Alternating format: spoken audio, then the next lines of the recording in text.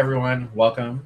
My name is Aurelia Augusta. I am the president of United Videogame Workers Locals 9433 of the Communication Workers of America. I'm so happy to welcome you to the Game Workers Conference. This is our first run of a conference for game workers by game workers. And I want to pull into that for a little bit of time.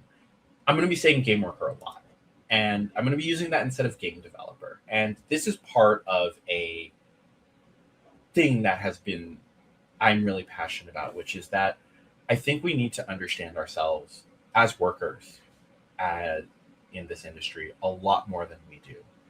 There are so many ways that the words that we use to describe our experiences as game workers undermine our challenges, undermine the difficulties that we face, and separate us out from those who can be our allies and those who understand what we're going through and also can help us. One thing that comes to mind is crunch. It's really unfortunate that a term that is sometimes made to sound so cutesy is used to describe what is unpaid, forced, mandatory overtime, a thing which has been plaguing workers for centuries. In many places is deeply illegal, even though it's normalized. And similarly with game developer, yes, we are developing games. Yes, we are, in some cases, software developers, UI developers, and that is true to what we do. But understanding that we are workers, that we are the people who we make our living by laboring, by going in and doing work, and we don't have capital. We don't have, in many cases, the ability to wait for an investment return and just pay our bills based off that we have to work to live, and that is integral to our understanding of how we position ourselves in this industry.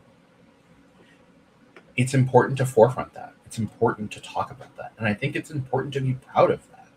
It's in some ways so beautiful that we come together and we work so hard to make so many amazing things. And I think it's also a way of shifting the conversation away from, hey, I developed this game and it's really cool and really fantastic and that's great, to I'm a game worker and I have contributed to all of these amazing projects, but I am still a worker. And understanding that, that means that this is central to what we want to do, what we want to achieve, and also that we are critical to this industry. Our work is critical to this industry. And it at least in my opinion, creates the correct emphasis. So if you're going to when you hear game worker repeatedly later through my remarks, that's why I'm saying it that way. One of the big proofs for why, as game workers, we need to be supporting ourselves and each other is, unfortunately, the layoff environment around us. 45,000 people affected by layoffs recently. And it really goes to show that it's important not just to create these spaces, to have funds that we can distribute to each other, ways that we can help each other out, but really fight to change the structure of this industry, change the possibilities that exist here, so that rather than lamenting 45,000 layoffs, we can say that's not possible. We have protections that make it so that you can't do that to us. We are so excited to put this out into the world to you, our fellow game workers, and help make something that is a place where we can talk about the things that matter to us as game workers, the technical issues, the workplace issues, the social issues, all of the things that we can't leave at the door when we are game workers, we want to bring here to Game Workers Conference. The hope of this is that this is just the first time we're doing it, and it's going to be messy. It's going to be rough.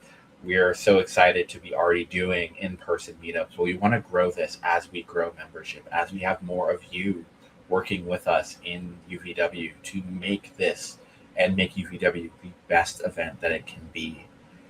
It really is a thing where, at a time in the industry where things seem so bleak and where the spaces where we have congregated before are literally fenced off from us, we've really found a lot of passion in wanting to make our own spaces, make our own voice heard.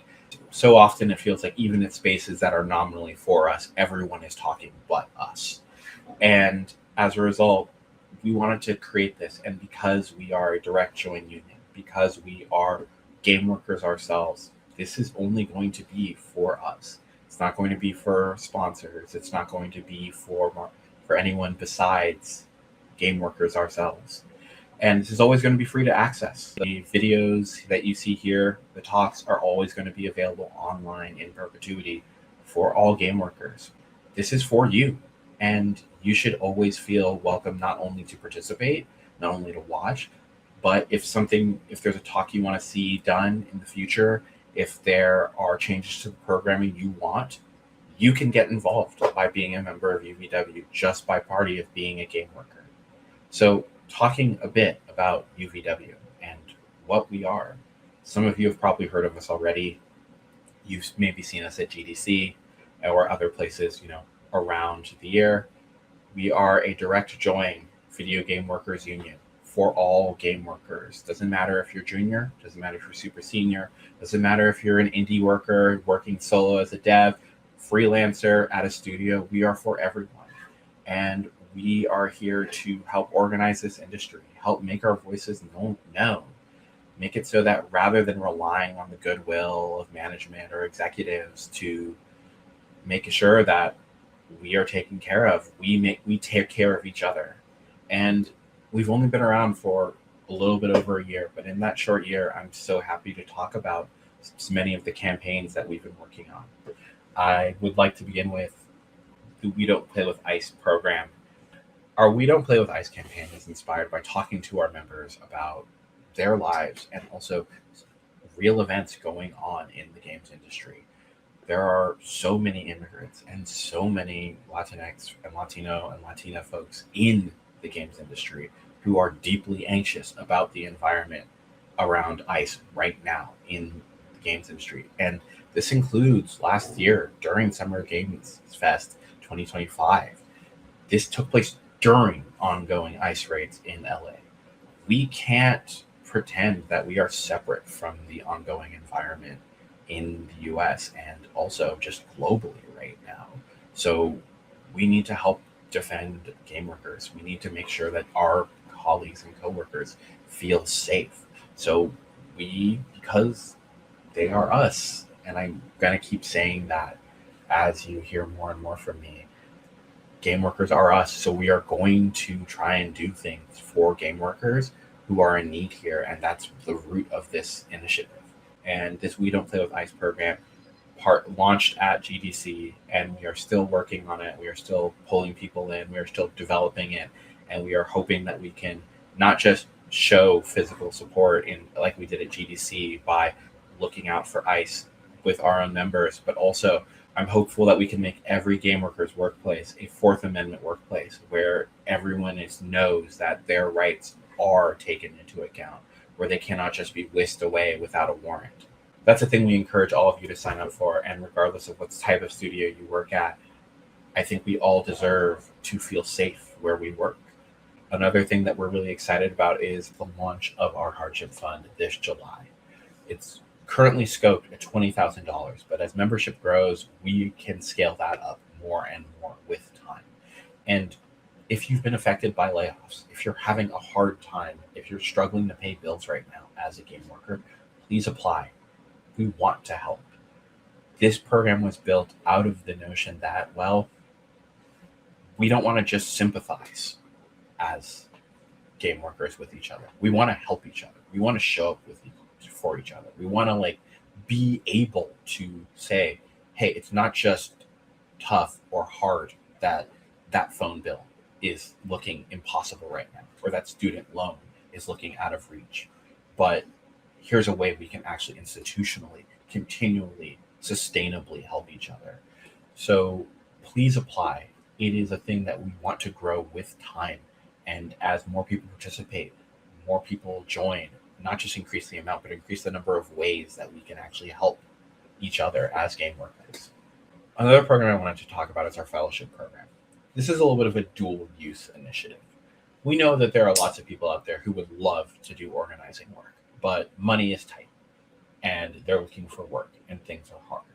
So this serves the purpose of not just saying, hey, what if you could join UVW and you could have structure and pay to do organizing work, to be a fellow and learn the work of building a union.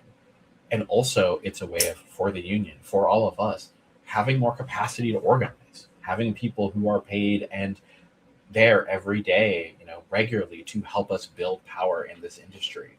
So it is a wonderful way that we are excited to make it so that rather than just, hey, we can help you in an emergency, it's, hey, we can help you not just pay bills, but also build structure so that you will always have a more stable, more just, and more equitable industry going forward. And this is an initiative that we're planning to launch later this year.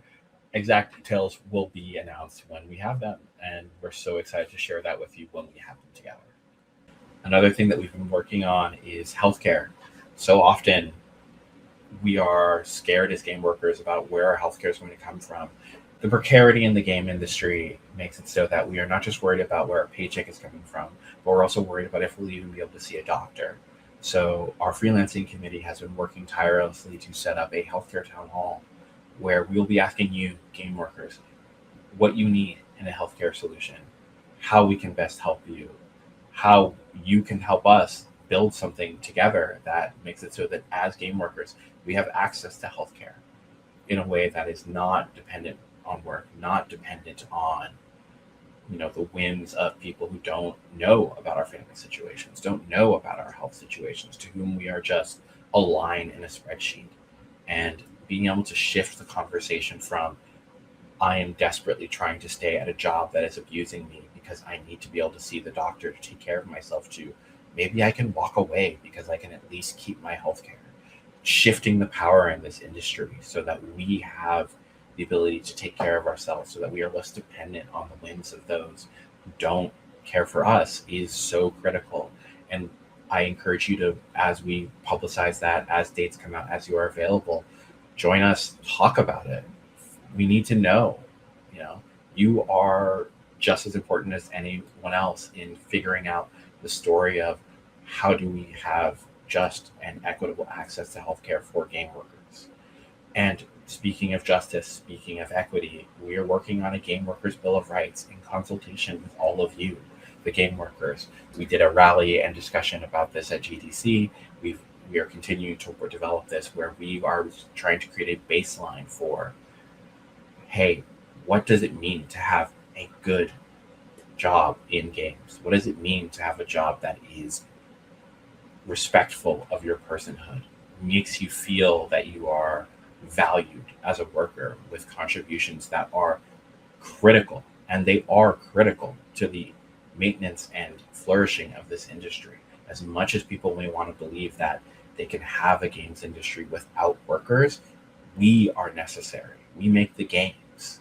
So we can only figure out what those demands should be, what the things that should be the baseline for good games work are, with you. And we are hoping to keep working on that in collaboration with game workers as they join, and also with non-members, together to keep building this up and keep formulating what does good games work looks like, what is a good life as a games worker looks like. And this is just the beginning. We've only been around for just a year. And because we are direct joining, we are you. We are your coworkers. We are the people working down the street at a different studio. We're the people you get lunch with. We're the people who you see at a meetup. And we want you to join us.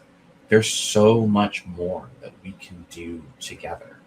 And to zoom out a little bit from just the programs that we have right now, the vision of UVW is much more than just, well, we'll get benefits. Well, we'll pool our money together and we'll figure out how to take care of ourselves. That is part of it, an essential part, but not all of it. We are trying to create a space where we as game workers can claim ownership and influence over this industry that is built on our labor, built on our creative passion and love and skill and expertise. All of that are things that need to be acknowledged in this industry and are constantly dismissed. And more than just take care of ourselves, we're going to change the basis of this industry. Together, we can stop asking and start demanding things. We can make a more democratic industry. We can start influencing the laws that undergird this industry, the basic socioeconomic systems that determine how we live, what we are doing. All of this is possible together. And it's not easy. I'm, in many ways, just as scared as everyone else. We're being in a union, doing any sort of organized work right now, anywhere, is scary in a world where it feels like we are made to constantly feel small and we are so busy and so tired. But I can only speak to my own experience and talk about how fulfilling and how powerful it is to stand shoulder to shoulder with your fellow game worker and see so quickly how much change you can make, how many people you can inspire, how many people you can help together, how diligently, time and time again, coming together, and that energy and passion can be used to do more than just survive, more than just launch a project, but change an industry, change a society in that industry lives in, and make something beautiful, make something that we're proud of, contribute to a movement of workers going back centuries who have gotten us all of the things that we rely on to have good lives right now. It's a little bit of, in a way, shaping worlds, which is the thing we do all the time as game workers. And we spend so much time shaping worlds for people that we care about, fans that we adore, our colleagues, even ourselves, in terms of our private enjoyment, making that passion project. And I think we deserve to do that for our real lives, for our economic lives, for our political lives. And doing that together, creating these spaces, is just the beginning. And I'm so excited because, in a way, I think about 10 years from now, 20 years from now, 30 years from now, so many years, as we continue working on this together, as we continue building UVW and studio unions together, and we build this movement of worker power together in games, in the games industry, what we can do to really make it so that when we are all, moving away from the industry and retired, and we're retiring in ways that are dignified because we fought to maintain and get that dignity, we can say we didn't just have a nice career. We don't just have nice resumes. We truly shaped a better industry and a better world together. And that is, for me at least, the vision of UVW-CWA and why we are doing this and why we want you to be part of us doing this. It's hard in some ways to talk about this institution and sort of make a pitch for it, because more so than anything, I just want to say, come in and join. This is yours too, because it is. All of the things we want to do are for you, the game worker, and well, for us, the game worker too.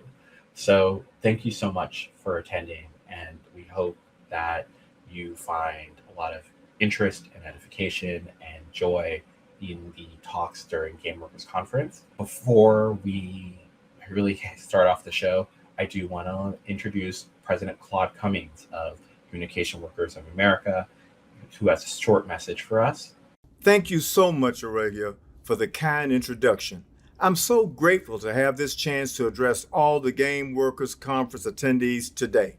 First and foremost, more than anything, I want to say this to everyone watching and participating in this conference. What you all do in the course of your work in the games industry is absolutely astonishing and inspiring. Although I may have come from the era of Galaga and Pac-Man, I have an immense respect for the sheer levels of skills, craft, and artistry you all demonstrate through your work making games on a daily basis. Over the last several years, I've had the good fortune of getting to know and work with many of our thousands of CWA union members in the games industry, and it is always so palpable the passion and inspiration you all have about your work. And I've come to appreciate the high levels of complexity and collaboration that are required in making games, bridging roles like engineering, design, art, audio, writing, quality assurance, testing, project management, voice and motion performance, and so many countless other skill sets. What you do collectively together truly is incredibly important, both in your day-to-day work and in building solidarity with one another and fighting for a brighter future for all game workers in CWA. We've been so proud to welcome thousands of game and tech workers across the US and Canada into our union over the years. Our union started as a movement of workers in the telecommunications industry and quickly grew to include workers in media, manufacturing, and many other industries. And while those industries might feel a bit unrelated to games at first, we know just how deeply intertwined the industries, companies, and labor of all working people truly are. And to that end, we have been so excited to help play a major role in helping bring more game workers into the labor movement and build their power as workers. And so it's with both an appreciation for your skills as game workers and with a deep sense of solidarity with your working conditions and struggles that I say our union, CWA, stands with you and the labor movement stands with you as you fight to hone your craft, develop your art form, and improve your industry. So as you all participate in the conference, I hope everyone has a chance to learn from one another, find ways to build community with one another, and most importantly, take collective action with one another. Have a wonderful time at your very first Historic Game Workers Conference. Back to you, Aurelia. Thank you, to President Cummings, for that. And I just want to say thank you again for coming to Game Workers Conference. And we are so happy to share the show with you. Thank you so much.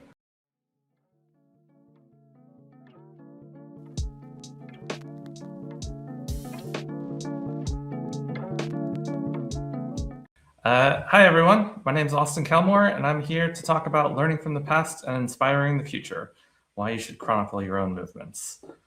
So for the talk today, I'm going to talk about learning from the past. I'm going to talk about game worker solidarity and the project I've been working on for the past 5 years. And then I'll be talking about chronicling your movements and what that looks like and why.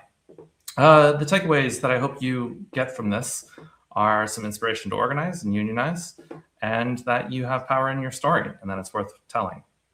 So who am I? I've been working in the games industry for 19 years as a programmer and tech lead. These are some of the games that I've worked on in the past. And I've also worked across 2 different countries in the US and the UK. And I've founded 3 different organizations related to the games industry and collective power. So Game Worker Solidarity is the one that I'll be talking about later today.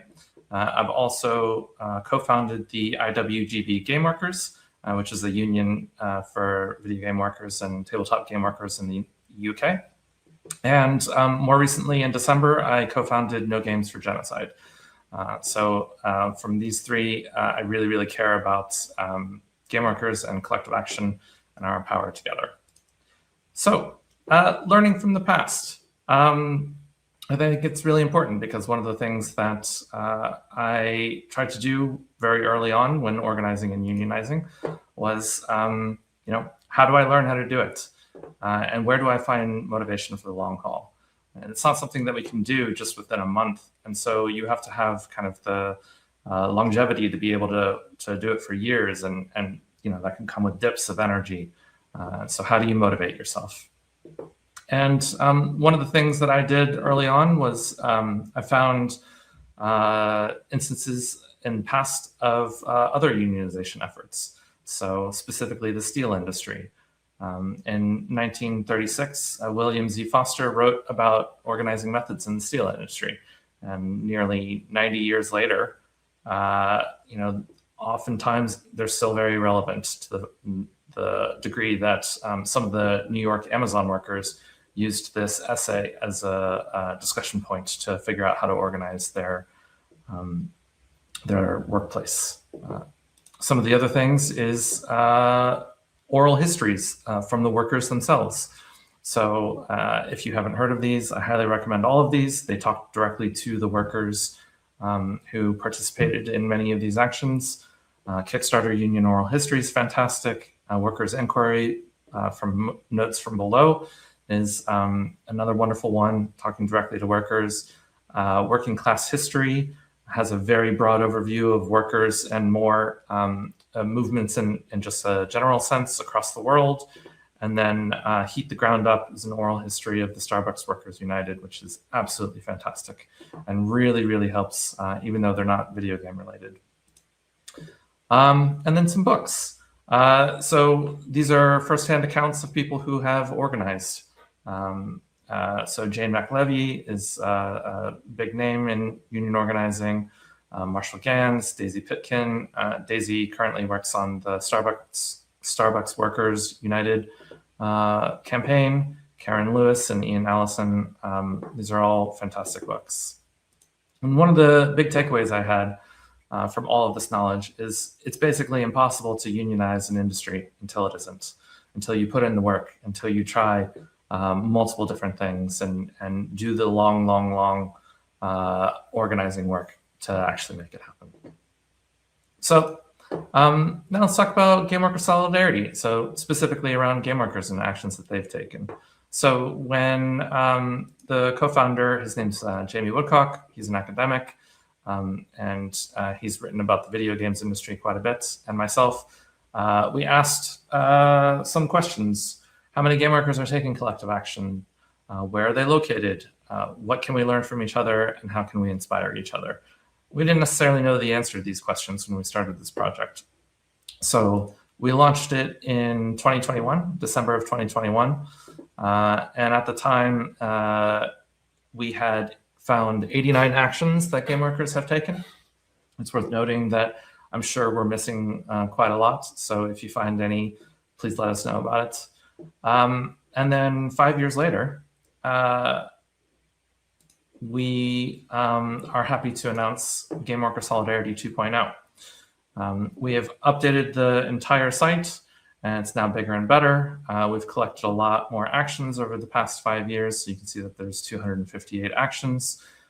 We have whole new ways to view all the data. One of the things I'm really, really excited about is we've added boss-led actions. So previously, we just had worker actions, which you can kind of see here in the top section. And so we've collected quite a bit. But we were really missing, what were some of the actions that bosses took? And we have been lucky enough to be able to use the data that Raj Patel has collected on redundancies in the industry. So you can see that, in one of the years, 14,000 workers were made redundant that year, which is quite significant and ties directly into some of the actions that workers have taken as well, right? So it's able to kind of tell more of a cohesive story. One of the other things that we've added is the ability to talk about campaigns as a whole. So previously, we had individual actions that we were tracking, but it wasn't really clear sometimes, like what came before it or what came after it. For instance, oftentimes union campaigns will start with the workers taking action together, maybe with a petition, and then they eventually move to trying getting recognized as a union. So they might try and submit for recognition. And then they might have to, take action in between to force the boss to actually recognize them. And so then they get recognized and then they collectively bargain and so on and so forth. And so, previously we were only tracking individual actions, but that wasn't really telling a cohesive story. What I'm trying to point out is that the story is very, very important, especially one like the launch of Game Workers Unite, which inspired so many workers to take action. So we've added the ability to have timelines and set up individual campaigns. You can also add individual pages for organizing groups. like all of the unions that have taken action, so you can kind of tell the history of the unions. And me and my co-founder really invite the workers themselves to actually write these, and then we'll post them on the site. So we want this to be a living history of things that workers have done from their perspective as much as possible.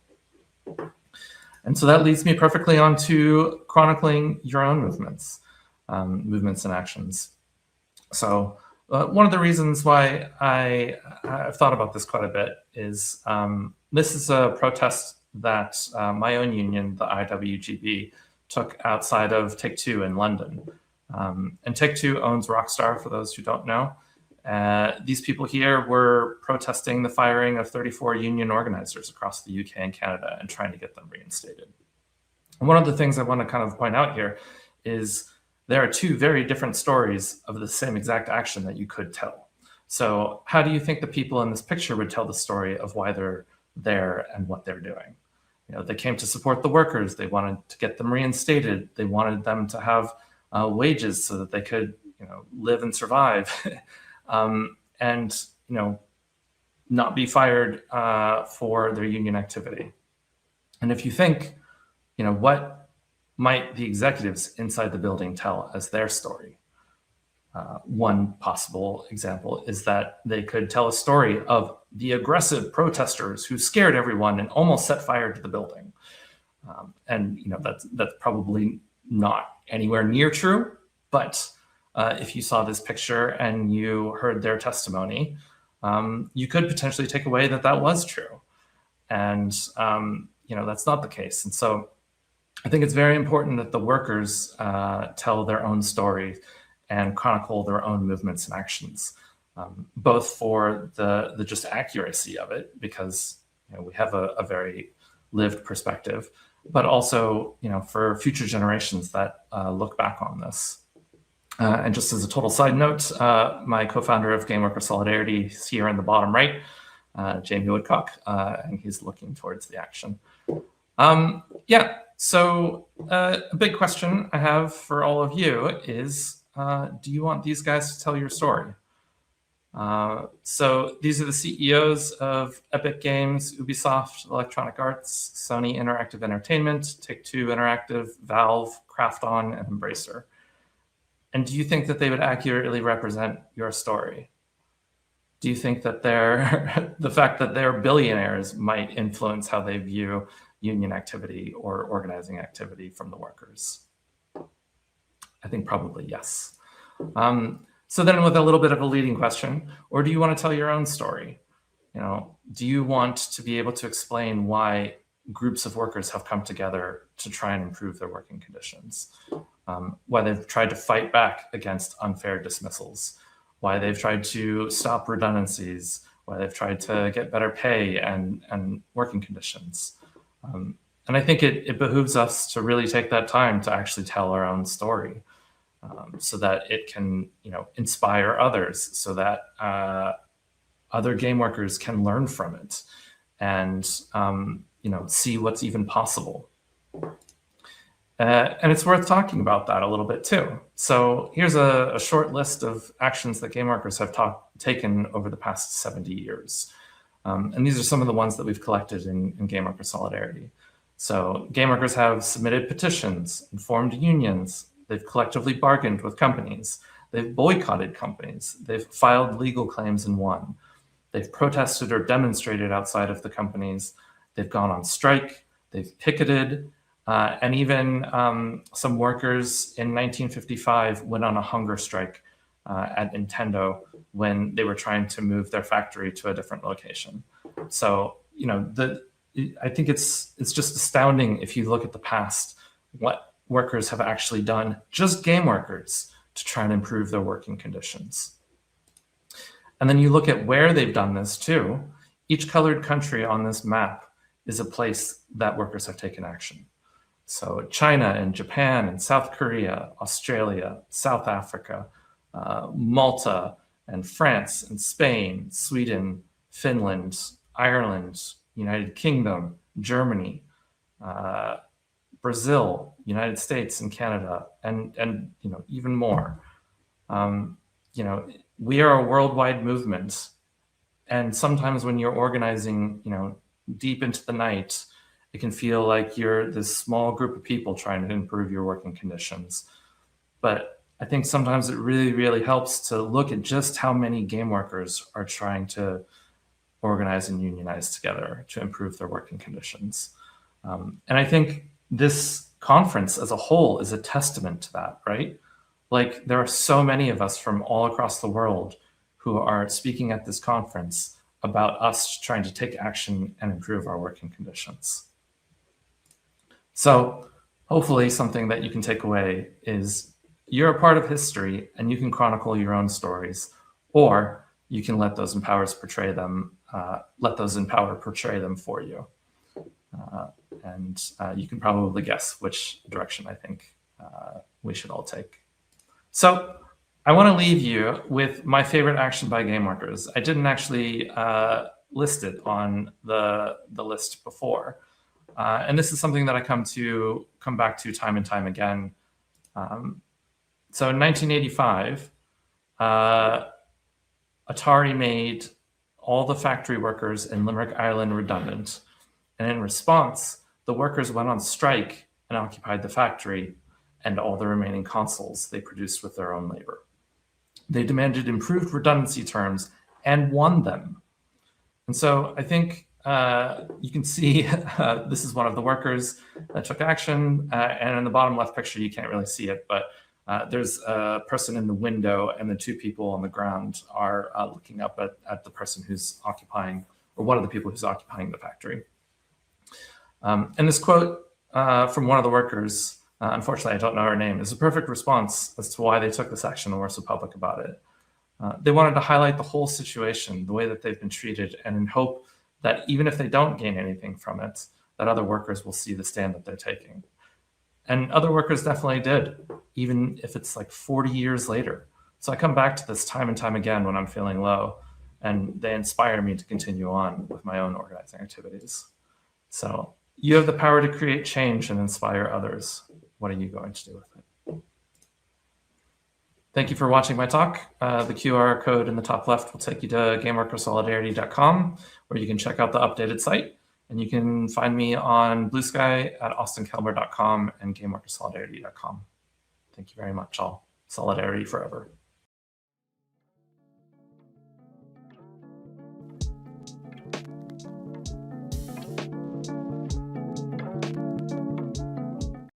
Hello, thanks for having us. I am Marina and this is Jenny, and we are from CSVI or CSVI, the Spanish Video Game Union. We are going to give you a brief introduction on our union, how we work, the things we do, and basically how labor movement is right now in Spain for the video game industry. We are based in Spain in a territory where we speak a lot of languages. The language we all have in common is Spanish, so now we are going to switch to Spanish to give you this talk. So, buenas tardes. Buena tarde. Boas tardes. Buena vesprada. Arratsaldeon. Buenas tardes. Hoy Marina y yo vamos a explicar quiénes somos en CSVI y presentaros con un mini guía del sindicalismo aquí en España. Marina y yo somos dos afiliadas del sindicato español CGT, creado en 1979. CGT significa Confederación General del Trabajo. Se trata de una federación de sindicatos organizada por sector y territorio. Por ejemplo, yo, como trabajadora, puedo participar en CGT Cataluña, lo cual es mi territorio, y también en la coordinadora de CSVI, porque trabajo en el sector de videojuego. La CGT cuenta con más de 100.000 afiliados en todo el territorio español. A día de hoy, la CGT es el cuarto sindicato más grande de España. Pero, ¿qué tipo de sindicato es? CGT sigue un modelo anarcosindicalista. Defendemos la clase trabajadora. No tenemos ninguna afiliación a partidos políticos y somos autogestionados. Defendemos la acción directa y la horizontalidad en el tratamiento de los conflictos laborales. En 2023, varias afiliadas de CGT decidieron formar un grupo de trabajo formado por trabajadores del videojuego. Esos trabajadores son interesados en una mejora global de las condiciones de vida de todas las personas que trabajen en el sector.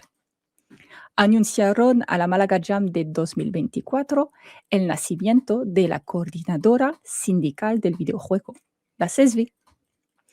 CSVI ha crecido hasta más de 400 afiliados. Nosotros sindicalistas nos organizamos en grupos de trabajo y secciones sindicales. Por ejemplo, tenemos un grupo de trabajo dedicado a las reivindicaciones específicas de nuestras industrias o otro dedicado a los temas de inteligencia artificial. ¿Quién se afilia? Somos estudiantes, trabajadores, que seamos empleados, autónomos o parados. Ayudamos a nuestros compis en estudios de todo tamaño, desde las grandes empresas internacionales en bolsa de nuestro sector como empresas privadas de 10 personas. ¿Cómo luchamos para mejores condiciones dentro del entorno laboral? En CGT, la base de nuestra acción en la empresa son las secciones sindicales. A día de hoy contamos con secciones en más de 10 empresas de videojuegos. Aquí, en la diapositiva, podemos ver una lista de una de ellas como Unity, donde yo trabajo. También tenemos unas representantes en comités de empresa, con mayor poder de negociación. La base de nuestro trabajo sindical de hoy se basa en 3 pilares. Entender nuestros derechos, negociar nuestras condiciones y luchar por lo que creemos justo. No existe un convenio del sector del videojuego y cada empresa entra en un convenio colectivo que ya existe. Por ejemplo, en Electronic Arts, los empleados están debajo del convenio de despachos y oficinas de Madrid, mientras otros compis de otra empresa aplican el de consultoría. Entender nuestros derechos y asegurarse que la empresa cumple con ellos es uno de los pilares de nuestro trabajo sindical. Hemos visto la evolución de nuestros modos de trabajo con la generalización del trabajo en remoto al inicio de la pandemia de COVID. A día de hoy, las empresas empiezan a quitarnos ese derecho adquirido y tenemos que organizarnos para que no lo nos quitan. Es por eso que formamos secciones sindicales dentro de las empresas.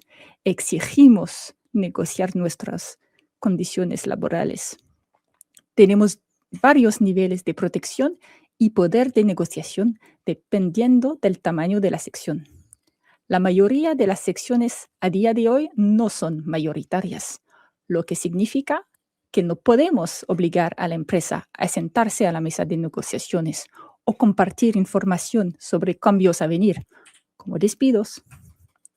Varias afiliadas intentan organizar elecciones para montar comité de empresas.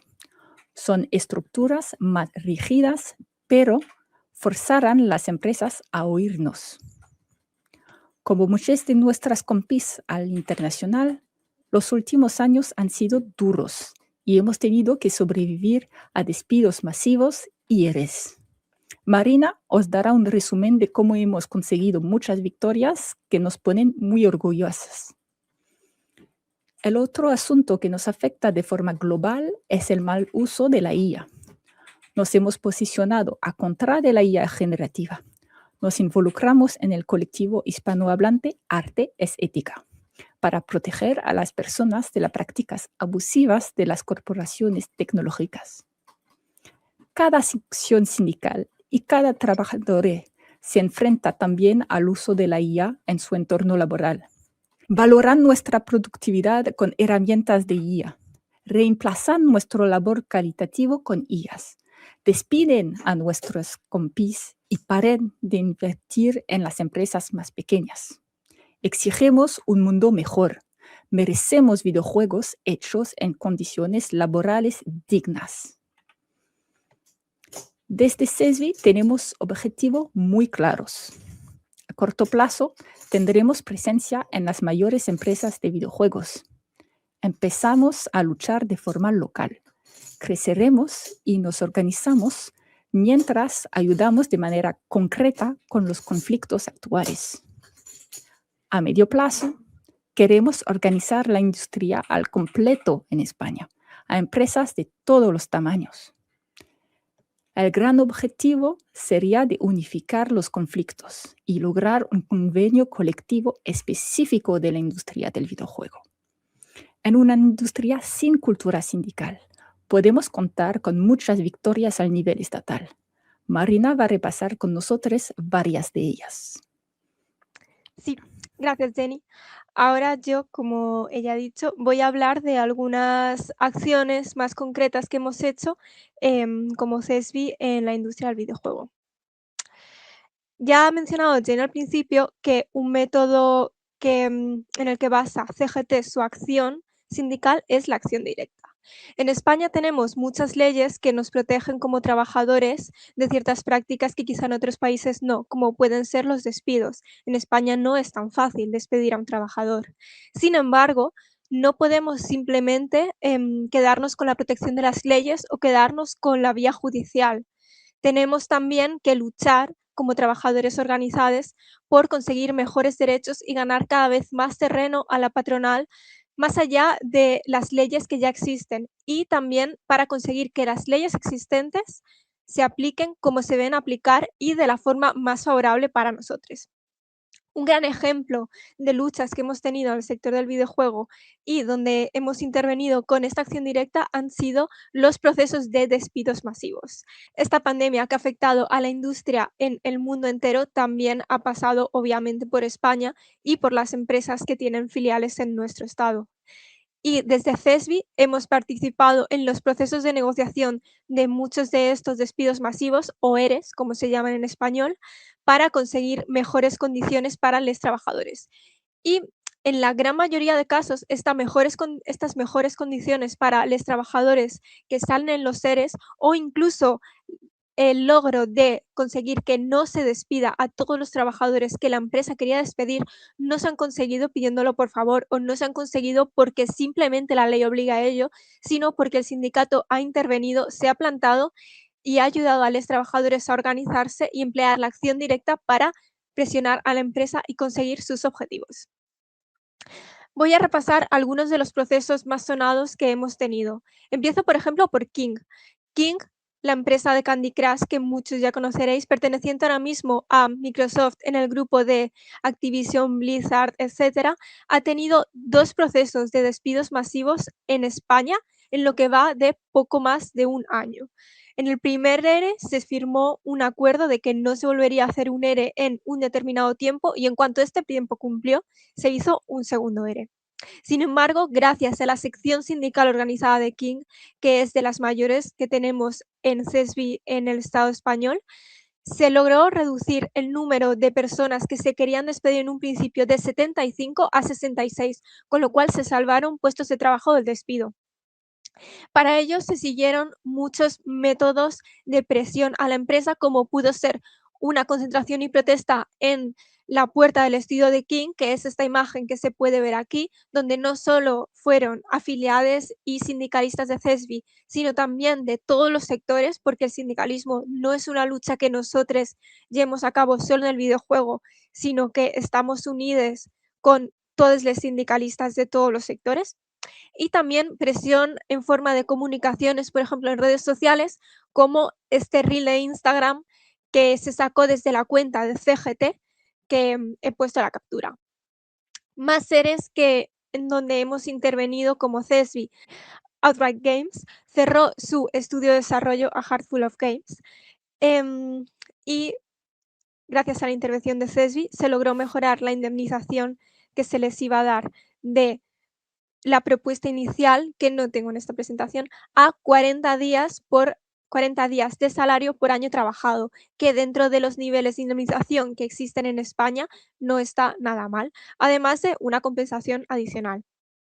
Por otro lado, tenemos Videogame, otra empresa de desarrollo de videojuegos móviles de Valencia, que también en un proceso de ERE, en un principio la empresa ofrecía una indemnización de 20 días de salario por año trabajado, que como podemos ver en comparación a los 40 que se lograron en A Handful of Games no es nada, y gracias a la intervención de la plantilla organizada en una sección sindical y en asambleas de trabajadores, se logró aumentar esta compensación a 29 días por año trabajado, además de llegar a un acuerdo de recontratación, que significa que si la empresa Codigames volvía a tener vacantes abiertas en un periodo determinado a partir del ERE, las personas despedidas en el ERE iban a tener prioridad para ser recontratadas.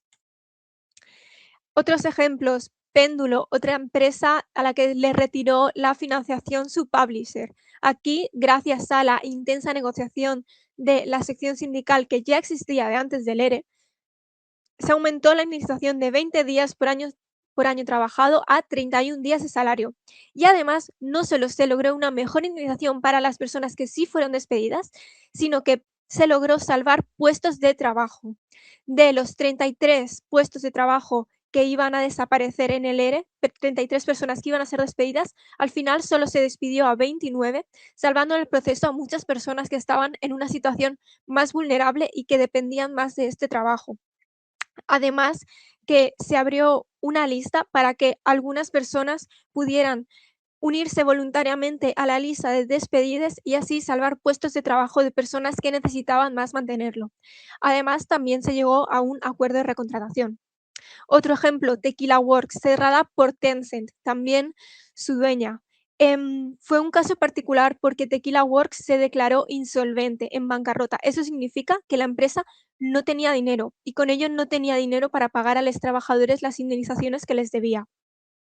Sin embargo, y gracias a la intervención de CSVI, se logró aumentar la indemnización propuesta de 20 días de salario por año trabajado que ni siquiera estaban asegurados, sino que la empresa decía que solo iba a pagar si se lograba un préstamo y no aseguraban que los trabajadores fueran a recibir su indemnización por despido, a 25 días de salario por año trabajado que sí se pagaron a todo el mundo que llegó hasta el final del ERE. Además de todos los salarios que se habían atrasado desde que la empresa se declaró en bancarrota hasta que el ERE se hizo efectivo. Sin embargo, digo todas las personas que llegaron al final del ERE porque, por desgracia, hubo personas que no pudieron depender de esperar a terminar el proceso porque necesitaban cobrar mes a mes, obviamente, y tuvieron que causar la baja voluntaria y por eso no optaron a la indemnización. Por último, tenemos el ejemplo de Secret Six, otra empresa cerrada por su empresa matriz, en este caso Textronic. Para negociar y ejercer mayor presión a la empresa, la plantilla, la sección sindical, convocó varios días de huelga en las oficinas de Secret Six Madrid, a las cuales pertenece esta foto, que es el edificio de la oficina donde se puede ver esta pancarta que dice Textronic mata Secret Six. Gracias a la presión que ejercieron los trabajadores en esta huelga, al final no se hicieron la huelga todos los días que estaban convocadas al principio, sino que después de apenas, creo recordar, 1 o 2 días, la huelga se desconvocó porque la empresa cedió a un mejor acuerdo que el que se había propuesto inicialmente. A lo largo de todo este tiempo hemos ido informando en nuestros distintos canales de comunicación, en redes sociales y también a medios de comunicación de talla estatal de nuestro trabajo en estos seres. Por tanto, si queréis saber más detalle de alguno de ellos, podéis consultar tanto nuestros perfiles de Blue Sky, Instagram, Mastodon, para ver las publicaciones que hemos ido haciendo al respecto y también los enlaces de los artículos donde hablamos de ello. Aquí, por ejemplo, he puesto estas imágenes que hemos ido haciendo infografías para contar más en detalle todo. Por ejemplo, aquí se muestra la línea temporal de el ERE de Tequila Works, que ya os digo que fue un caso particular porque la empresa se declaró insolvente. Más allá de eso, porque no todos los problemas en la industria del videojuego son los seres, aunque obviamente es uno de los mayores amenazas que tenemos ahora mismo en los trabajadores de esta industria. También quiero pararme en el trabajo que están haciendo los compañeros de Ubisoft. Me imagino que a nivel mundial todos los trabajadores organizados de la industria del videojuego estamos al tanto de las luchas de Ubisoft porque no es algo que esté ocurriendo solo en nuestro Estado español, sino que la huelga que llevaron a cabo los trabajadores de Ubisoft Francia a nivel estatal fue muy sonada para todos los sindicalistas de todo el mundo. A nivel de la península del Estado español tenemos 2 filiales de Ubisoft en Barcelona. Por un lado, Ubisoft, que llamamos comúnmente Ubisoft Consolas, y Ubisoft Mobile, la empresa de desarrollo móvil y la empresa de desarrollo de juegos más PC consoles. Las secciones sindicales de Ubisoft han estado trabajando incansablemente en contra de las políticas de return to office o vuelta a la oficina, pérdida de derechos en cuanto a trabajo remoto que está imponiendo la empresa de Ubisoft, que pasó de dejar a los trabajadores teletrabajar prácticamente toda la semana, haciéndoles ir solo 2 días, que además no eran obligatorios, cada persona podía ir el día que quería, a hacerles ir 3 días a la oficina, 2 de ellos establecidos por la empresa, con lo cual las personas que en un principio no iban esos días habían visto sus rutinas totalmente trastocadas por las nuevas políticas. Y además no se han parado ahí y han anunciado ya que para finales de año van a querer que todos los trabajadores de Ubisoft a nivel mundial vayan 5 días a la oficina, que es un retroceso en materia de derechos laborales en cuanto a conciliación y trabajo remoto que hacía muchísimo que no se veía en la industria del videojuego. Sin embargo, a nivel del Estado español, los trabajadores de Ubisoft Barcelona, tanto en la empresa móvil como en Ubisoft Barcelona Consolas, no han acatado esta decisión y se han plantado. Han dicho que no van a aceptar esta pérdida de derechos así como así sin lucharla y han estado desde el anuncio de la primera pérdida de derechos en este aspecto, haciendo trabajo sindical a nivel de Ubisoft para evitarlo. Se convocó una huelga en solidaridad con la huelga de los compañeros de Francia, que fue secundada en las oficinas de Barcelona. Se ha llevado el tema a juicio por parte de las 2 secciones sindicales que están actualmente en un proceso judicial por modificación sustancial de condiciones laborales contra Ubisoft Móvil y Ubisoft Barcelona. Y además, ahora mismo, las 2 secciones sindicales se encuentran en proceso de oficializarse a una talla aún mayor y convertirse en comités de empresa, tanto en Ubisoft Barcelona como en Ubisoft Móvil, para tener una mayor capacidad de negociación con Ubisoft y, repito, no acatar y no ceder nada de terreno ante la patronal frente a esta pérdida de derechos que están intentando imponer. Y ahora, antes de dejar que hable Jenny, quiero cerrar mi parte solo diciendo que hemos querido hacer este pequeño repaso porque queremos hacer ver a todo el mundo que el trabajo sindical realmente sirve de algo, que organizados podemos lograr cosas, que la presión y la acción directa realmente sirven para algo y que cuando la patronal del videojuego quiere hacernos perder derechos, quiere hacernos volver a la oficina, quiere hacernos perder nuestro trabajo, no tenemos por qué decir sí y agachar la cabeza, sino que los trabajadores organizados somos capaces de plantar cara y empujar para ganar derechos y para asegurar nuestras condiciones. Y ahora os dejo otra vez con Jenny. Gracias, Marina. Hemos luchado mucho y vamos a luchar más. Como sindicato anarcosindicalista, actuamos principalmente en el ámbito laboral. Luchamos en la defensa de los trabajadores, pero también contra el sistema dentro del cual vivimos. Nuestras acciones no se limitan al mundo del trabajo. Nuestro apoyo a la clase trabajadora es feminista, antirracista, anticolonial y internacional. Estamos en un momento de la historia en que el fascismo está fortalecido. Tienen los medios, los canales y sobre todo cuentan con la desesperanza. Por eso la revolución será feminista o no será. Es más que un lema, es la base de nuestra eterna lucha. ¿Conocéis a FemDev? Es un colectivo español que lucha por las mujeres y personas no binarias de nuestra industria. Hemos unido nuestras luchas en varias oportunidades. Dimos una charla sobre sindicalismo a las miembros de FemDev. Hemos compartido nuestros materiales en varias ferias para ayudarnos y apoyarnos. Y hemos ido a manifestaciones juntos.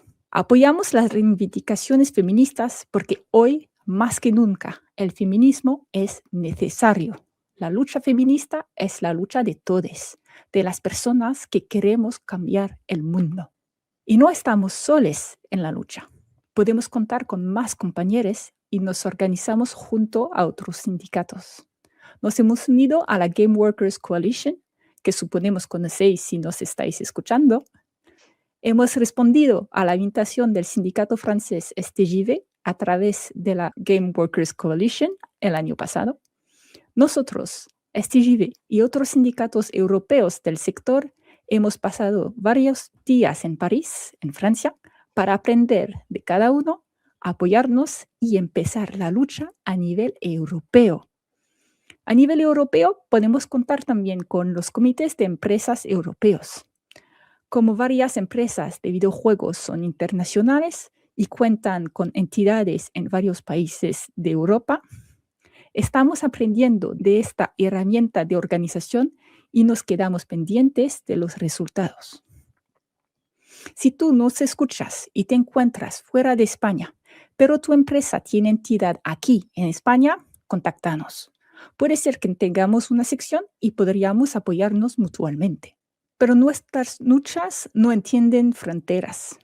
Queremos derechos humanos y protección para todas las personas. Somos internacionalistas, somos antirracistas y anticoloniales. Por ejemplo, los trabajadores del videojuego estamos activamente organizados en contra del genocidio del pueblo palestino. Hemos participado en las manifestaciones en apoyo. Nos hemos sumado a la huelga general del 27 de septiembre de 2024 y hemos contado con voluntarias en la Global Summit Flotilla que intenta hoy en día de establecer un corredor humanitario con Gaza. Nos vemos en la próxima lucha. ¿Qué tal tú, Marina? Muchas gracias, Jenny. Pues este ha sido nuestro pequeño resumen de quiénes somos y de qué hacemos. De nuevo, esperamos que os haya servido. Nuestra intención con esta charla era compartir nuestra experiencia de lucha, compartir nuestra experiencia sindical y que así, si nos estás viendo desde otro país donde igual el tejido sindical todavía está empezando, desde una empresa en la que nosotros en España tenemos sección sindical, pero que igual en tu oficina, en tu estudio, no tenéis un tejido sindical, si no tienes claro cómo se puede hacer sindicalismo en la industria del videojuego, qué se puede lograr, pero sabes que quieres hacerlo, esperamos que nuestras experiencias sirvan para que veas de nuevo que no hay por qué ceder, no hay por qué acatar los deseos de la patronal, que podemos luchar, que podemos plantar cara.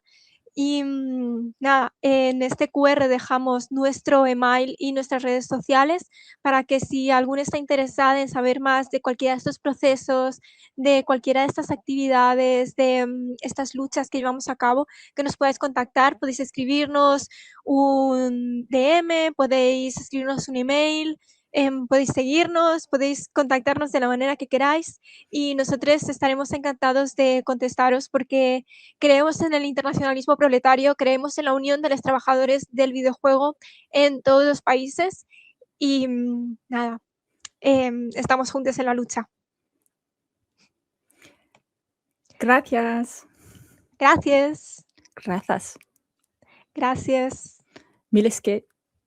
Gracias.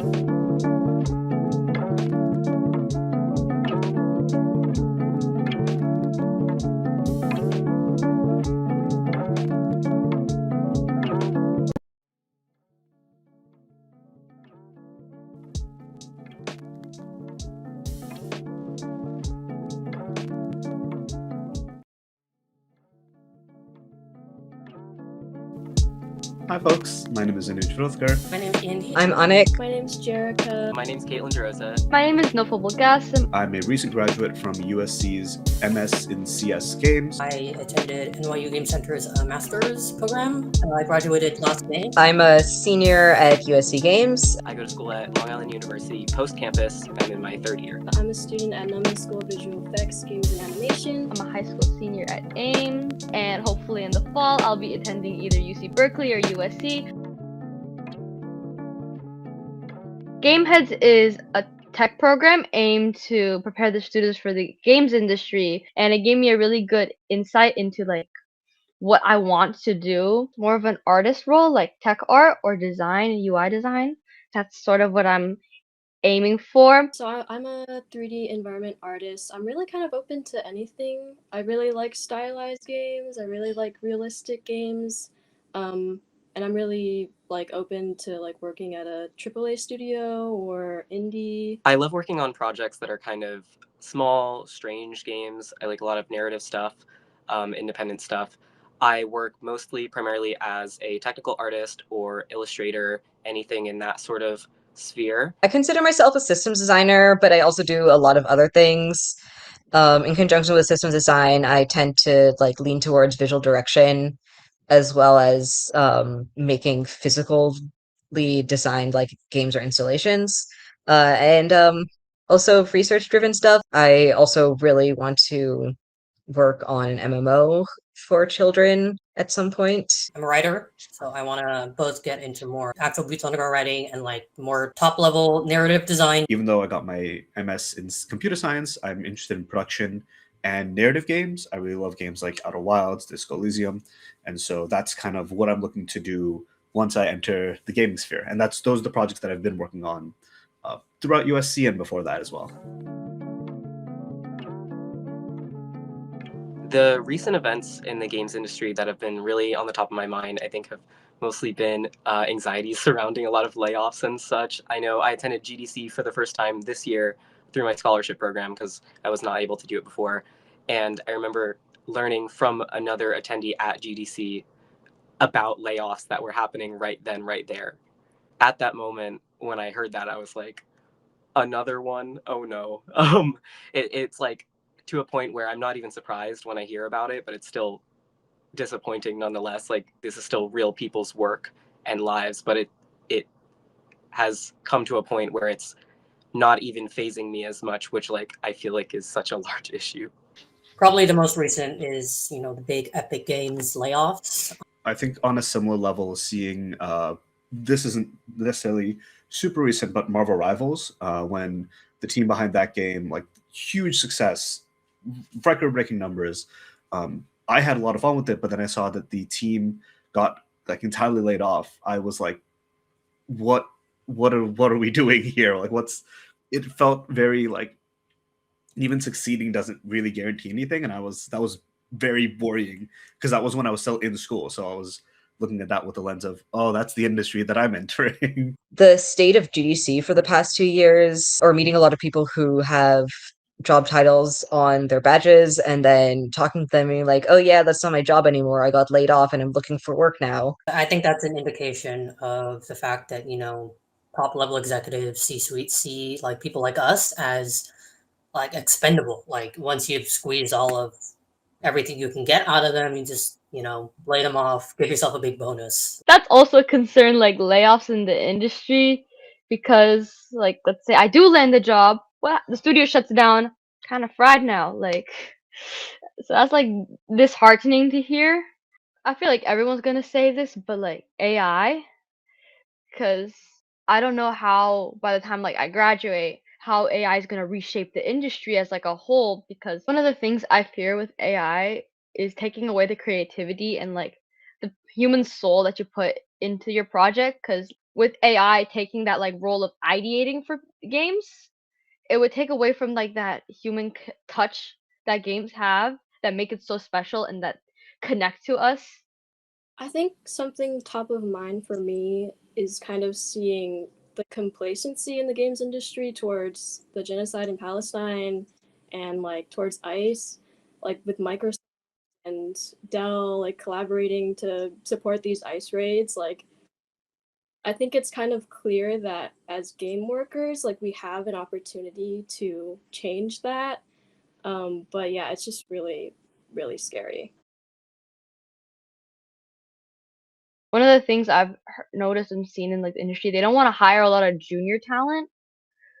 They want like there's mostly like senior positions open. It's like hard to get in when you're just like a young person. I feel like there's not a ton of entry-level jobs, and I don't think that's crazy to say because I think that that's like just something that we understand is what's happening right now.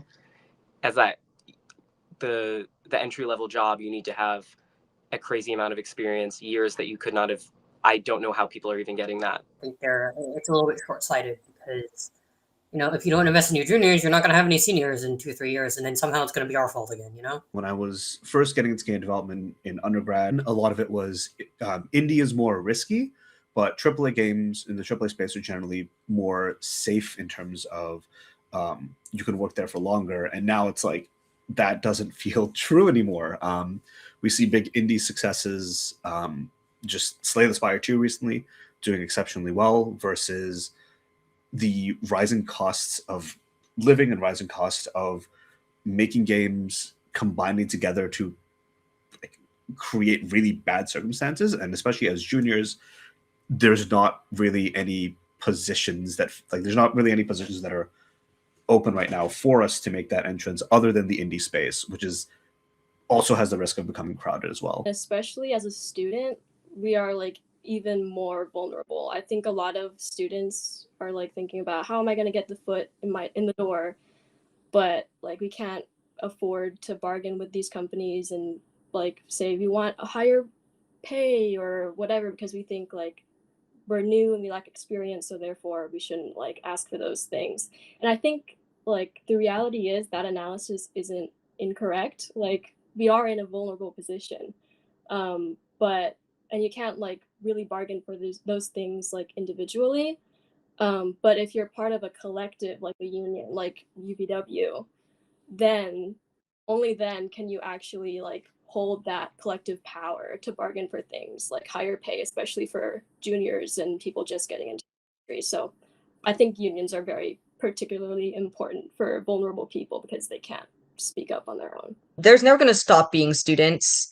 And right now we're at such a dearth of junior roles that if someone who recently got their foot in the door but isn't all the way in or in a secure position decides to rock the boat and like gets punished for it, there will always be someone else, which is not how I would like to think about it, but it is how a lot of upper management people, I imagine, think about it.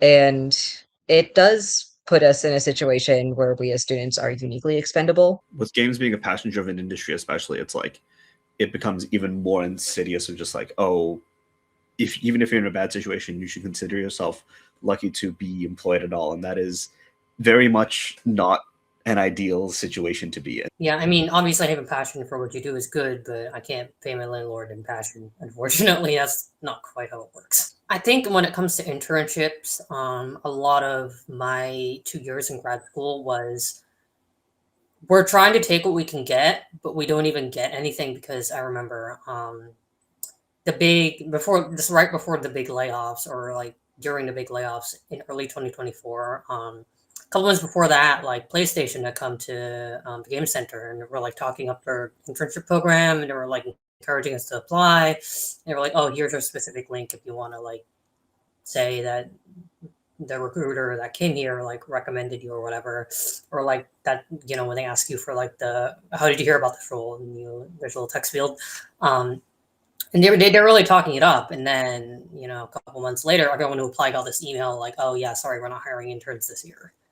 And that kind of fed into like the almost desperation a lot of people felt to just kind of get any role in the industry.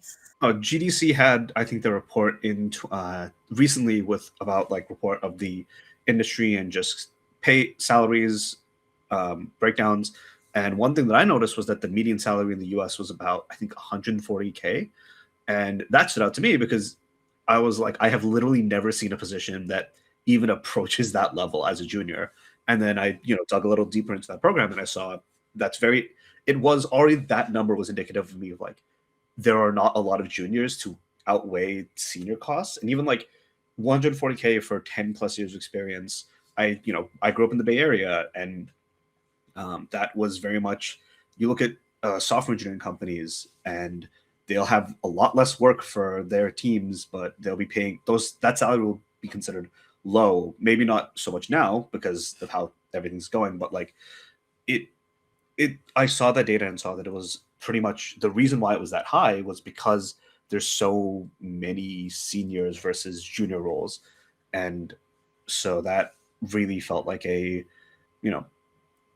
how can I really bargain for more when nobody's getting hired into these junior roles, and nobody's who does get to those roles gets that level of pay or the benefits.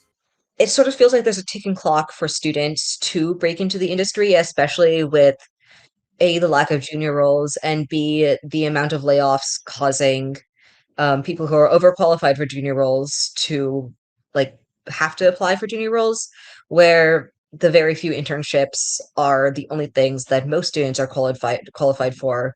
And post graduation, there is a big gap between, okay, I'm not allowed to apply for internships anymore, but everyone who is applying to these junior roles has like at least 2 to 3 years of experience on me. At my school too, in particular, like we have a lot of international students, and so upon graduation, they need to find a job ASAP, otherwise they get kicked out of the country. And so that is another like layer to the vulnerability, I think.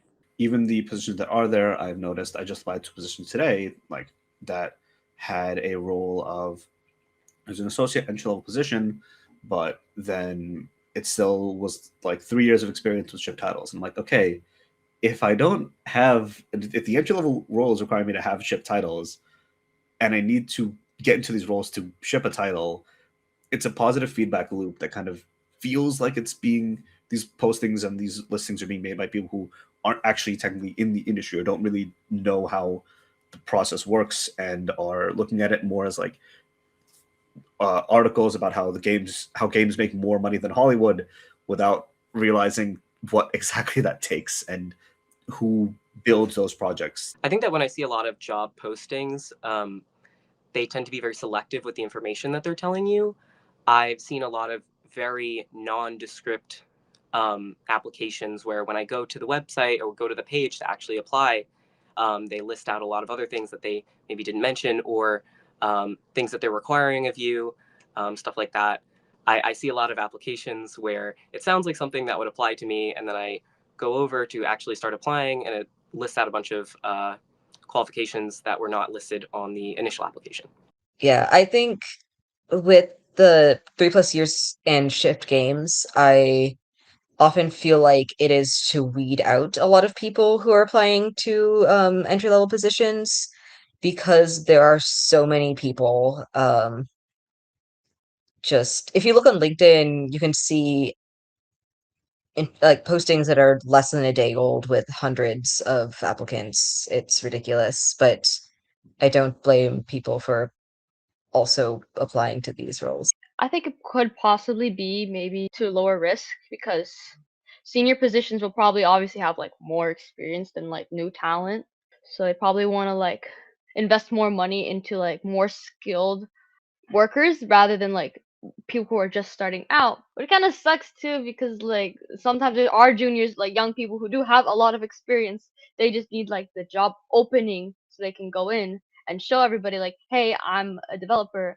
I can do all these cool things. Look at all these projects. They have their own perspective. They have like fresh ideas they can bring to the table, and I think that's something really meaningful. And they have a lot of ideas and everything. There's just not like there's no door for them to go in through.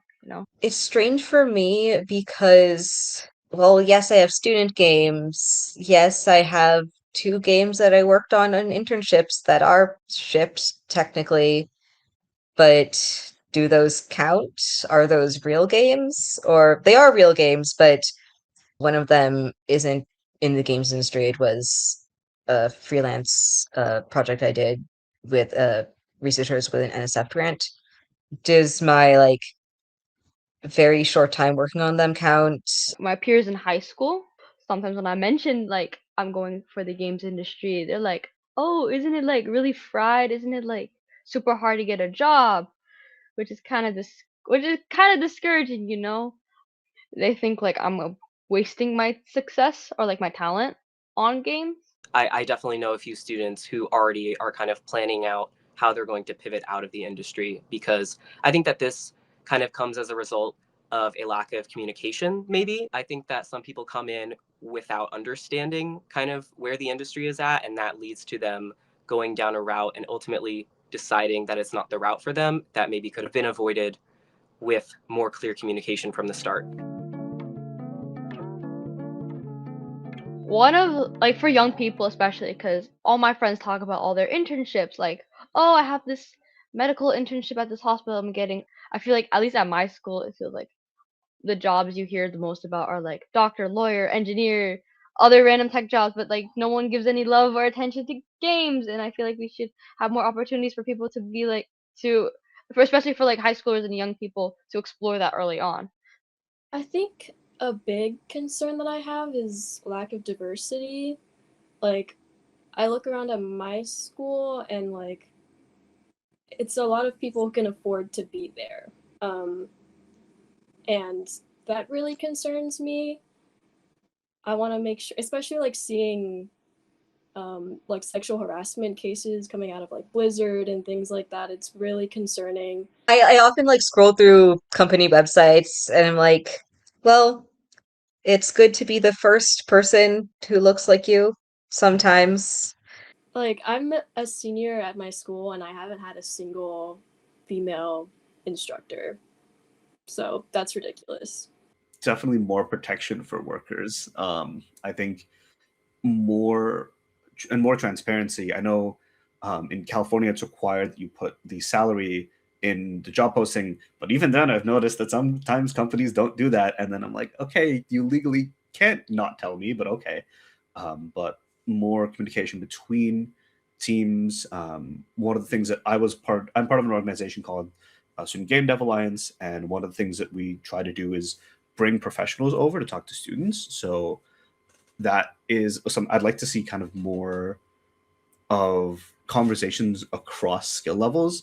Jerica, like you said, of like those mid-level people all talking to each other, or Jerica, Anik, like mid-level people talking to each other at GDC, and like less of that, more of like one of the things that was really nice about USC's program was that it did feel like, at least at the master's level for the MFAs, maybe not for MSCS, whole other issue, there was that cross experience level communication, and that sense of like, we all like making games. This is fun for us. Let's talk about like how we can make that a sustainable like lifestyle. I am a person who like has a lot of health issues, and so I have a big concern about like healthcare. I would love to be accounted for if I were to have a lot of any emergencies and such, which I'm scared that since I mostly work, I do some contract work, I do some freelance stuff, and that's not really something that's provided so often. I mean, I'm also I'm on hormone therapy, and like at this point in time, it's like public healthcare can only get you so far, and at any point restrictions can be set in place and access can be taken away from the things that I use every day. I would like more diversity and protection for minorities during the hiring process. I think especially for like 3D art, it's getting like, to get education for that, it's increasingly getting more and more privatized and specialized. I want education to be more widely available to everybody. At my school, like an instructor might mention like occasionally, like they'll talk about layoffs or like something bad that happens at their workplace or whatever. But at the end of the day, like the school's job is to sell you on going into the games industry and getting the education from there. So they end up like sugarcoating a lot of stuff. I joined UVW, the United Video Game Workers, which is the game workers union. to connect with people who are actually in the industry and like can be really honest with me about the state of things, like, you know, kind of act as mentors. I think that is a really huge thing that we should continue on building. And like if that would expand to like in my dream world, it would be like a whole like school that people could just go to and get that education. Something I would really like to see is jobs that are explicitly billed as union, like the ones where, you know, you have to join the union to, you know, get to, you know, be able to be hired for the job, but the kind of trade in exchange you already get all the union protections baked in, like you get higher pay, like guaranteed raises each year, like sick time, vacation time, like additional like assistance. If I'm kind of pulling from my own experience of working a union job in grad school. I worked at the NYU Makerspace for about a year and a half, and because I was a grad student, it was explicitly a grad student union position, and a lot of those protections would not have existed on my job if the union hadn't like fought for them. And you know, the fact that the fact that they were already baked into the job without me having to additionally go out and fight for them was really, really nice. And I would like to see that in the games industry. I joined the union because I was concerned by a lot of what I was seeing and hearing. I was seeing a lot of issues in the industry that were radicalizing, like seeing sexual harassment at Blizzard and all these cases, and just a general lack of diversity and complacency in like the world at large. I just generally think it's better to be a part of a collective. Most people I know are definitely pro-union, but there is just because it's so contentious whether anyone is going to break into the industry or not in school. There's a lot of, if I get seen publicly as like being in a union, will someone higher up like flag my application to jobs? There is definitely a sentiment of wanting to do things as well, but I don't think we know what to do. But I do ultimately believe that no one's going to fix it but us. I definitely agree with. I'll definitely second that of like misinformation a lot of times of like just misinformation, obviously, but also lack of information of like how do you form these unions? What does it look like? How do you join an organization like the United Videogame or like UVW? Are as a student, you're so busy all the time. Grad school is fun. Grad school is very fun, but there's often just like not enough time really like for a student because they have so many other things going on. But it's also important that they know like how to form these communication pipelines, even if like after they graduate, so that those protections can exist and stay up to date with things like inflation or just gestures broadly at the world. My program is very small, so I would say the majority of students aren't really fully aware of what's happening as much as I would love to change that. It's not something that students are really talking about at my college specifically. I've seen it more so with other colleges. When I speak to students of other colleges, they seem more aware, but mine specifically doesn't seem like they know a lot or they weren't very exposed to it. The first time I had ever heard about like a game workers union was through a couple of years ago. I think there was like a zine that I had like received about game workers unionizing, and this was just like something that I had never heard about previously. And then when I attended GDC, I saw the United Video Game Workers booth, and that was my first time I think really interfacing with that union specifically, and my interactions with them were very, very positive. Even though like I was a student and I wasn't working in the industry, they took time to like really explain what they were doing and how they were doing it, and how I could be involved. And I think that even since I've come back from GDC, I've spotted a lot of people with a lot of like the pins and stuff that they had, and I got to spark up some conversations about like unionization in like the games industry and a lot of other like student perspectives on it. I was recently at RPI Games Fest, and there were some students walking around, and we got to talk about it. It was really nice, but overall very hopeful, very positive on that front. Because like we have labor unions for like other fields, so like why not games? And like they're workers too. They're out there with a 9 to 5 and stuff like that. They deserve like the same rights and protections as like any other worker. I remember my first GDC last year. There was a booth about game unions, but at that time, I kind of went to GDC just as a fan, not as like a developer. So I kind of didn't really pay too much attention to it, which I kind of do regret. But I have a sticker on my laptop from that booth. From a high schooler perspective, it gives me assurance that there is like some group out there that kind of is going to have my back. It's good to know that I have like a union behind me in case like anything goes wrong. I think generally, people that I've spoken to at my school about unions are positive towards unions.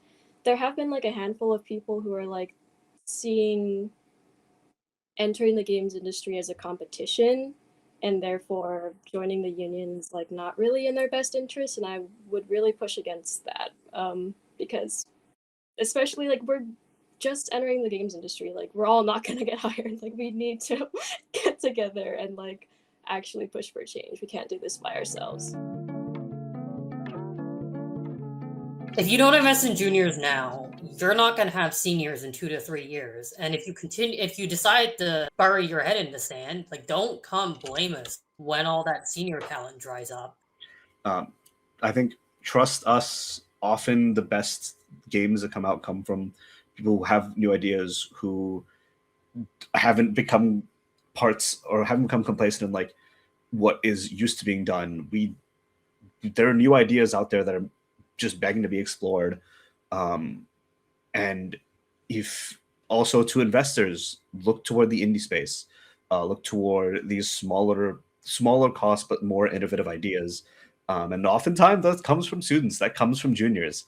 I think that's really where, and for students, if you have a weird idea and you have time, start working on it, start making prototypes, and just looking at, there's a great publisher list of investors and funders. Just keep your head up and keep positive, keep strong.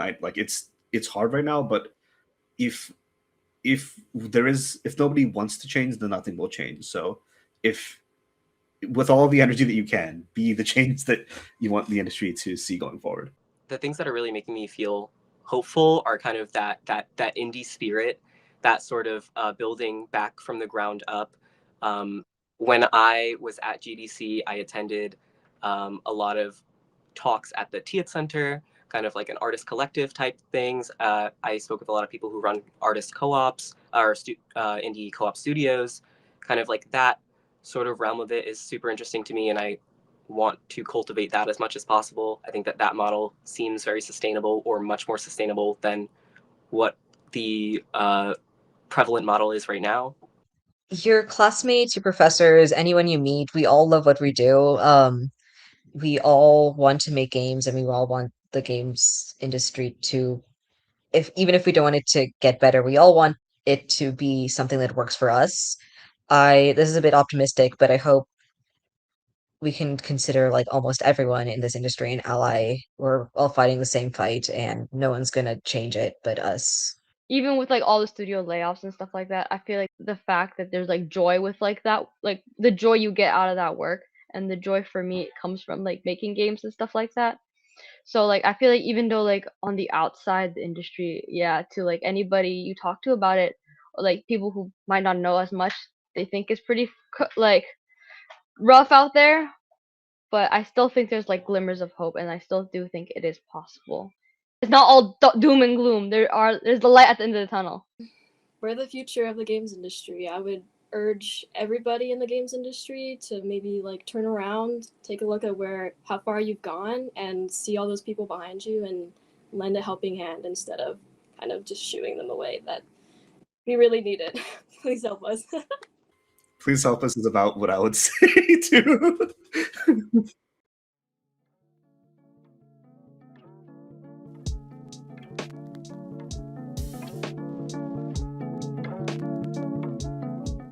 Howdy, everyone.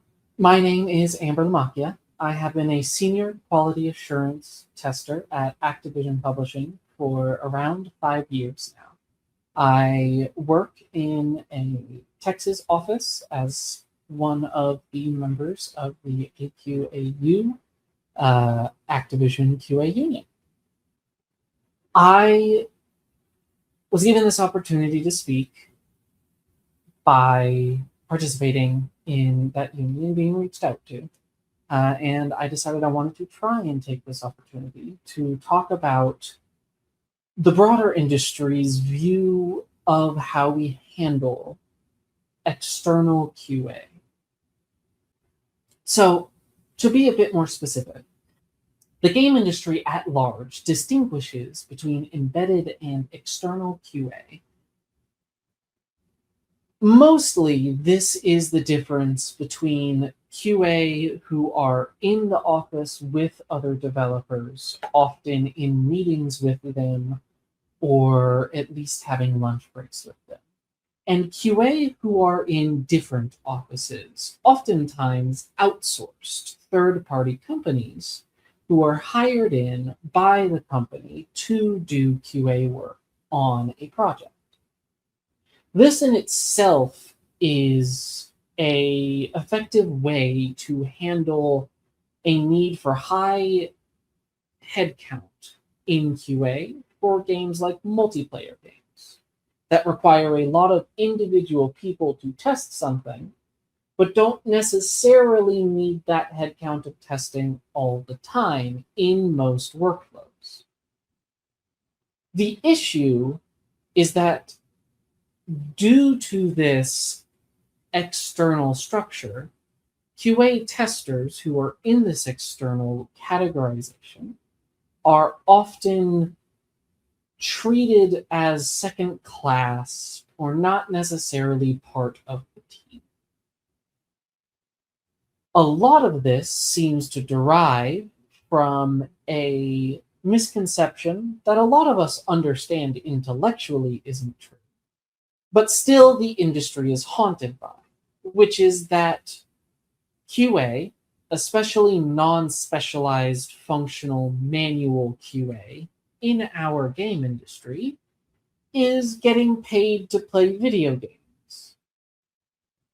Now, we know that this isn't necessarily true. QA testers don't get to do necessarily whatever they want. They don't get to choose to only play parts of a game they enjoy, and most of our time in QA is more data entry than actual development. So we spend more time writing bugs than working on the project directly. Most QA don't actually get to touch the project directly. And this is another point of distinction between embedded and external. Embedded QA are often given access to tools and knowledge and direct access to the people who are making the content that embedded QA are testing. Whereas external QA are often not given many of these things. Instead, given a state of the build that more resembles what it would look like in the hands of consumers. And this leads to more of a sense of distinction, of separation, which in itself is not inherently incorrect, but is used to fuel a disregard from the attitude of the development studio towards the external QA studio. As an Activision tester, I started as a contracted employee working at Activision.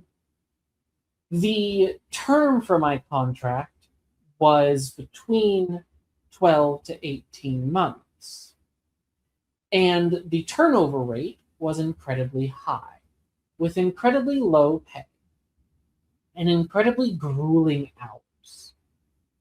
We were not allowed to speak to developers.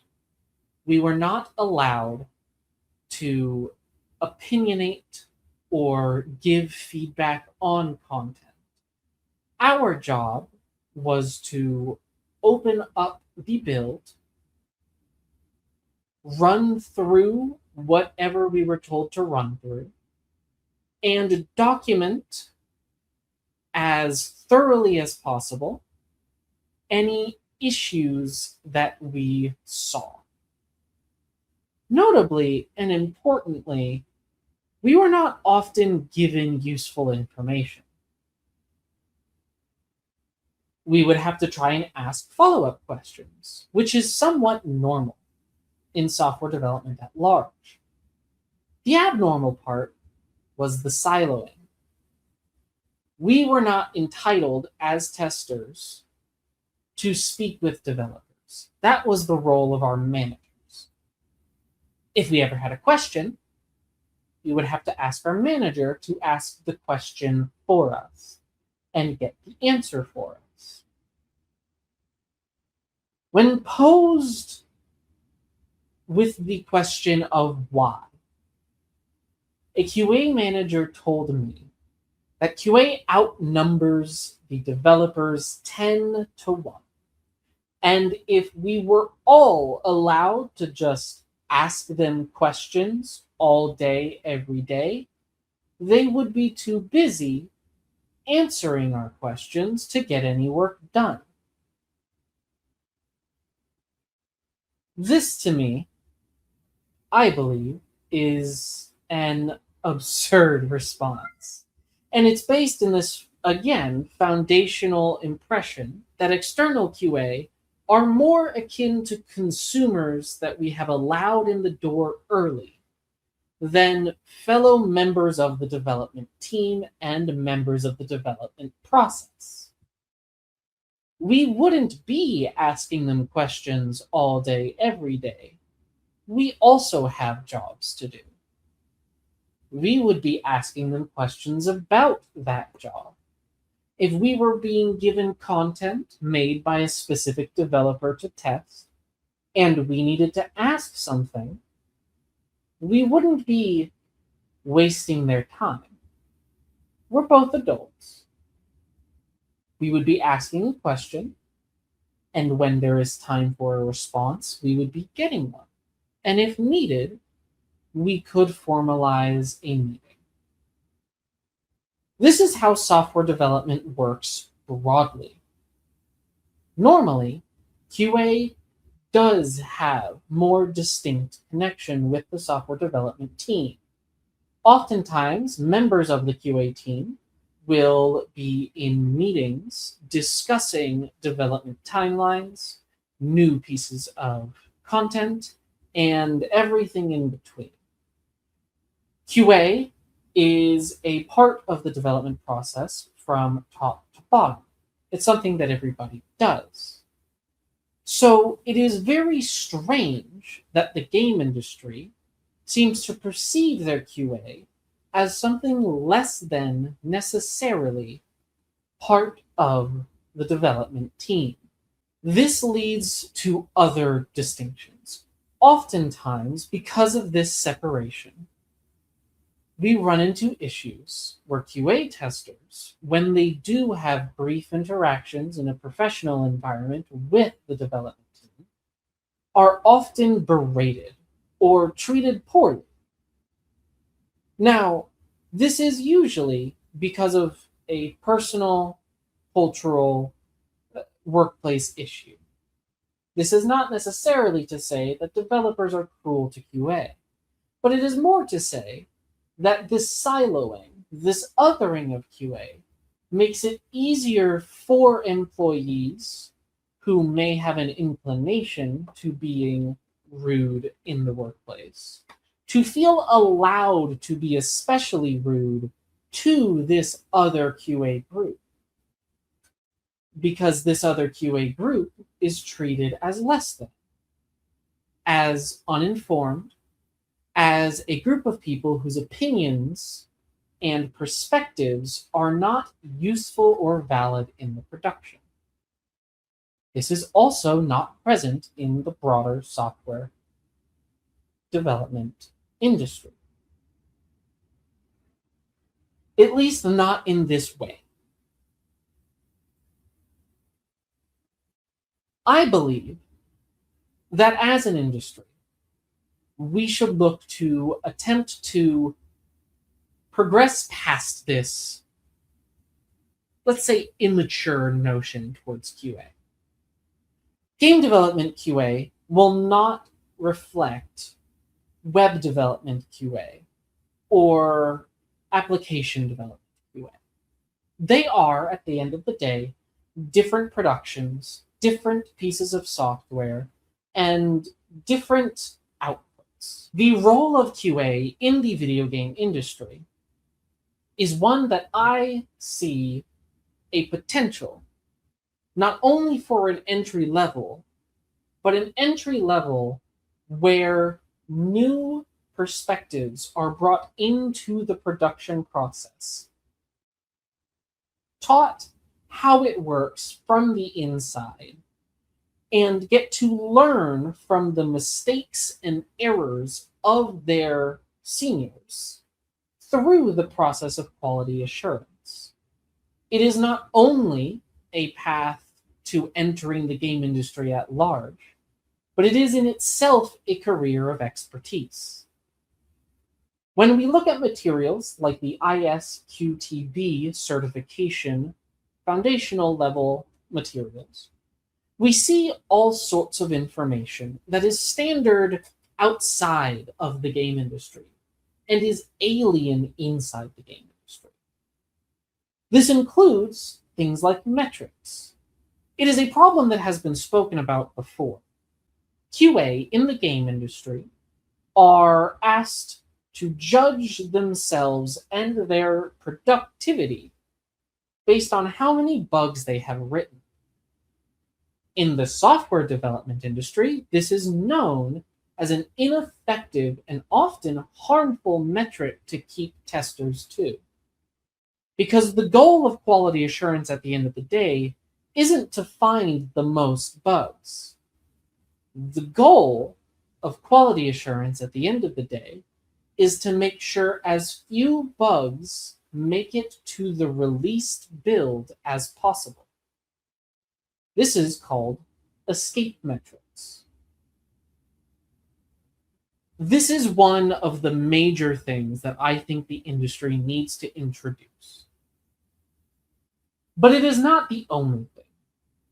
Siloing, I believe, is one of the biggest obstacles for external QA compared to embedded QA.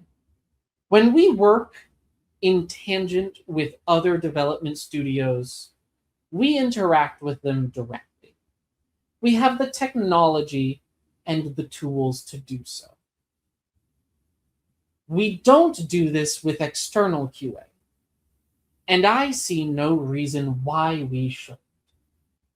External QA is an essential part of this development process and this game industry.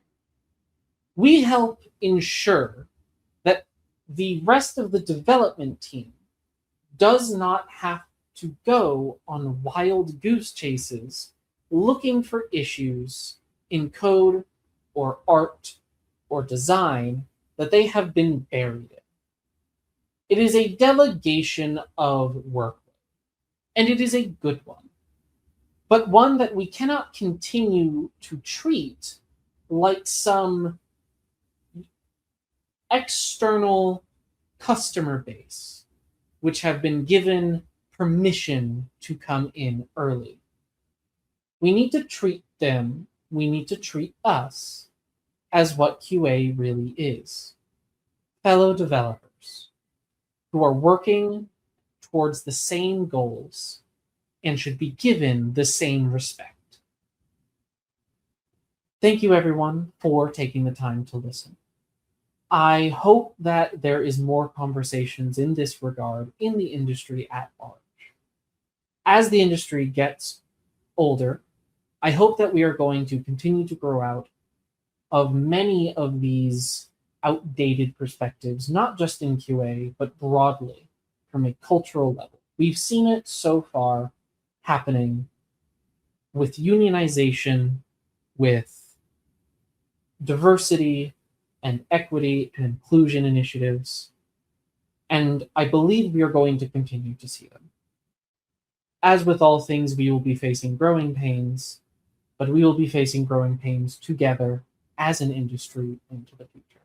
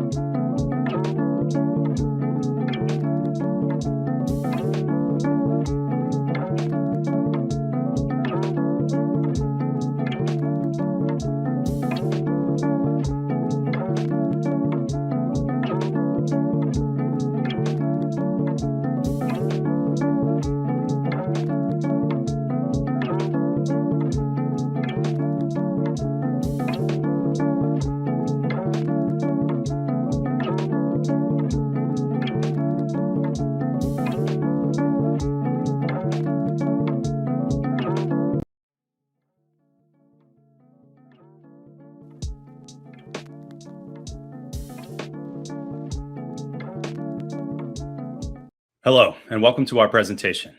We're going to talk about the Performers Union SAG-AFTRA, how we do our jobs, how our union works, and how our recent video game strike went. My name is Zeke Alton.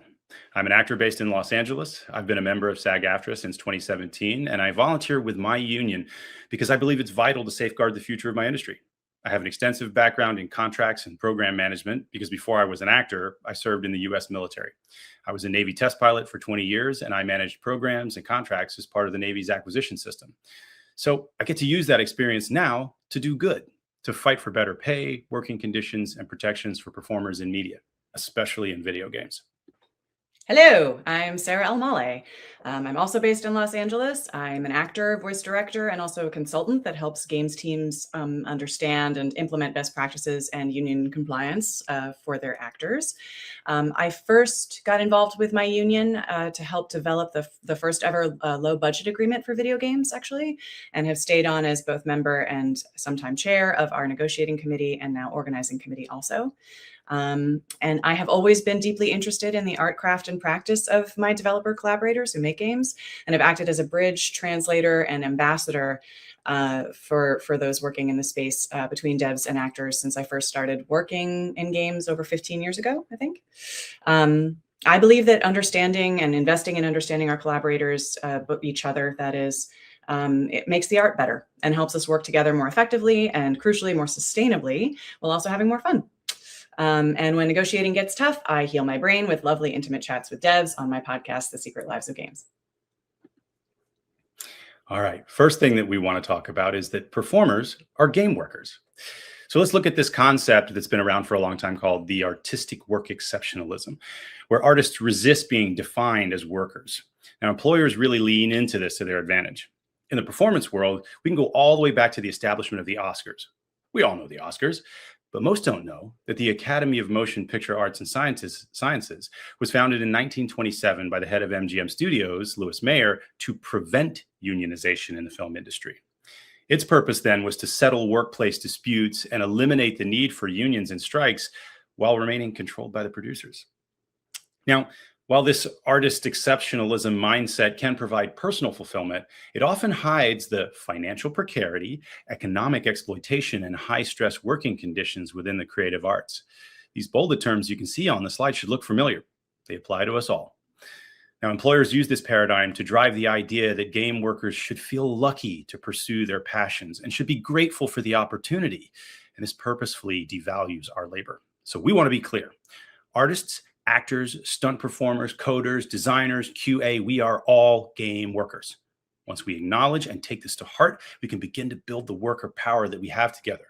We're always stronger together. Yes. A little bit about SAG-AFTRA. SAG-AFTRA is a National Labor Relations Board, an LRB certified union compared to UVW, which is a direct join union.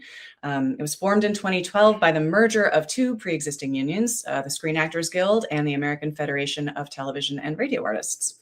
SAG-AFTRA represents approximately 160,000, I think it might actually be higher now, 160,000 actors, stunt performers, dancers, singers, puppeteers, broadcasters, and most recently, intimacy coordinators. Together, SAG and AFTRA have nearly 100 years of history in collective bargaining and action. SAG-AFTRA is a very large and long-established union. It benefits from a lot of accumulated market density, resources, and infrastructure, along with very experienced staff. But for any union, it is crucial to continuously combat any member complacency or sense of remove from the fundamental risk and sacrifice it takes to hold employers to account. So this is the work of continuous organizing. Devs know this fight all too well as they forge their own unions for the first time, and SAG-AFTRA requires the same fighting spirit every time we capture space in new and ever-evolving entertainment mediums, such as games, because employers will always use new formats and disruptive technologies to evade union scope as long as they can. So let's tell you a little bit about how SAG-AFTRA is organized. SAG-AFTRA is a member of the AFL-CIO, the American Federation of Labor and Congress of Industrial Organizations. It's the largest federation of unions in the United States. And SAG-AFTRA also works in cooperation with FIA, the International Federation of Actors based in Brussels, Belgium. Now, SAG-AFTRA has locals divided up not by US states, but based on work density areas. So, for example, 3 of the locals are all within the state of California: Los Angeles, San Diego, and Northern California. But the Missouri Valley local encompasses 3.5 states, namely Missouri, Kansas, Nebraska, and the western portion of Iowa. So it's broken up by the work density. Our work is overwhelmingly concentrated in LA and New York, and so those are our largest locals. Now, our union is run by elected member leaders and volunteers, all who are unpaid. We also have a paid administrative staff who are not allowed to work as performers, which prevents conflicts of interest. Our agreements or contracts are divided up by medium, not geography. TV film is the original and main set of agreements. There are commercial agreements, audiobooks, broadcasting, podcasting, and interactive, aka video games. The reason it's divided this way is because these different mediums have different sets of employers to bargain with, different members doing the work, different markets, different working conditions, etc. Let's talk about our interactive agreements. These cover video games. Within the family of interactive agreements, we have our main agreement, the Interactive Media Agreement, or IMA, which has been in place in one form or other, I think, allowing our members to work in games since roughly 1994, so a fair amount of time.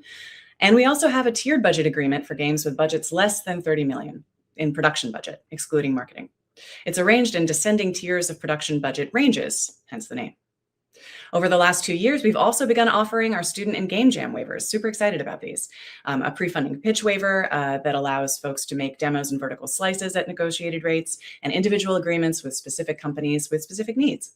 We do this to facilitate all kinds of dev teams and actors being able to work effectively together. The world of games has so much variety in type of game, budget, scope, company size, development time, and other things that there is no true one-size-fits-all solution. Our standing committee meets regularly to consider special cases and create work wherever fair and reasonable terms can be made. So how is our work done? Here are some unique things about our job. We move from job to job. We have no set workplace. We can work in a recording studio, in our home studios, in a closet, in a performance capture volume using optical suits, even in a dance or movement studio using inertial capture suits. And as technology expands, the places and ways in which we work continue to expand, creating continuous bargaining challenges. And our hiring process is equally as varied and potentially confusing. Some jobs are hired through talent agents and managers. There are what we call pay-to-play companies that maintain websites online where employers can cast talent directly, although they are generally non-union, and talent do tend to get taken advantage of by the hosting platforms. Other, generally indie games, are cast directly through independent casting directors or online through Twitter, Blue Sky, Discord, or other social media. This diversity, combined with the secrecy in our industry and work and how we find work, makes member communication and contract enforcement difficult at times. Let's talk about our most recent strike, which went on for about 11 months and included the entire contract term of 3 years to settle. Why did we strike? You take collective action always to upgrade your wages and working conditions. And in this case, we saw GAI, or generative artificial intelligence, that is artificial intelligence used to create more performance from what we make, from what we provide. In this case, we saw GAI as an existential threat and protections around its use as essential and urgent. Our approach, which is SAG-AFTRA's institutional approach to GAI, was to focus not on prohibiting GAI use altogether, but to put the agency and the decision in members' hands. In other words, to require robust consent, transparency, and compensation from employers. We bargain with only 9 companies, or a convenience bargaining group, and that deal creates the IMA. Other companies sign on to work under these terms as an industry standard. How did we strike? We struck after years of negotiating. We engaged in a strike strategy to minimize the damage to both our members and to partner companies who recognized that our needs were reasonable, who would be negatively and unreasonably impacted by the intransigence of the 9 in the bargaining group. We did this by offering an interim agreement with the terms that SAG-AFTRA had on the table at the time we called the strike. We also developed the TBA, or tiered budget agreement, that we just talked about, and those waivers to continue to expand safe work for members during the strike and beyond, where members could be confident that their likeness and performance wouldn't be exploited unfairly by this technology. Our strategy was successful. We had hundreds of games sign up to the SAFE contracts. Overall member earnings were down significantly less than projected, and we covered more individual projects and more individual performers than before the strike, So we actually expanded our density in the space. We also communicated actively with members as union-busting narratives and tactics emerged, and educated members about essential aspects of their contract and our agreement, including a continuance agreement not so lovingly referred to as Side Letter 6, in order to further empower and inform their fight. As a result, we successfully gained the highest wage increase in the history of this contract, safety provisions for movement performers, and established crucial protections against GAI abuse. We now have a foundation to build on. But the work of organizing and protecting workers never ends. So in the future, we look to strengthen our GAI protections, make sure no game performers are unfairly excluded from that protection, and continually push for more safe and sustainable working needs throughout our agreements. We have a ton of lessons learned from our strikes. Power mapping. It's organizing 101. You have to know the space, both within your own membership and on the employer side. Who holds the power? Who can influence others? And what are the root incentives at play? Solidarity amongst workers is key. Your power stems from it, and you are nothing without it. We were encouraged by the level of support that we received from non-members and other parts of the industry, like some agents, a few casting professionals, and of course, our game developer peers. This solidarity is something that needs to be cultivated in times of peace as well. And we at SAG-AFTRA are eager to communicate and coordinate with our fellow game workers. That's why we're here. And education, always education. Performers are generally not union savvy. They're not experts in law, contracts, business affairs, and in our case, game development. But we know that the more our members understand these things, the greater our solidarity, and therefore the greater our power and bargaining leverage across the entire industry.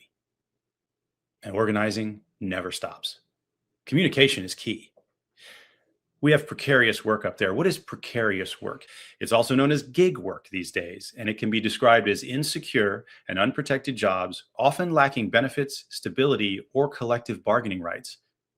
Does that sound familiar? It's the kind of work we're all subject to. There is a strong corporate, political, and even social drive to solidify all jobs as gig worker jobs. And game workers are particularly susceptible because of the remote nature of the work and the culture of the tech industry. We learned that we need to push extra hard to both educate and communicate with workers so they understand the complex economic structure that's designed to take advantage of them. We do this using modern communication methods like social media, remote town halls, digital gathering spaces like Discord and Slack. But we also learned that we need to be very careful because anything you put in writing is likely to find its way into the hands of the bosses. We have to organize not only our workers, but also do everything we can to unionize companies. We find that indies are more welcoming. We still need to push through some of the old paradigms like we're a family here. Unions make it harder to get work done and things like that. But we continue to prove that great games can still be made without abusing workers. Creating more union density in the industry builds solidarity and power, which in turn makes it easier to organize more union jobs. But the work never stops. Thanks for listening to our presentation. We'll now take the opportunity to answer some questions provided by the good folks at CWA. So our first question is, what are some examples of ways other game workers can show solidarity to game workers who are performers? That's easy. Talk to us. Often there are so many layers between performers and other game workers. Yes, then these barriers inevitably benefit the bosses. We should break down those barriers. I love games, and I love talking to game devs. Yeah, me also. We should go to each other's conferences. We should communicate between our unions and organizers and generally spend more time together. We're all creatives, and communication will build our solidarity together. Next question. What do you see as the next big fight for improving working conditions for game workers who are performers? Well, our biggest issues are still job displacement, fair wages, and safe working conditions. That's always going to be what we're fighting for. But that's good because it's the same fight that you will be engaging in, and that fight never stops. And we're with you. Next question. Could you speak a little to your perspectives on things like royalties and secondary payments? This is something that tends to be uncommon for game workers to receive as well. So it would be interesting to hear your thoughts on how royalties impact performers financially and how game workers might benefit from receiving secondary payments as well. This is a great question. Yeah. Artists generally move from job to job. The work is sporadic, and over time, compensation has failed to keep up with inflation. Now, secondary payments allow for sustainment of a career, and without them, there just won't be professionals available when they're needed. Compensation for continued use of work that continues to create value for the company is fair for everyone whose labor results continue to create profit for the company. That's why we fully support secondary payment in the form of bonuses, residuals, revenue share, or any other type for game workers, all workers. There is no game and no profit without all of our contributions. Why does the profit always go to the executives? Last time I checked, no business executive ever made a great game. Just to dive a little bit deeper into the performer side of things, though larger characters, if I book a game and I play a larger character on the project, I might be booked for more sessions. That might be more money. But I've also completed my work on many, many game titles, indies and AAA, in between 2 to 4 hours, which is about $1,000. So just as a math exercise, I'm not sure how many games we really want me to be in 1 year. Like, I don't know if you want to be hearing from me all that much, especially in larger roles. So if you add that up to try and make a living wage, especially in a place like LA, that's a bit tricky. The math is really rough there. And no, as a unionist, I don't love a systemic solution that passes my basic survival buck onto fans to support me through autographs, to pay for a game, and also subsidize my career, not when my work is helping to create continuous value for the boss. Sincere interactions with fans are beautiful and wonderful, but again, I don't think it's really their responsibility to make me available and healthy and safe. So yeah, I focus on games. I personally focus on games because I love them. And I knew from day one at the same time that I would need to diversify based on this math. As a player on top of that, I really want to see a huge and high level talent pool of actors who are all giving their all to this medium in terms of their creative spirit and their time and their energy. But when I look at it objectively, games are competing with a lot of acting work that pays better and doesn't pose the same risk of burning out your instrument, since we do a lot of screaming and falling, etc. So I want more than anything for games to be a truly sustainable and highly rational choice as a professional and creative priority for everyone. And secondary payments would help realize this dream for everybody. So game workers, as Zeke said, game workers too, likewise, absolutely deserve to benefit from the continued value that their labor creates and anything else that they say they need with one unified collective voice. Yeah. Next question. Have y'all been playing any games recently? Only all the time. Lately, though, I've really been into a couple of great indies. There's so much game making talent out there. We know that funding is hard, really hard, but from Baby Steps to Balatro, from Consumi to Titanium Court, so many good games are being made. And it motivates us because we want to contribute our art to amazing projects like these. Yes, I came up through indie games in terms of my career. I love them. They fill my soul. I still love AAAs too. But if I'm honest, recently I've mostly been playing Cairn and a really embarrassing. I actually had to lock my phone away from Slice and Dice because I've been playing too much Slice and Dice on my phone. And all my friends are playing Slay the Spire too. So apparently I have to pick that up. And then ultimately I wind up focusing on whatever we're going to play before interviewing the devs on our podcast, which makes it like the best possible homework ever. Next question. What do game studios / other game workers or gaming audiences tend to most misunderstand about performing? I'll let you take this one. Yeah, I'll do this one kind of more in my director consultant hat. I think the biggest hurdle in the booth is having something specific, like a way that the line is said in the dev's head, and then kind of waiting or line reading, prompting how they think it should sound to the actor until it comes out of the actor, like a Pez dispenser. Performance will generally read as real and authentic when it feels and basically is spontaneous, because most human beings are not doing what we're doing and coming prepared. They're winging it in life through all these conversations. So that means developing a process, a performance process, and a working day that makes it more of a process of discovery than replication, where the actor takes the character on as their own and kind of can make interesting, instinctive, and real-time choices from that place of ownership. And I kind of only became a director because I felt like I needed to see more of this in the space. Otherwise, I would have stayed just an actor. The other thing that I think a lot of teams need to get adapt to when they start working with actors is how weird and unruly and chaotic our schedule is. It's this, as we mentioned, as we've talked about already, it's this constantly moving puzzle where jobs appear and disappear and move, and it's fragile and shifting. And so calibrating your expectations of our availability is something that takes a little bit of adjusting to. There's an established best practice and a bit of jargon about this, about how to handle this and plan together that is specific to performers and also directors, which is also something that I wind up helping teams with. Next question. Sometimes the visibility of the performers that are attached to game projects means they can sometimes face harassment from gaming audiences. What are some things that you feel studios could be doing to better protect or take care of performers when dealing with these situations? For me, that's easy, and this is practical. Have a talent relations person or department. Break down that barrier between us, the performer, and the game team so that we can communicate directly.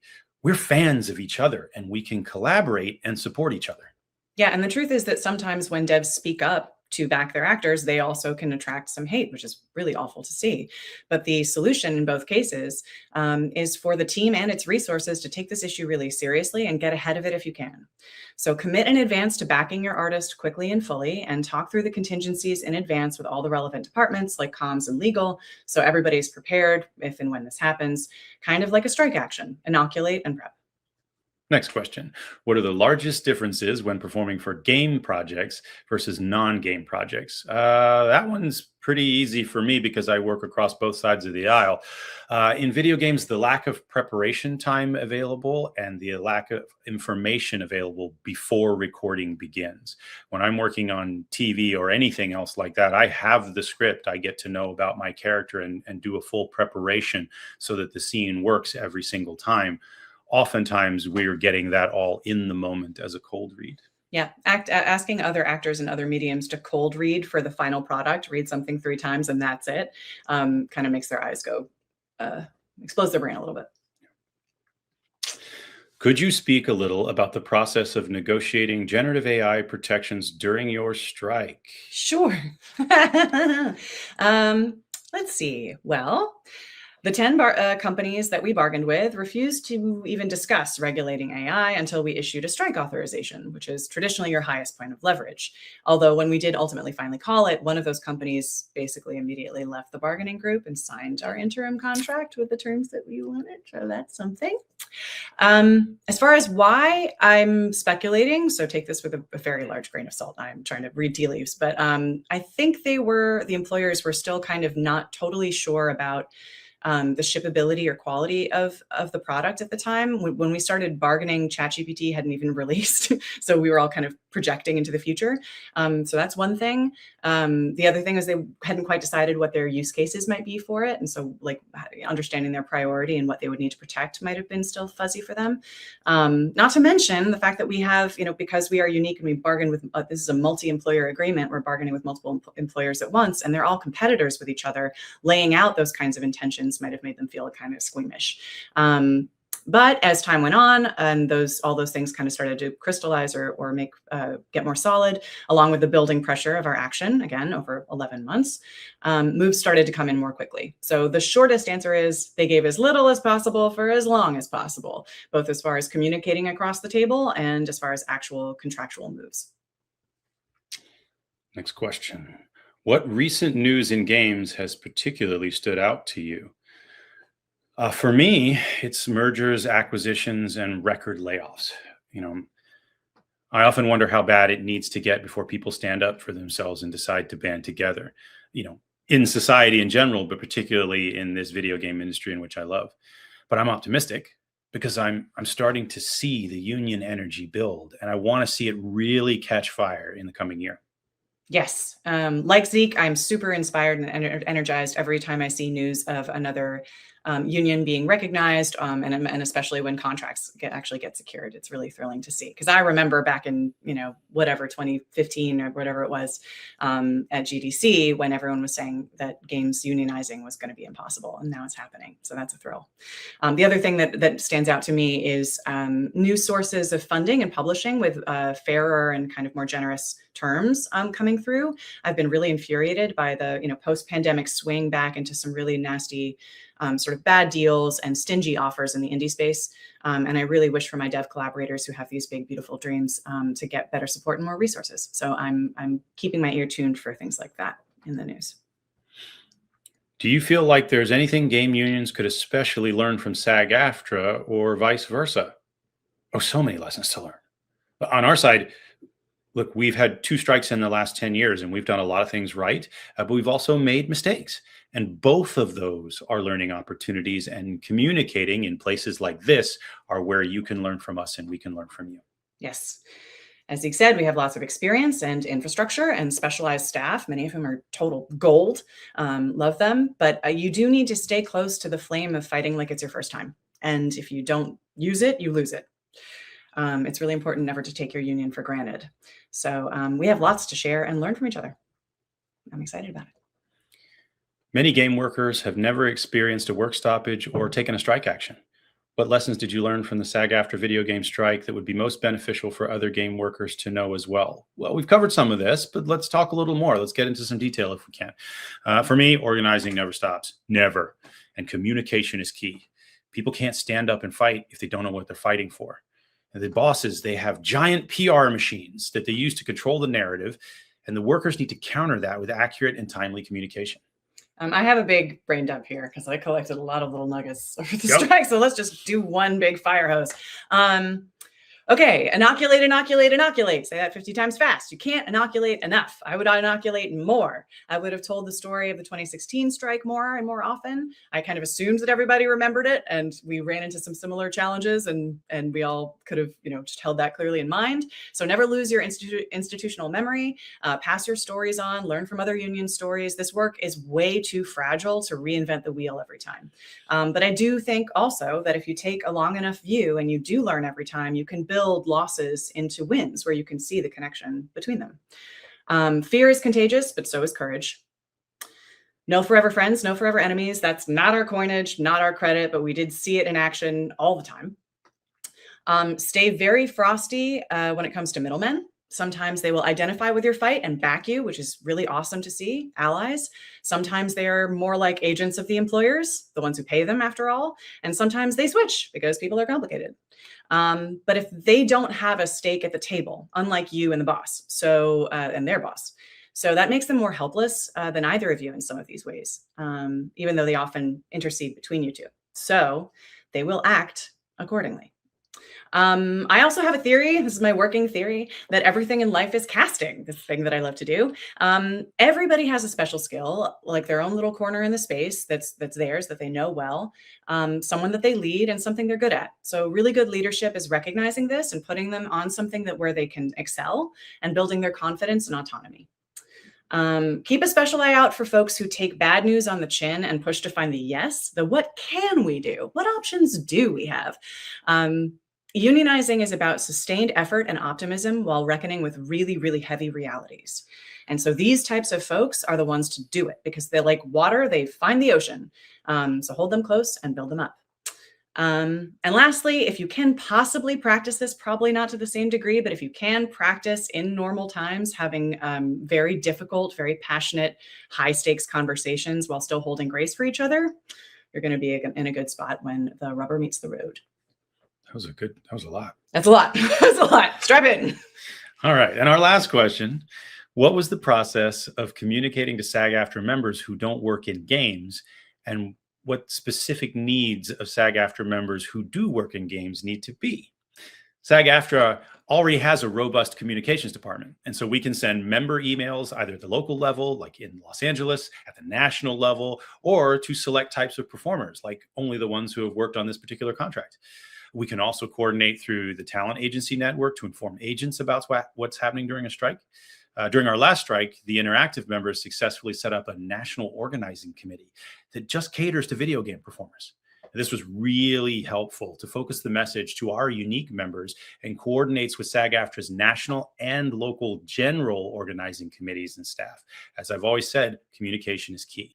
Now, post-strike, we're trying even new processes like surveying our member performers, our representatives, even our non-bargaining signatory companies to create an industry-wide understanding of the issues. We've learned a lot. We have so much more to learn. Our big message is we're here for you, be here for us. Let's all work together. Thank you. Solidarity forever.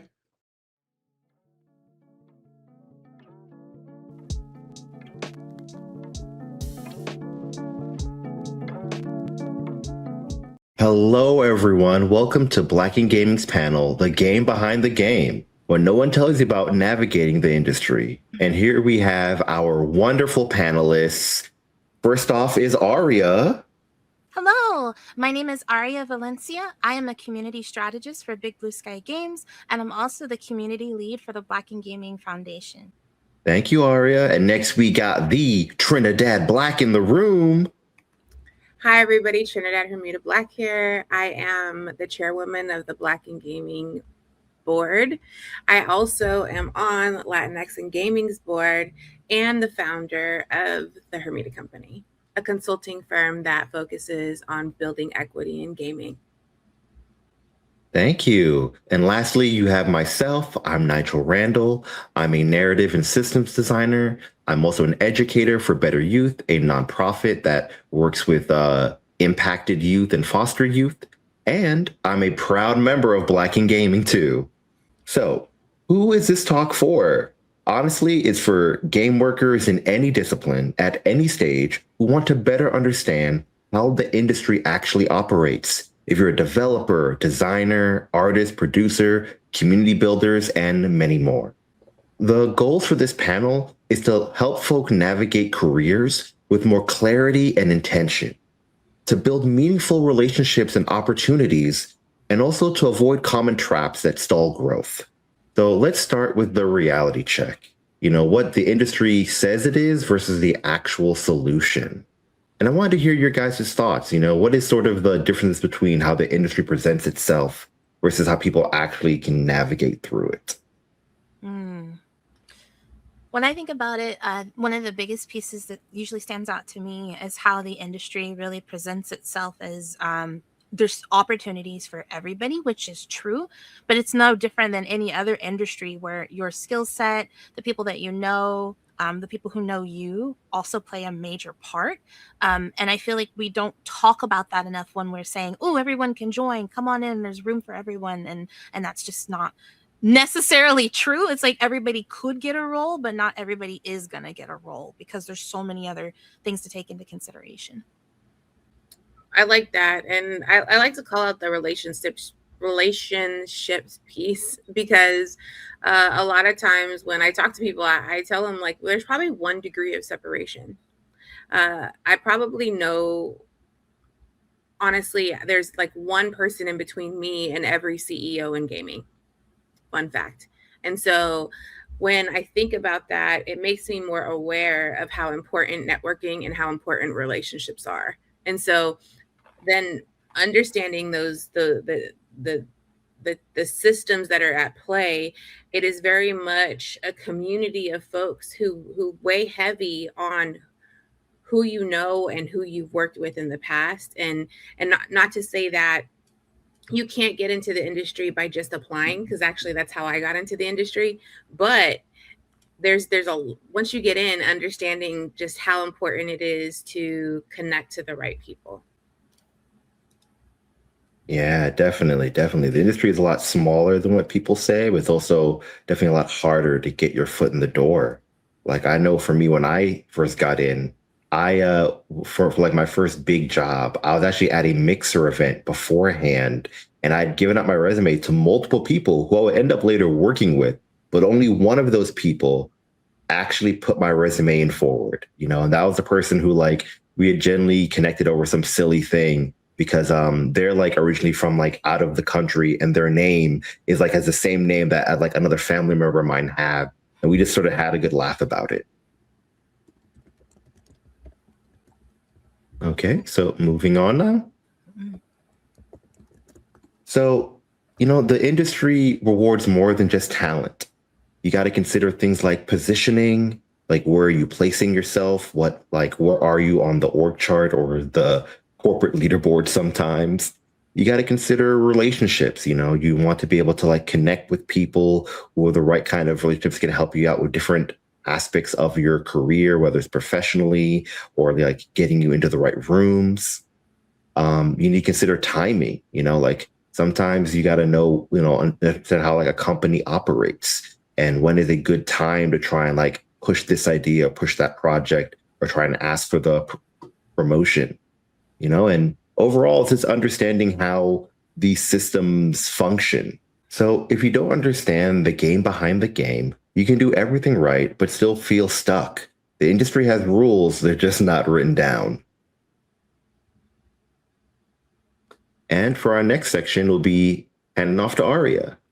Hey. So I want to talk about how community is infrastructure and how those opportunities can happen for you in the game industry via community.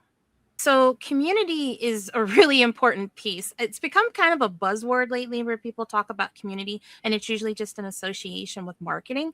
But community has always been important, and it's always been a large part of the gaming industry's success. It's not just support in the background, it's the foundation that literally helps us across across multiple disciplines and helps us give access to opportunity, guidance, and belonging. And then talking about networking, there's been a huge shift, just being completely honest. It used to be one thing where you could just put your resume out, and if you knew a couple people, that was fine. But the industry's kind of shifted that it's not just about who you know, it's about who knows you, because a lot of people have access to rooms and spaces that you're just not going to have access to. So you need them to know about you, what you can do, what you're interested in, so they can bring your name up and represent you. So networking can create introductions, yes, but community is what creates trust, and trust is what creates lasting relationships. And the strongest relationships are not transactional. They grow through mutual care, consistency, and genuine investment. So my entry to the game industry was actually through volunteer work. I was doing volunteer work for this old company called Area Games that had a bunch of free-to-play MMOs.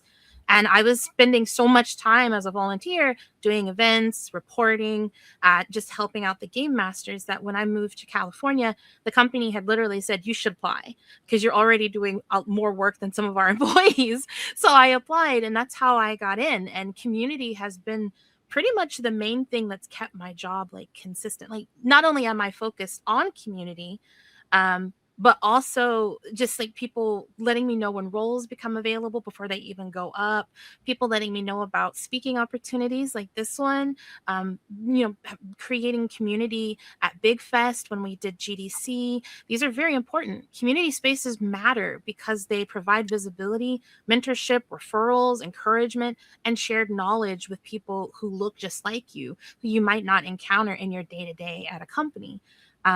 So one thing I really want to point out is that community is not something that you just take from. You have to put in.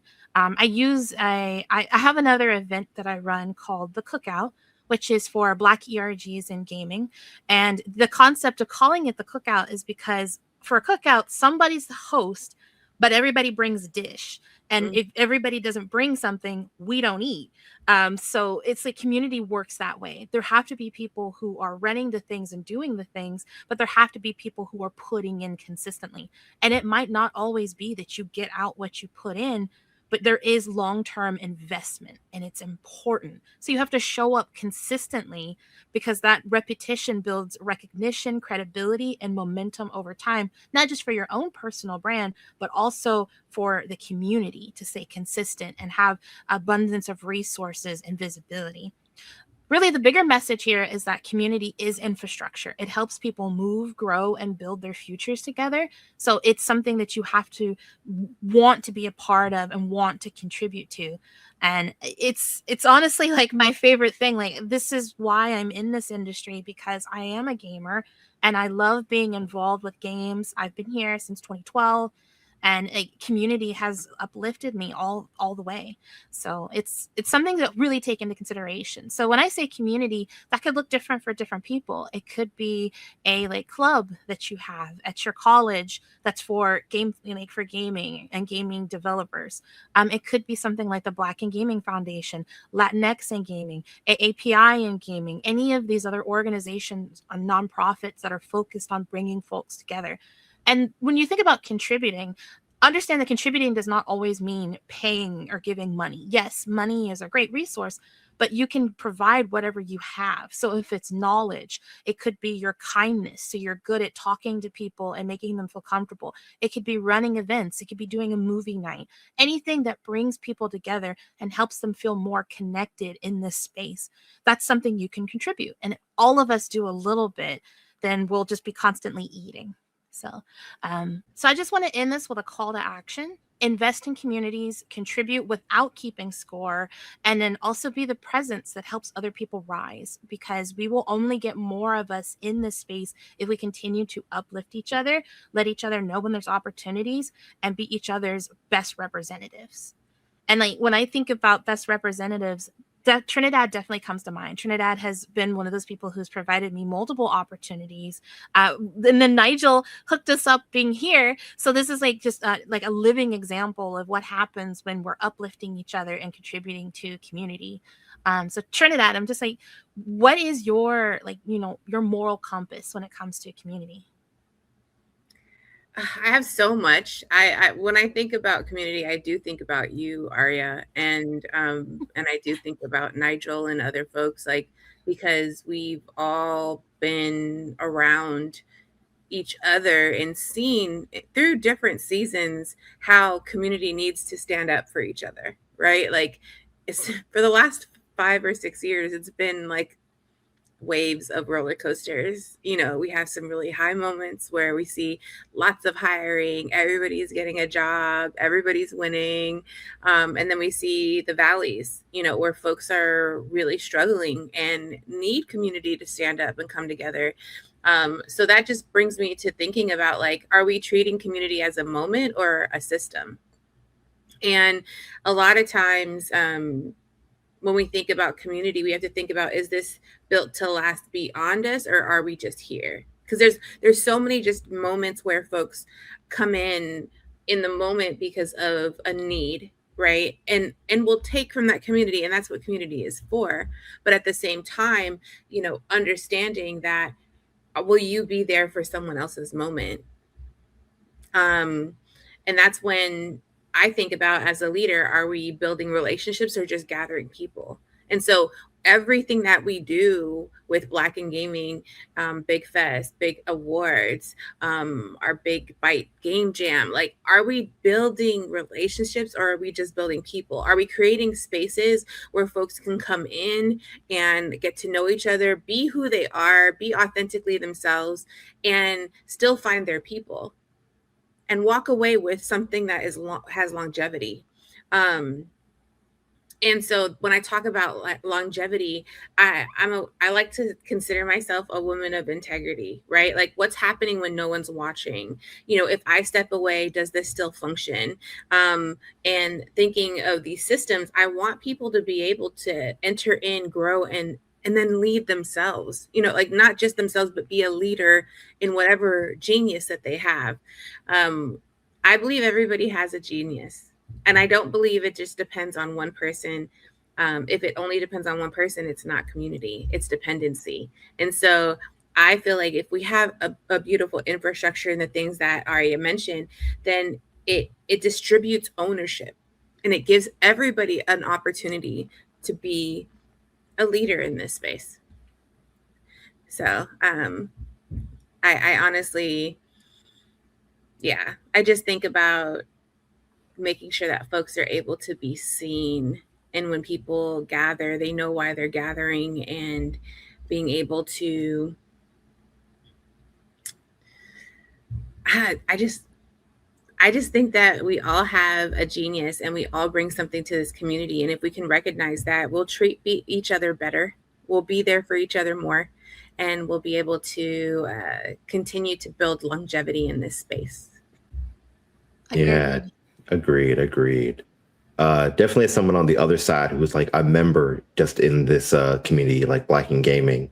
Like, I've been in the industry for like probably about a decade, and like I haven't been a part of a group anything like this before, where like it's a bunch of developers who look like me, who go through the same challenges and problems that I go through, who I can relate to, you know. So there's definitely a degree of like being able to confide with others and know that you feel safe and that you can, like, you know, talk to others. You can also, like, you know, also just get advice and tips on stuff, you know, because we all navigate the industry a little bit differently. And also the part about infrastructure and like it being a system is really true, because I feel like, you know, when you have big problems in the industry, you can't really solve it as an individual. You need another infrastructure or system to sort of combat that. You know, like I think a good community helps people when they're at their lowest. Like at my job at Better Youth, we do more than just like train our youth and get them ready for the workforce. We also offer resources for housing and mental health, because all those things go into whether you can sustain yourself or have a job. You know, it's more than just getting something out of it and getting a place of work. You know, it's about you as a person as well. And I really feel that in Black in gaming, you know, it's a place where like people are sort of attracted to it because it is so welcoming. Agreed. There's one thing that you said that I really wanted to go back to, which is it's a community is there to support you in your lowest moments. But I also want to call out the community should be there to celebrate your highs too. Like, I think the big thing is a lot of folks will, something bad happens and then we activate and go, I need people, I need resources, I need help. But then as soon as they're good, that's when the fall off happens. But you should continue to build and invest in this space. If they helped you when you were at your lowest, we want to celebrate your highs and your accomplishments too. It's like community is there for all of it, the highs, the lows, the middles, because we know that this is an ongoing process, that the industry is shifting like literally beneath our feet, and we're kind of all needing to help each other on a consistent basis. So it's really just about what can you bring to the table, what can you contribute, and making sure that if folks do help you and you receive something from community, shout it out, share that other people know that this space is viable and it's been accessible and helpful to you. Yeah, definitely. Everybody eats, man. Everybody eats. Everybody eats. Yeah.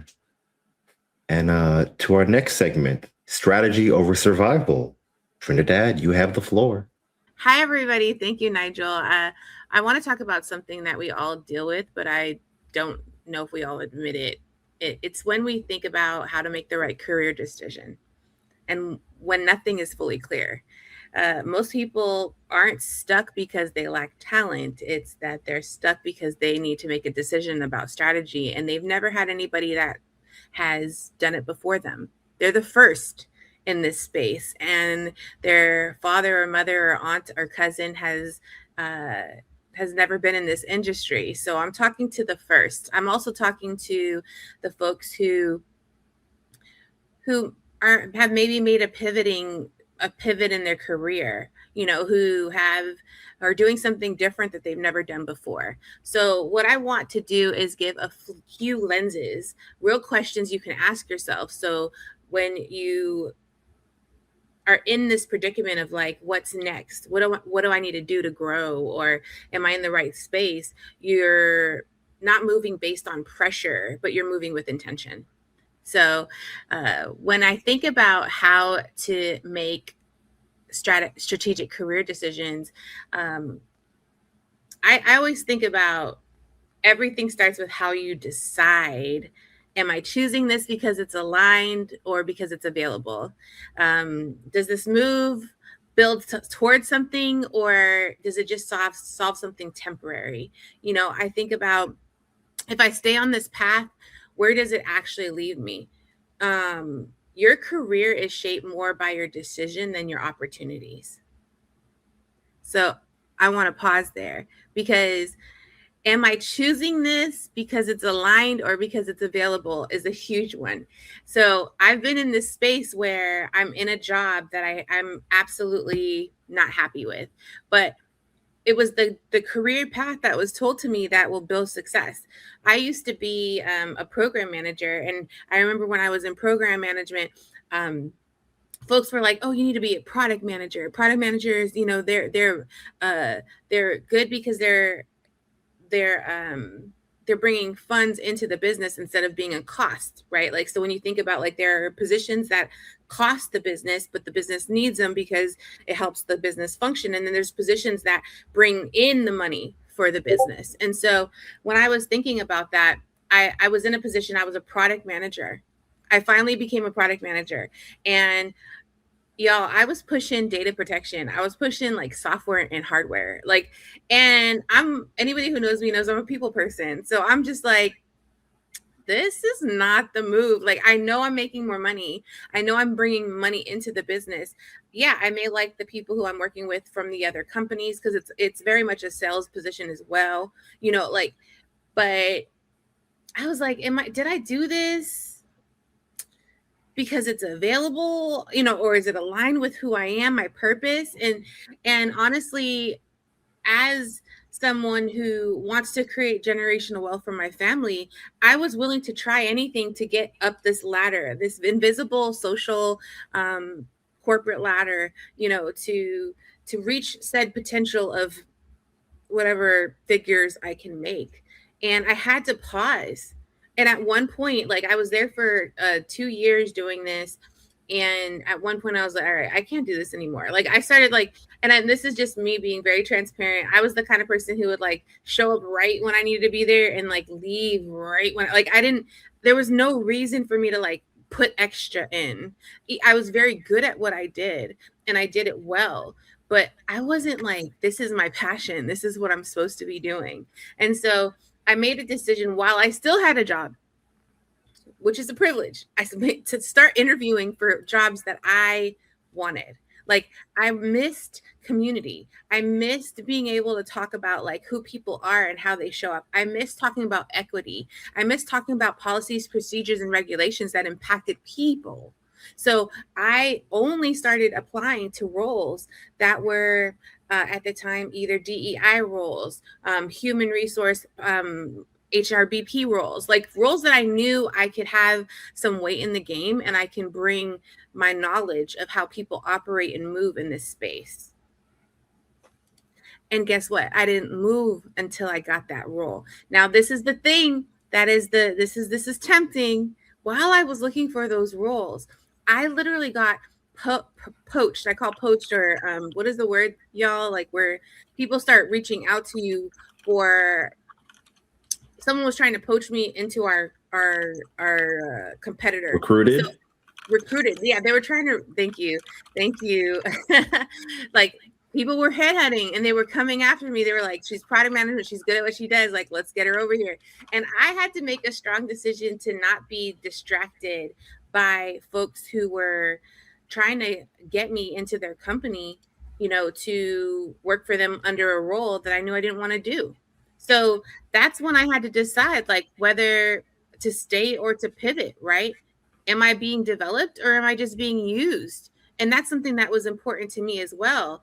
And I was growing in the product management space, but in my life and in my personal space, I was just maintaining. I was just doing this to get a check. It wasn't building what I needed it to build in my personal life. And so I made a choice. If nothing changed in this next year, would I still choose this? Would I still be here? And I had to shift. And so I just want people to recognize, like, if you're not happy where you are, if you're there because you're trying to just make ends meet, like, don't quit your job tomorrow, right? But take the time to really sit with yourself and say, where would I thrive? And use the fact that you have, if you still have a job, great. If you don't, use this moment, right? Like, because this is where survival mode comes in and we just start to pull and get anything that we're getting. And then that lands us into a space where we're not fully aware of, if we have gifts, which we all do, because I told you all, we all have a genius. I believe that your gifts make room for you. I believe your genius will make room for you. Your people will find you. So it's a matter of understanding, where are those people, right? And this is where, honestly, I want to move into, like, environments that limit you versus expand you.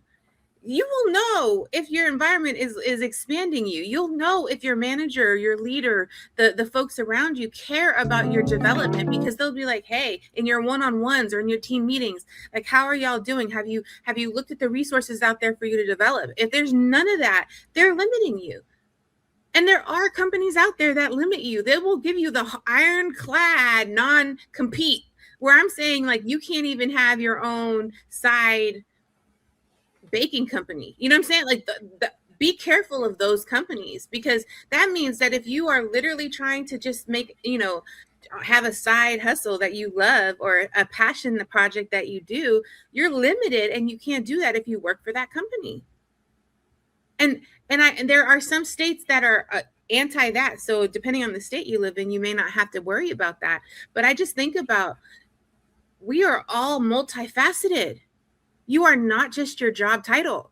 Let's talk about that. You are not just your job title. You are an amazing human being that has so many ideas. So real quick, sorry, because I've been talking a lot. Like, I do want to say, you have to be honest about where you are. Is this environment expanding me or shrinking me? Am I being valued or just tolerated? Do I feel energized or am I just drained?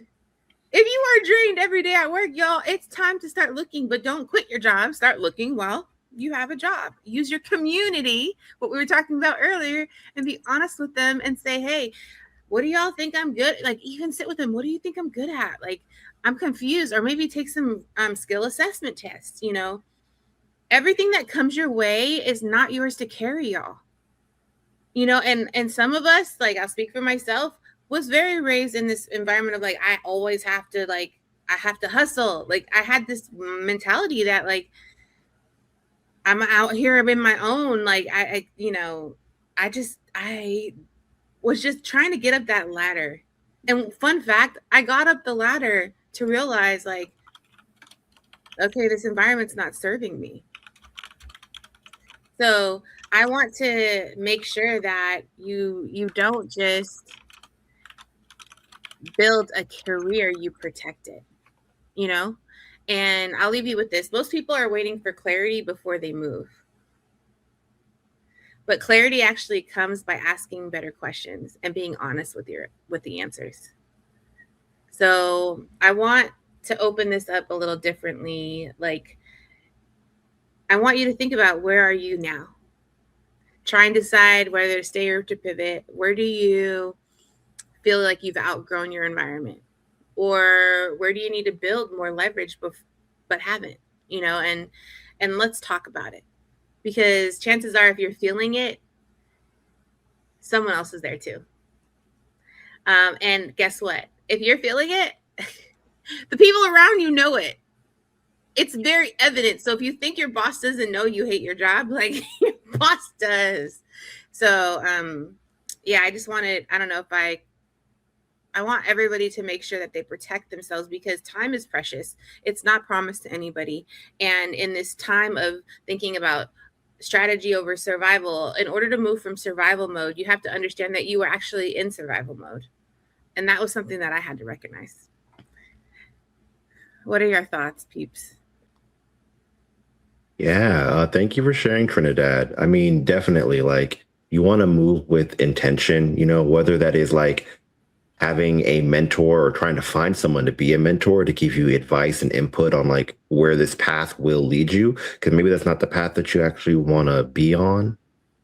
Definitely, like, you know, if you are looking for, because, you know, we've all been at jobs that like we probably did not like as much as we would like to say. But, you know, definitely finding ways to, like, you know, work on those other skills that job might not be giving you the time into. Like, I know I did like definitely a lot of freelance while also working full-time job at the same time, or would do side projects for game jams with friends, sort of like expand my skill set in ways that the day-to-day job maybe wouldn't. Like, it might have been like a project where like you're in a very specific box doing a specific type of role over and over. Maybe I want to do something more creative. Maybe I want to like do something more narratively or more artistically and stuff that wouldn't match the like bigger game that I'm working on. So, you know, definitely finding those kinds of opportunities and you know, definitely like also don't try and go through it alone. Like, talk to those who you feel are going through what you're going through, or like or talk to people who like are where you want to be, to see like, hey, you know, is the way I'm going about it the right way to reach that point? Yeah, when I think about it, I am absolutely the person who had to learn the hard way. Like, when I came into the industry, I kind of had this notion that my team leads, my managers would always have my best interest at heart, that they would always represent me, that they would tell me if there were opportunities that were aligned, that they would help me align on what I should be focusing on and how I should grow. And that's just not true. You might be lucky enough to get a manager who is providing that type of support and, you know, framework. And if they are, it is such a blessing. But a lot of the time, you're kind of thrown into the water and expected to learn how to swim. And it comes down to, like, what do you do when you're in that situation? I like personally, I do think about how a lot of the previous experiences I had in my early career were me coming in and thinking, as long as I'm doing my job and I'm doing really well at it, that's enough. I didn't know that I should be thinking about other opportunities, how to grow, how to leverage where I was. That came later. I think that's why one of my jobs I had previously, so like Discord was probably my best experience, because by the time I got there, I had learned all these things. I had learned, like, you can't trust everybody. You can't tell everybody your business. Like, there's a certain separation of, like, your professional life and your personal life that you have to keep separate. What sort of things you should depend on your manager for, but also what sorts of things you should be taking initiative to seek for yourself. How much you should tell your manager. Like, I had to learn all those things. And so now I feel like I move with more intention than I did before. And it wasn't that I didn't have, like, my heart has always been in the right place. But being honest, like, the industry just is not going to carry you that way. It's not going to baby you or hold you and, like, give you everything that you need. You kind of have to be very strategic yourself. So a lot of it does come down to, again, who you know, who knows you, where are you at in your career? What are your crossover skills, right? Like, not just the current role that you're doing, but what do you want to be doing, so that you start building towards that and looking at people who have those roles and asking them questions. How did you get here? What was your trajectory? And even then, your trajectory won't be like theirs. So it's just, what can you take away from it and apply to what you're doing currently? So yeah, it's a lot of strategy. And it's definitely not something that they tell you coming in. So if you do move with more intention from, like, earlier in your career, I feel like you'll have more payoff in later careers. So it's definitely something we should talk about a lot more for folks that are coming in, I think. And yes, protect your time and energy. I am someone who is someone, what did they call me yesterday? I was in a meeting with an old coworker and she said, "You're the most overachiever I've ever met, Aria." And it's because I'm always doing things. But I had to have a real conversation with myself late last year about, am I doing things because it brings me joy? Or am I doing things because I feel like I need to do it because I don't want to miss any opportunity? So that hustle culture, because there is a balance between, or, like, yes, I want to help other people, but I also need to help myself, and I don't need to leave myself behind. And sometimes helping myself is, I'm not taking any messages on Saturday and Sunday. I'm sleeping in and I'm going to get brunch, like, it's really important to just have a good balance between what you're putting in, what is being taken out, and, like, what time you're leaving for yourself. That way you make sure that you're not worn down and exhausted, because none of us work well when we're just completely burnt out. And burnout can happen in this industry very fast if you're not careful. Agreed. And, that kind of leads into our next point. Real talk, y'all. What were the things we wish we knew earlier? What kind of mistakes did we make? What are the things that were, like, overrated, hyped up, that didn't actually matter as much as people were saying? And, what were sort of, like, the costs of staying too long in the wrong place? And most importantly, how do we bounce back when things don't go as planned? Like, I know speaking for myself, there are definitely a few mistakes I wish I could go back and redo that definitely don't haunt my dreams, but it's okay. We're all going through it now. I think the hardest thing, especially as, like, a developer, especially when you're working on big projects, may have, like, a lot of NDA and protection stuff. Sometimes I'm so absorbed into, like, doing my best at the job because I want this thing to do well. I want to, get the Metacritic or the IGN or the 10 out of 10s and stuff, that I forget that, hey, I need to be sort of preparing myself for the next thing. I need to start, I need to think about building out my portfolio. I need to think about recording my work. Like, things that I didn't do then that I do now is that I journal what I do at my job. Like, after a week or every month, I just sit down, and every month or week, I just write down, hey, what are some accomplishments that I did? What are some things that I did that were really cool in this project? Because, like, 5, 8, 10 years later, I might forget. And sometimes, we are the ones who undersell ourselves the most. So we really need to like take the time to appreciate what we did. But also those notes can feed right into your portfolio or into your resume and, sort of show people, hey, I added value in these specific ways at these times.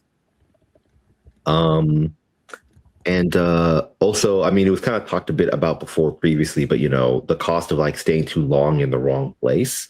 Like I've definitely been in situations where I wanted to expand my skills more creatively or like, as a designer, but like my background was originally in programming. So like there definitely were certain roles where like they wanted me to be a certain thing. And I had to either try and make room for myself to try and like have more creative intent.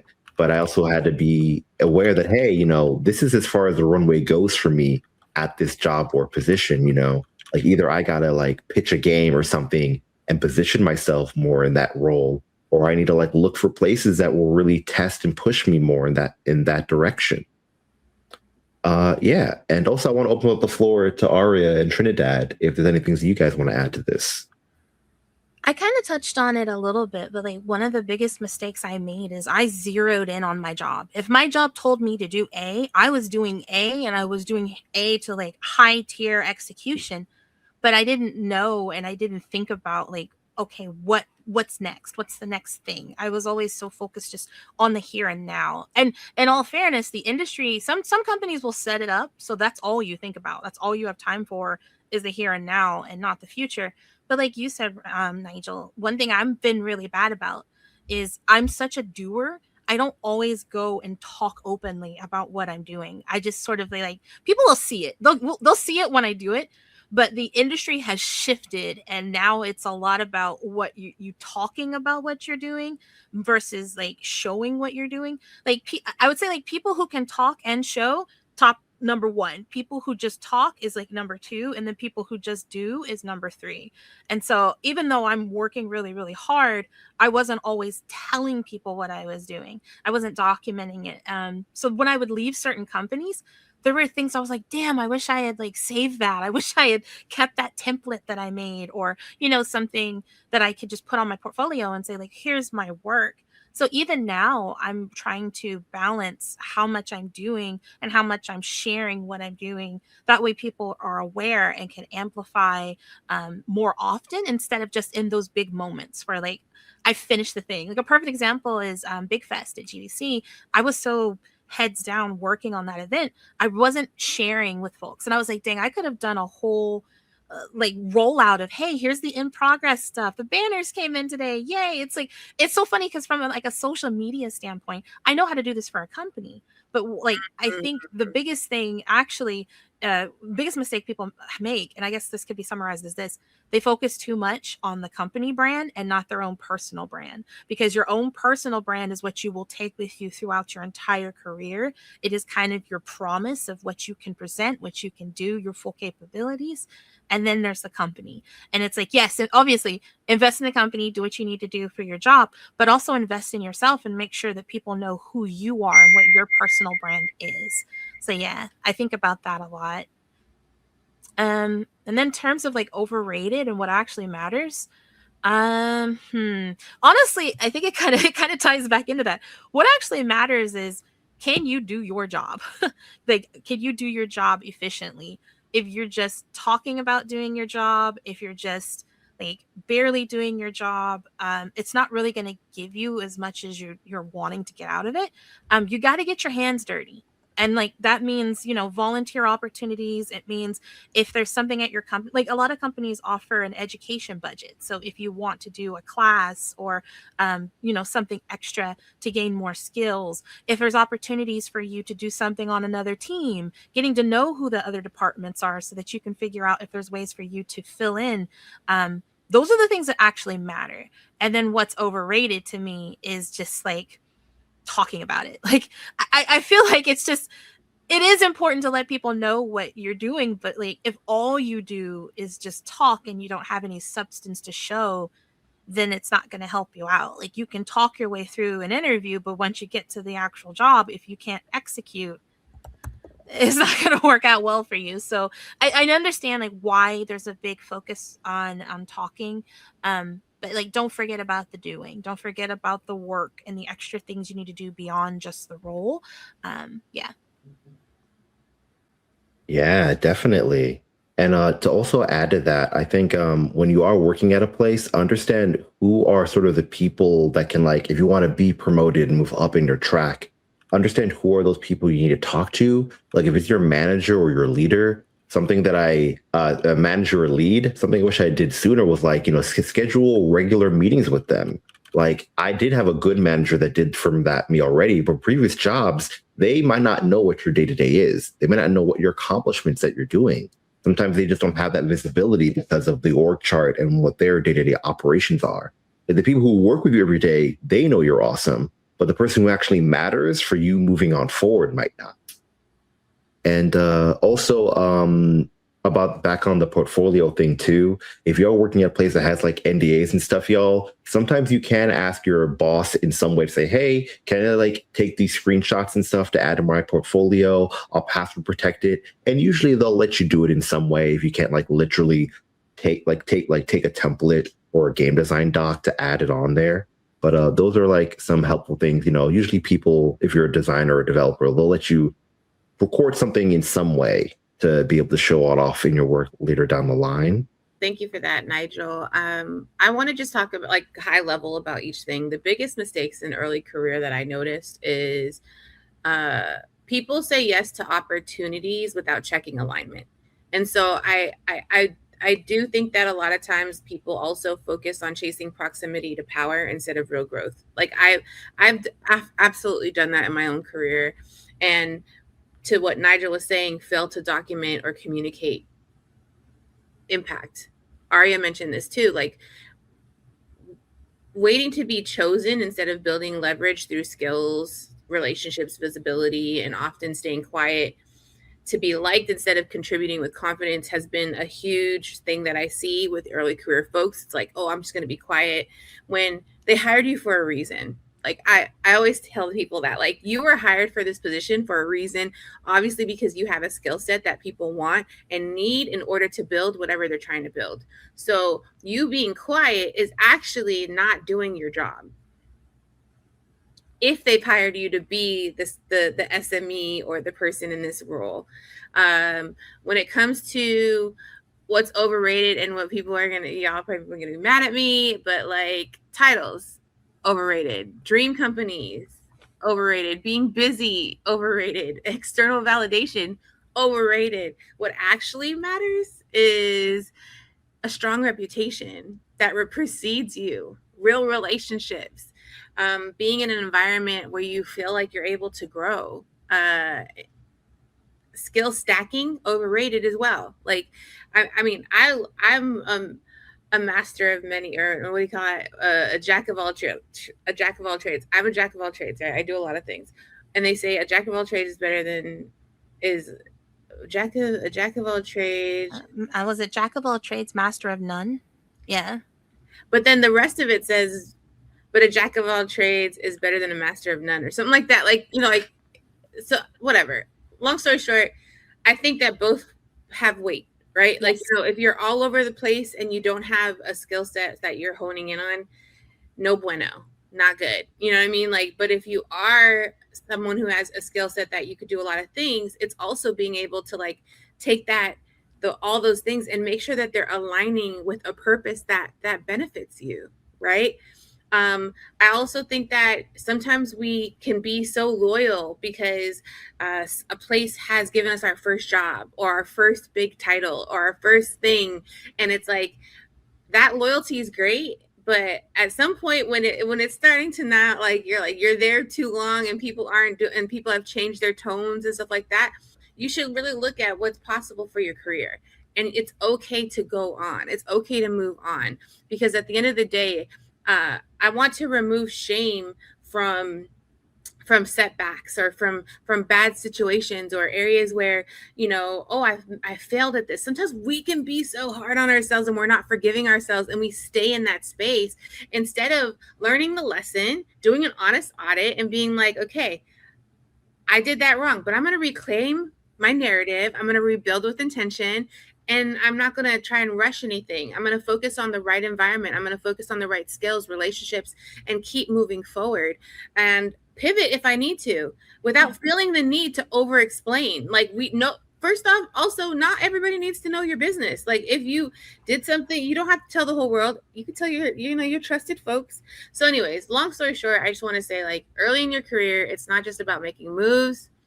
It's about making aligned moves and knowing how to recover when they're not aligned and giving yourself grace, because we're all like, I'm first gen in a lot of the spaces that I've been in, and so I didn't have a parent or a mentor, someone who's like, this is how you do it, this is how you ride. I had to really trust and build trust with folks around me and say, hey, this is my first rodeo. Like, I need to know. And so I started asking more questions.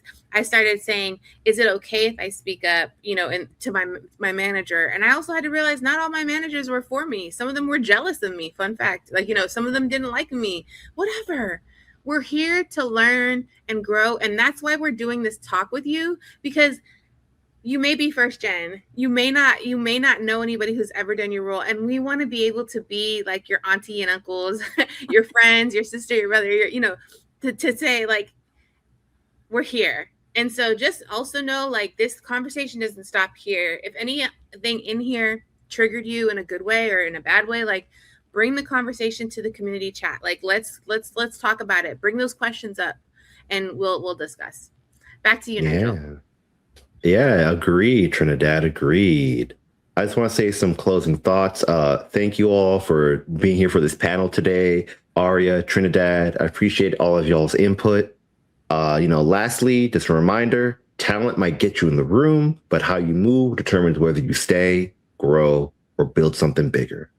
Find communities worth investing your time. You get what you put into them. And lastly, everybody eats. That's all. Thank you all for listening to our panel. Thank you.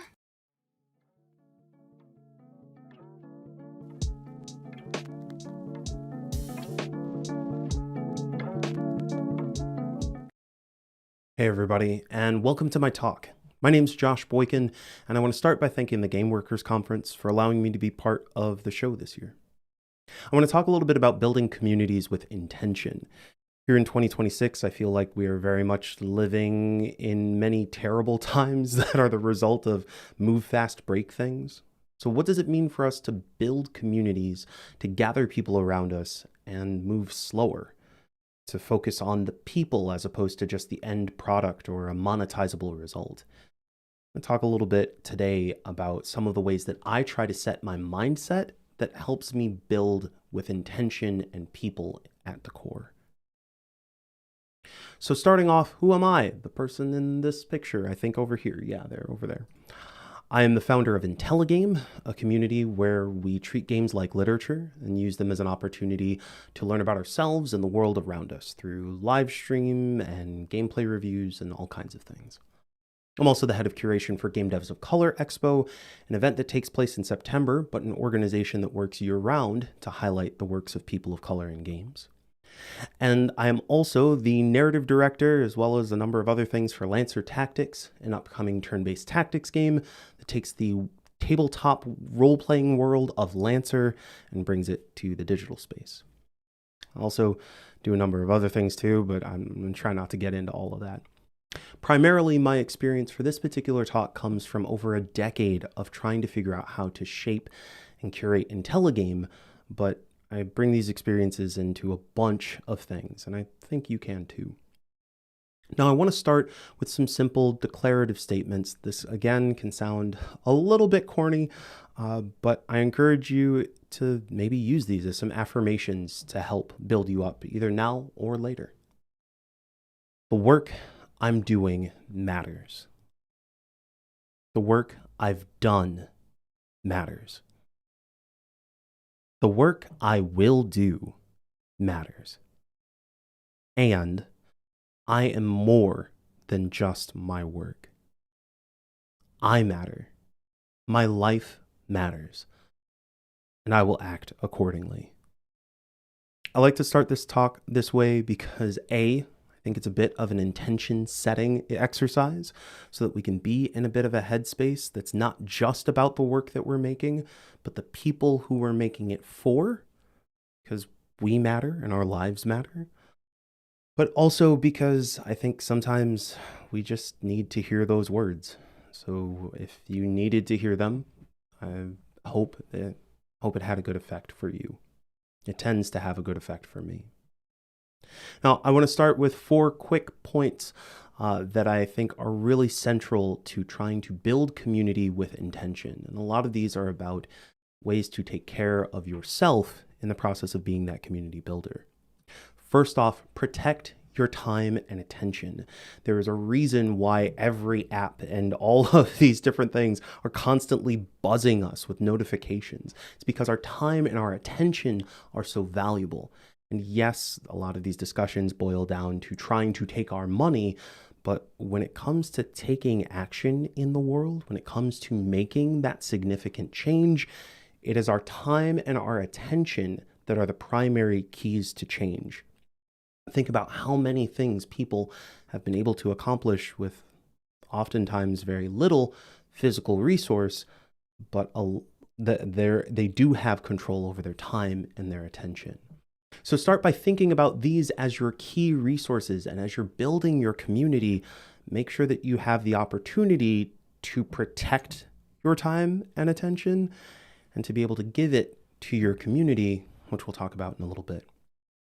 Now, I also encourage you to make time for nothing. This isn't about having a perfectly manicured calendar of nothing but work to do. This is about leaving space for you to just exist in the world. It's not just your work that's important, it's your life that matters. And having space for you to be able to engage with the world and for the world to be engaged with you, that will help curate and help you understand the types of intentions you want to set for your community. For me, it's the times when I get to just sit down and read a book, or when I'm playing a game that has been on my to-do list forever, and I think, wow, I love this so much, and here are all the things that I'm thinking about. That re-sparks my energy for wanting to build Intelligame as a space where people can think more deeply about games in the world around them. I also recommend choosing some idle animations that are both good and specific. Idle animations are what I call the little gaps of time where you maybe are standing in line or in the restroom, things like that. Choosing specific actions that you can take to say, I'm going to read this particular book on my phone or reading device. I'm going to doodle in this particular journal. I'm going to sketch out this particular idea. Take those gaps of time and don't let just Instagram or Facebook or whoever's algorithm or email dictate what you pay attention to and where your energy goes. You can give those resources to yourself. You can give them to your community, but you got to protect your time and attention. Next, care for your community. This is, again, going beyond the if you build it, they will come. This is not about just creating a space. This is about helping to take care of the people who come into it. And that is an active process. So focus on the people who are coming in, not just the end product. And a lot of the systems around us are going to try and get us to focus on these end metrics, the viewer counts, the number of members in our labor organization, the dollars of dues that are coming in. Those things are important. They provide opportunities, but our primary focus of caring for the people who are there, regardless of the number who are there or the marketability of a group, caring about the people is what allows us to make a tangible shift. When 7 people show up to a discussion group for Intelligame to talk about the games that have impacted them over the past month, and they're telling stories not just about, oh, this game was good and here's the great graphics or whatever, but they're talking about the ways that it made them think about family, the ways that it impacted how they care about their community.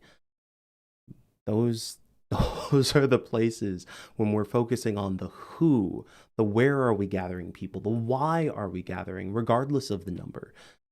Those are the ways that the intention, the energy of intention builds in the community and spreads. Making that care does require, again, that time and attention from the first step. But I promise you, it pays off. And it comes perhaps from you as a core community builder, but eventually, as it becomes an integrated part of the community, you get to see all sorts of other people sharing it with each other in ways you couldn't have imagined. And it is so incredibly humbling and also empowering. Third, manifesto your metaphor. Now, you heard me mention earlier the ways that the systems around us are going to try and get us to think about our community building in terms that benefit them. When I think about, oh, well, this is the number of followers I have, this is the amount of money that I've pulled together, these are about ways to interact in a system that I know doesn't have my best interest in heart. So what are the ways that I can change the way that I'm thinking about this work?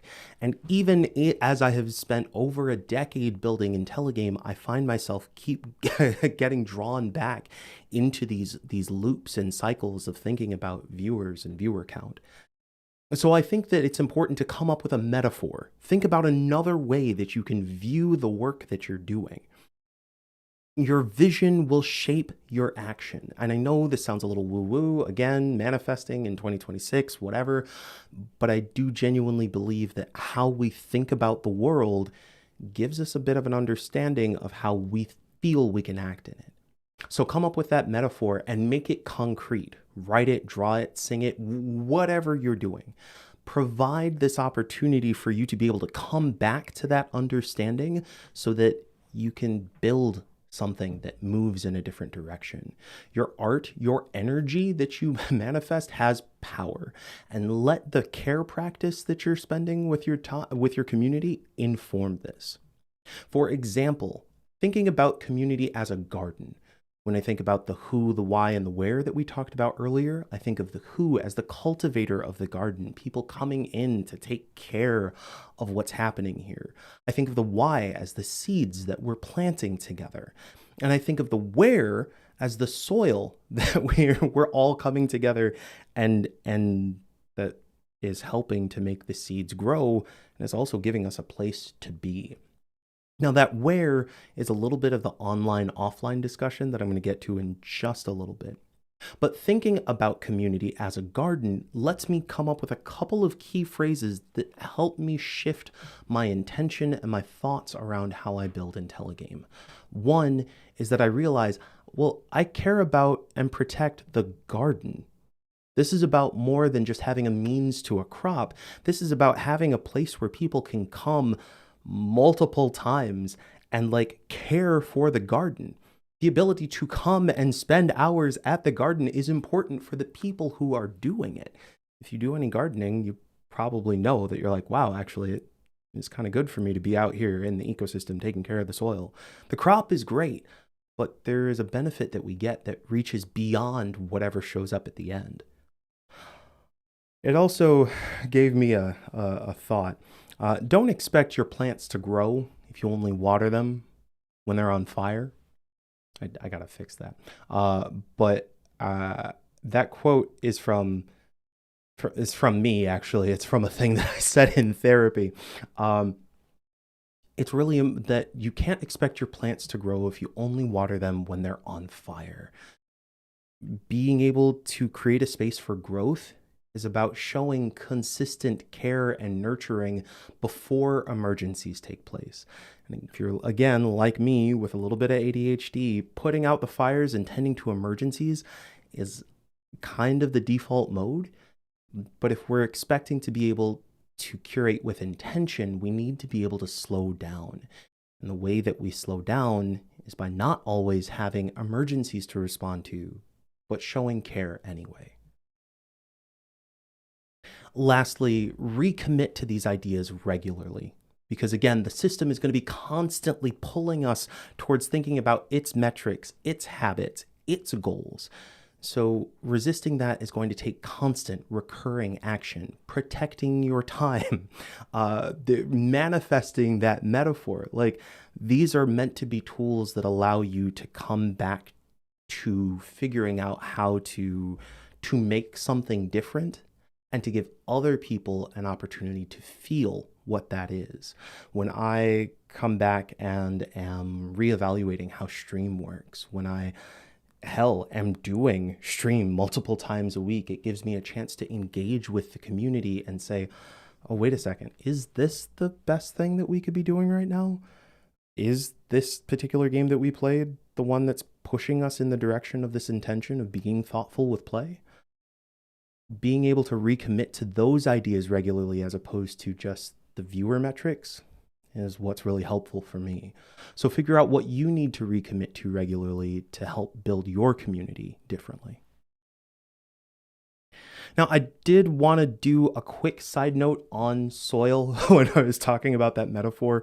I've heard a lot of discussion lately about the idea of building community online or offline, oftentimes with people saying that it's time to forego one in service of the other. Whether it's, oh, we need, everybody needs to go get a podcast, or no, there's no more, online is dead. Everybody needs to be offline and do things in their communities. Both of these spaces still matter. So if you are working in one or the other, please don't think of this as a time to stop what you're doing. This is likely not the time to abdicate power. We are seeing all around us a bunch of different ways in which the threats to our communities are manifesting both online and offline. So we need people who are experts in what they do and who have communities gathered with an intent purpose of change. So please don't listen to the hype. Recognize that different spaces will still need different care, but neither online nor offline is going away. This is a good time to consider some symbiosis, some online-offline partnerships. If you are primarily working online, for instance, you might have a community that could do some fundraising. Could you fundraise for a local offline group where the $200 that you raise could have a massive impact on that food kitchen's ability, on that food pantry's ability to get food for the week, as opposed to giving it to a larger scale organization where that $200 is important, but might not be as impactful. If you are an offline organization, could you find ways to host certain ideas online or partner with groups so that the ideas that you're manifesting in your community about how you take care of each other or look out for your neighbors and keep them safe, that those ideas can spread and then they can help other communities and people who are trying to figure out how to solve those issues? This is a really good time for us to figure out how to build and band together in ways that we haven't. Also, last but not least, consider what you need to be safe in each of these spaces in 2026, because the game is changing rapidly. We need to make sure that we are taking care of ourselves and each other in the ways that we need to. Don't have a lot of specifics around that, but please have it be something you're aware of. So in summary, I want to come back to these 4 key points. Please protect your time and attention. Make sure that you are caring for your community by using that active energy.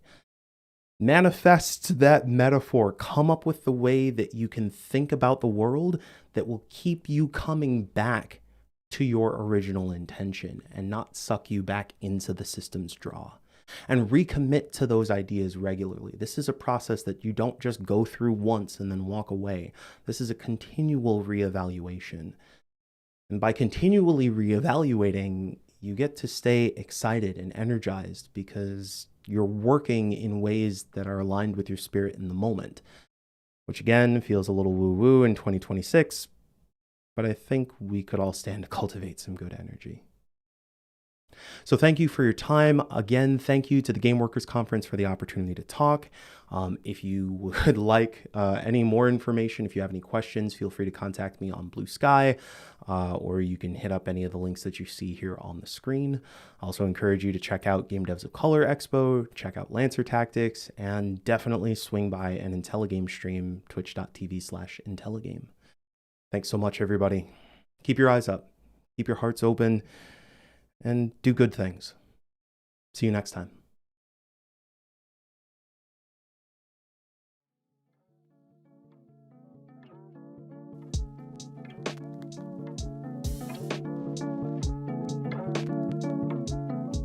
everyone, I'm Miko Charbonneau, studio lead of Pretty Smart Games, and I'm here to talk about the Spirit Lift, the roguelike deck builder we released in January 2026. Increasingly, we find ourselves in uncharted territory when it comes to running sustainable indie game studios. I'm seeing in myself and in my fellow game devs a great deal of experimentation in how we run our teams and how much heart we have to make worker rights better and make the projects that matter to us. This isn't a talk where I give you advice. Every game is different and everything is constantly changing every day, week, and month. I think about this as me giving you data. Here are the choices that we made making our game, and I'm happy with the outcomes of those choices. And I hope that maybe we can inspire in you some new things to try or some new doors to open. Let's briefly touch at the start so that the end makes more sense. The year is 2020, and I've decided I'm going to go full in on our indie game studio work after many years working at other game studios. And here's what I have. A nest egg, a little bit of money that I've saved up from working at these big corporate jobs. I have experience shipping lots of large titles, but also small titles just with my husband and I. And I have a community. I've been building a new friend group on Twitch where I've been streaming game dev and meeting a lot of cool creative people. And here's what I don't have. A consistent studio game plan. We want to make games in many genres, and we're not quite sure how to tie all of those games together. Marketing and PR experience, and a stable, sane world. Anyone else remember January 1st, 2020, when we were all posting about flappers dancing from the roaring 20s, all excited on a site that used to be called Twitter? Yeah, that didn't last very long. So after about a year of exploring how we were going to proceed, we started to focus on one idea. This might be familiar if you've listened to other post-mortems, or perhaps you've lived through this yourself. We had to start thinking seriously about business. Our last game, Code Romantic, was as niche as it gets, a learn-to-code post-apocalyptic romantic visual novel. And I dreamed of making my entire career out of niche projects that I wanted to exist. But I had a new dream now, which was to build Pretty Smart Games into something sustainable, a team that people wanted to work on with a collection of games that can continue to bring interest and funds. So I knew the next game had to meet new criteria. It had to show systems and deeper game mechanics. It should be replayable, and it should be in a genre we would enjoy working in for thousands of hours. The result was Capture Cards, a found footage deck builder that took place in the woods. We were huge fans of roguelike deck builders, and I've always been a lifelong horror fan. And at some point, the idea evolved through the prototyping, and suddenly it was set in a haunted hotel with an elevator. The Spirit Lift is not only literally named after a magic elevator, it's also named that because we made the game to lift our spirits. The pandemic was happening. No one knew what was going to happen next or how long it would be going on. And I also was learning about myself. It turns out that I have anxiety. So that was fun. And so even from those early days, the name kind of enforced the mission that this would not be just about making a game. This would be about making something that really mattered to us. And as we moved on from the concept phase to the let's build the thing, there were now new goals. First, we wanted to bring in teammates really early in the process. This was because we wanted genius minds that were strong in areas that we weren't very strong in, such as motion design, concept art, 3D, and composing. We wanted a coming soon page up fast because that's common advice that's given by indie game marketing sites. And we wanted to prioritize our new team's mental health because of the situation that we were in. But bringing a team in early also meant that I was doing a lot of direction work rather than doing my independent game design, writing work. And I don't really regret this, but I have to acknowledge that it slowed me down a bit. Also, there were many times during this process where we had to make hard choices, and most of those choices came down to crunch, cut, or make the game slower. And almost always, we made the game slower. We didn't want anyone overworking, and we tried to shield them as best as we could. We also cut a lot of features along the way. And as a result, yeah, the game took a lot longer than we expected it to. Most games do. And I don't think that would have worked out as well if each team member didn't have their own stability at home, meaning that everyone had someone in their family unit that had a more stable job, or there was some pressure taken off of them for paying bills or worrying about health insurance. And I mention this because I think sometimes people think success is only if everybody's working full time doing their creative work. And that's just not always the reality. And I don't think that should be seen as anything shameful or that we shouldn't talk about that. Now let's fast forward to the end. It's 2025. We've cut features and content. We're working every day. We've hired a PR team because we're getting a good response for the game. We're making trailers and demos, so we're very tired. And as launch approaches, we have new concerns. The top concern is making the best build possible.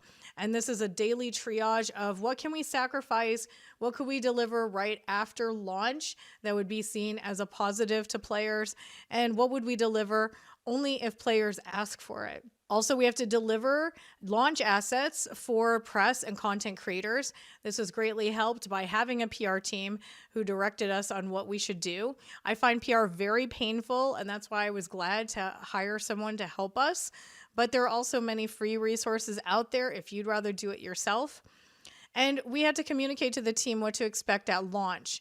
This was done at a launch party, which we had before release, so we could focus on the joy of what we were doing and not how it was received. During the launch party, we celebrated every member of the team and what they did on the project, and I emphasized a very important point.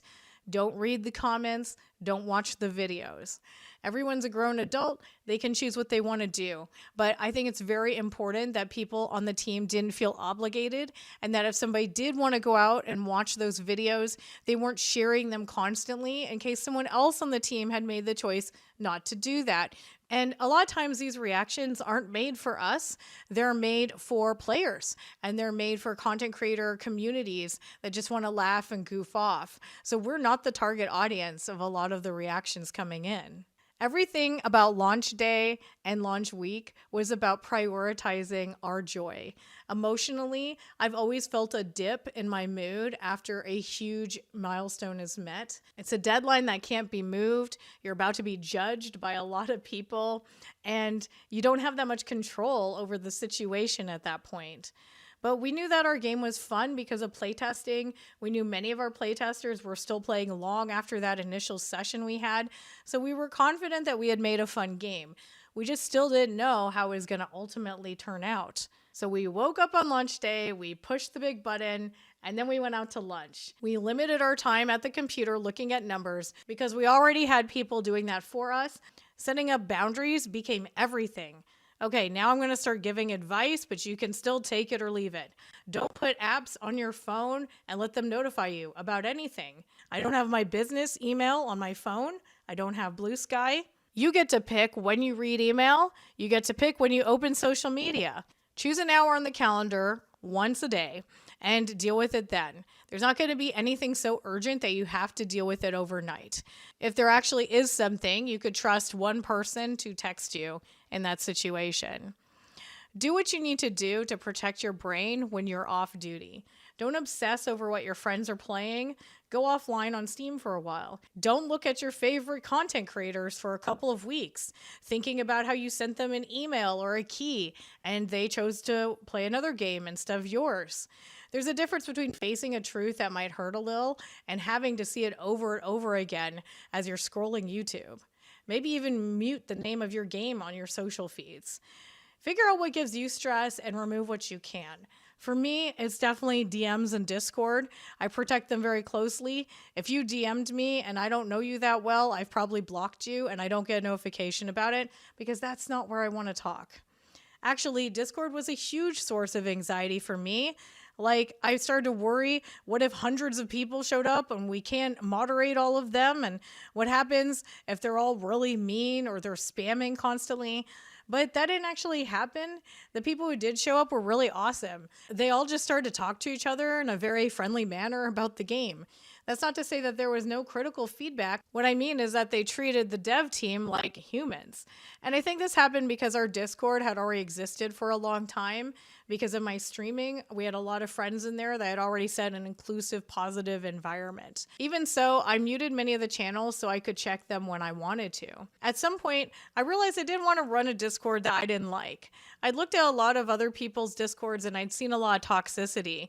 And it got to the point where I've just stopped including the Discord link in every post that we made because I no longer cared about building a Discord of 100,000 people if 90,000 of them hated us. I'm sure this is bad marketing advice, but I like the Discord we have. Like, we have a channel called Monthly Goals, and people post in there about creative things that they're doing. And I've noticed now that some people who join just for the Spirit Lift have started posting in there as well. I feel like we're actually making people's lives more enjoyable, and that's more important to me than sheer numbers. When you start jumping into player feedback, our main goal was, again, to treat people like humans the way that we want to be treated. This can be hard if people are mean or occasionally when someone says a backhanded compliment. I would just try to respond to people human to human, and sometimes they were nice after that. And even if not, I firmly believe that when people would see how we responded, that would matter to them. And another thing I'm really glad that we did during launch is we complimented ourselves often. There will be no shortage of things out there that will make you doubt yourself, comparing reviews, comparing sales, people asking if you're rich now. And it may feel awkward, like you should be humble. Well, you don't have to do it publicly. You could just do it at home, staring in the mirror, or talk to your pets about how awesome you are. If you feel like you don't deserve something like that, and that's something I thought about as well, maybe that's not coming from you. Maybe something outside hurt you. And that's even more reason why I think you should get into this habit and see how it feels. Okay, I'm going to end with post-launch because launch is only the beginning. It's never really time to give up once you have a product out there. Codermanic was a very slow growth to get to 50 reviews, and I didn't even think it would ever happen. But over many years, we've been invited to learning to code events and back to school events, and it does sell pretty regularly, even if it is in small numbers. We don't regularly maintain Codermanic though, because we don't need to. That audience isn't asking for things regularly. But with the Spirit Lift, there is a fan base that does write to us asking for features. People write into a Google form or the bug channel in the Discord, and I completely control when I check those spaces so I'm not derailed when we're working on new games or when we're just living our life. This game is not the end of the journey because we were always building a studio, not a single project. Having games out there is the only way you can make sales money, and it shows people that you're capable of finishing projects. It shows growth. If you look at many of the indie games that you admire, you'll see that they have previous games with much less reviews than the one you think is a super hit. And I bet that doesn't make you think any less of them. So you shouldn't compare yourself to someone who's much farther along on their journey than you are. I'm not saying that's easy. I'm just saying it's helpful to think that way. I just can't emphasize enough how happy we are with this game and how it turned out. We made a game that we still play for fun, and I didn't even know that was possible. Usually once a game is out the door or I stop working for that company, I rarely play the game again because I'm always thinking about the bad times and not the good times. But I wouldn't trade this experience for anything. We had so many laughs and so much fun. I love the people on this team. I picked them and they picked me, and I hope to work with them again. I hope everyone gets to experience what they can do. The fact that other people also like our game is a blessing. And I want to believe that games can always be like this, even if there are sometimes tears and a lot of stress. So thank you for spending a short amount of time learning about a big part of my life, and I hope that it helps you in some way. If you'd like to connect with me, I'm on Blue Sky and LinkedIn. You can contact me at presmartgames.com/contact if you'd like to work on a game in the future or reach out about game design consulting. I'm also on twitch.tv/Dr. Mikachu doing co-working sessions. I'm nice. I want to meet other nice people doing cool things. So please reach out to me, but maybe not through a Discord DM. Thank you so much.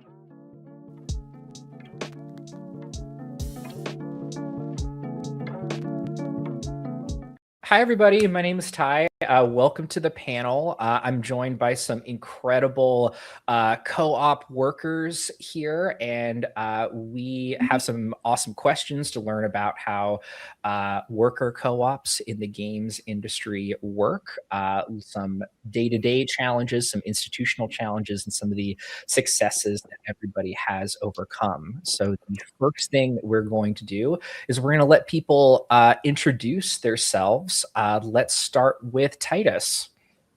Okay, great. I'm Titus McNally. I'm the lead programmer and lead game designer for Rocket Adrift Games. And just a bit about the studio, I guess. We're a 3-person, small, Toronto-based indie studio. We focus on minority and LGBTQ plus narratives. Recently, we've been really focused on the horror game genre. But we've made 4 games so far: Order a Pizza, visual novel, Raptor Boyfriend, a high school romance, Psychroma, and Dead Finger Dice, a billionaire killing game.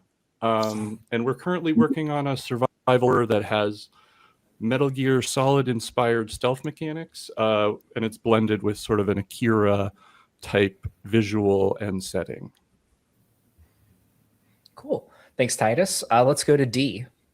Hi, I'm D. Squinkifer, Squinky for short. I am part of Soft Chaos, which is also a 3-person worker co-op studio that is based in Montreal.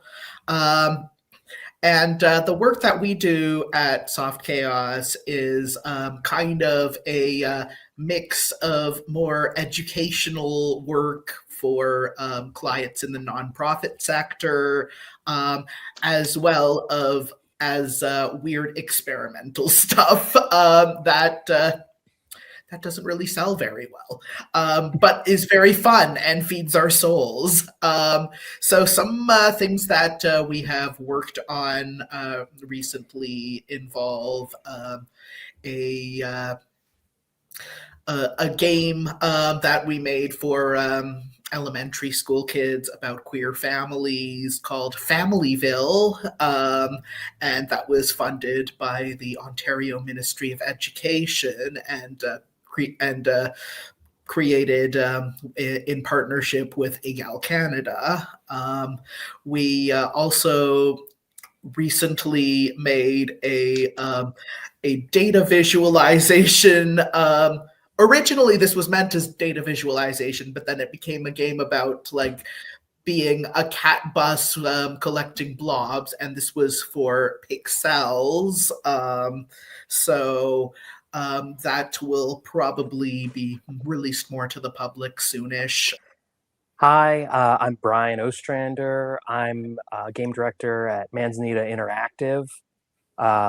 We're a 6-person worker co-op, 4 worker owners, 2 worker candidates. And we're working on our first game. We're pretty new. We were founded sometime last year. We only finished up our operating agreement maybe like a month or 2 ago to fully cement us as a worker co-op. But we're working on Dandelion Void, which is a survival horror craft 'em up in a derelict spaceship environment with killer plants that are hunting the player down. All right. Let's go to Ted. So I'm Ted Anderson. I'm a member of Pixel Pushers Union 512, and we are a cooperative that is based largely out of Texas. But we have had members elsewhere before and currently have a member who is in London, England. Our claim to fame is making a game called Tonight We Riot, and it is a crowd brawler that's up to 2 players, and where you take part in a revolution as workers, and it's a whole lot of fun. But otherwise, we've made we have our new racing game called Tahitian Driftin', as well as a Rampage called Foolish Earthlings, where you play as a UFO that abducts those foolish Earthlings. It's very Roger Corman-esque. Awesome. Thanks, Ted. So that's introductions of who's talking in our panel today. And our topic is talking about the development and advancement of worker cooperatives. Those of you in the audience, you may be familiar with co-ops. There's lots of different kinds. There's consumer co-ops, there's producer co-ops, and we're focusing on how worker co-ops can be not just a partner to labor, but another vector for creative advancement and for sustainability for indie developers in the game space. And we define worker cooperatives as equal ownership, democratic businesses where each of the co-owners of the business help make the games together, help build the business together, with a focus on equity and sustainability, and also being strongly integrated with the labor movement. So the first thing that we're going to talk about here is a little bit of everyone's journey. If y'all can talk about either personally or as a studio, what are some of the things that made you want to be a worker cooperative, and what drew you to this model of democratic organization, and a little bit how you got started. We're gonna do this popcorn style, so whoever wants to start can jump in, and I will help moderate to make sure everybody gets a chance to talk. So who would like to start with that question? I'll start. It seemed sort of for us like a natural extension of kind of our roots as an art collective. My creative partners, Sloan Smith and Lindsay Rollins, we had been working together a long time before we pivoted to games and before money was involved. So it was extremely important to us at all times that like everyone had equal say in the trajectory of the project, because at least initially we were doing this, the motivation came from wanting to put something out into the world. And I think that we ended up kind of formalizing the process as we started to see some success in being able to sell our games. And when we were seeking funding, they want you to be a corporation. So we started to formalize things in order to, I guess, meet people where they were on the grounds that they wanted to meet us in terms of funding. But it really was kind of just our way of, I don't think we all came from an illustration course. We all were in an independent illustration course together before we eventually went on our journey to make games. And I don't think a lot of people come out of the art scene with like a great appreciation for capitalist machinations and having a boss. So it just seemed like absolutely this is the structure that we are this is kind of making the structure that we were using to develop in our creative projects, extending into the business side of things. Cool. Who wants to speak to this next? I could Go ahead. say something. Yeah, so as of this year, I'll have been working in games professionally for 20 years, which, it's a long time. But yeah, so I don't know, the thing I found when it came to industry work, like other than all of the stuff about crunch and working conditions, which are all important stuff that we all care about. Like one thing that I always struggled with was that like the workers never really owned any of what they made. And so we would kind of like pour all our heart and soul and hard work into these things that like in the end we kind of just have no control over. And that never quite sat well with me. So then I wound up in grad school afterwards because I wanted to work on stuff that I owned. And so I did an MFA, and but then from there on, it's kind of like, what next? I did 3 years of a PhD and found that academia wasn't quite for me in the long term either. I like teaching, but the other aspects are, yeah. Anyway, so I met my co-founders Jess and Allison when we were like all associated with grad school in some way or another. So we kind of like met. We met through academia, but like kind of through that, we decided that like, oh, we want to work together on something that that we control, and like I was really excited about the idea of like being in or co-founding a worker co-op, like ever since I found out what a worker co-op was. And I was like, oh, this is what I want to do. Sign me up, please. And managed to, yes, find the right people who were in for the ride, and the rest is history. Mm-hmm.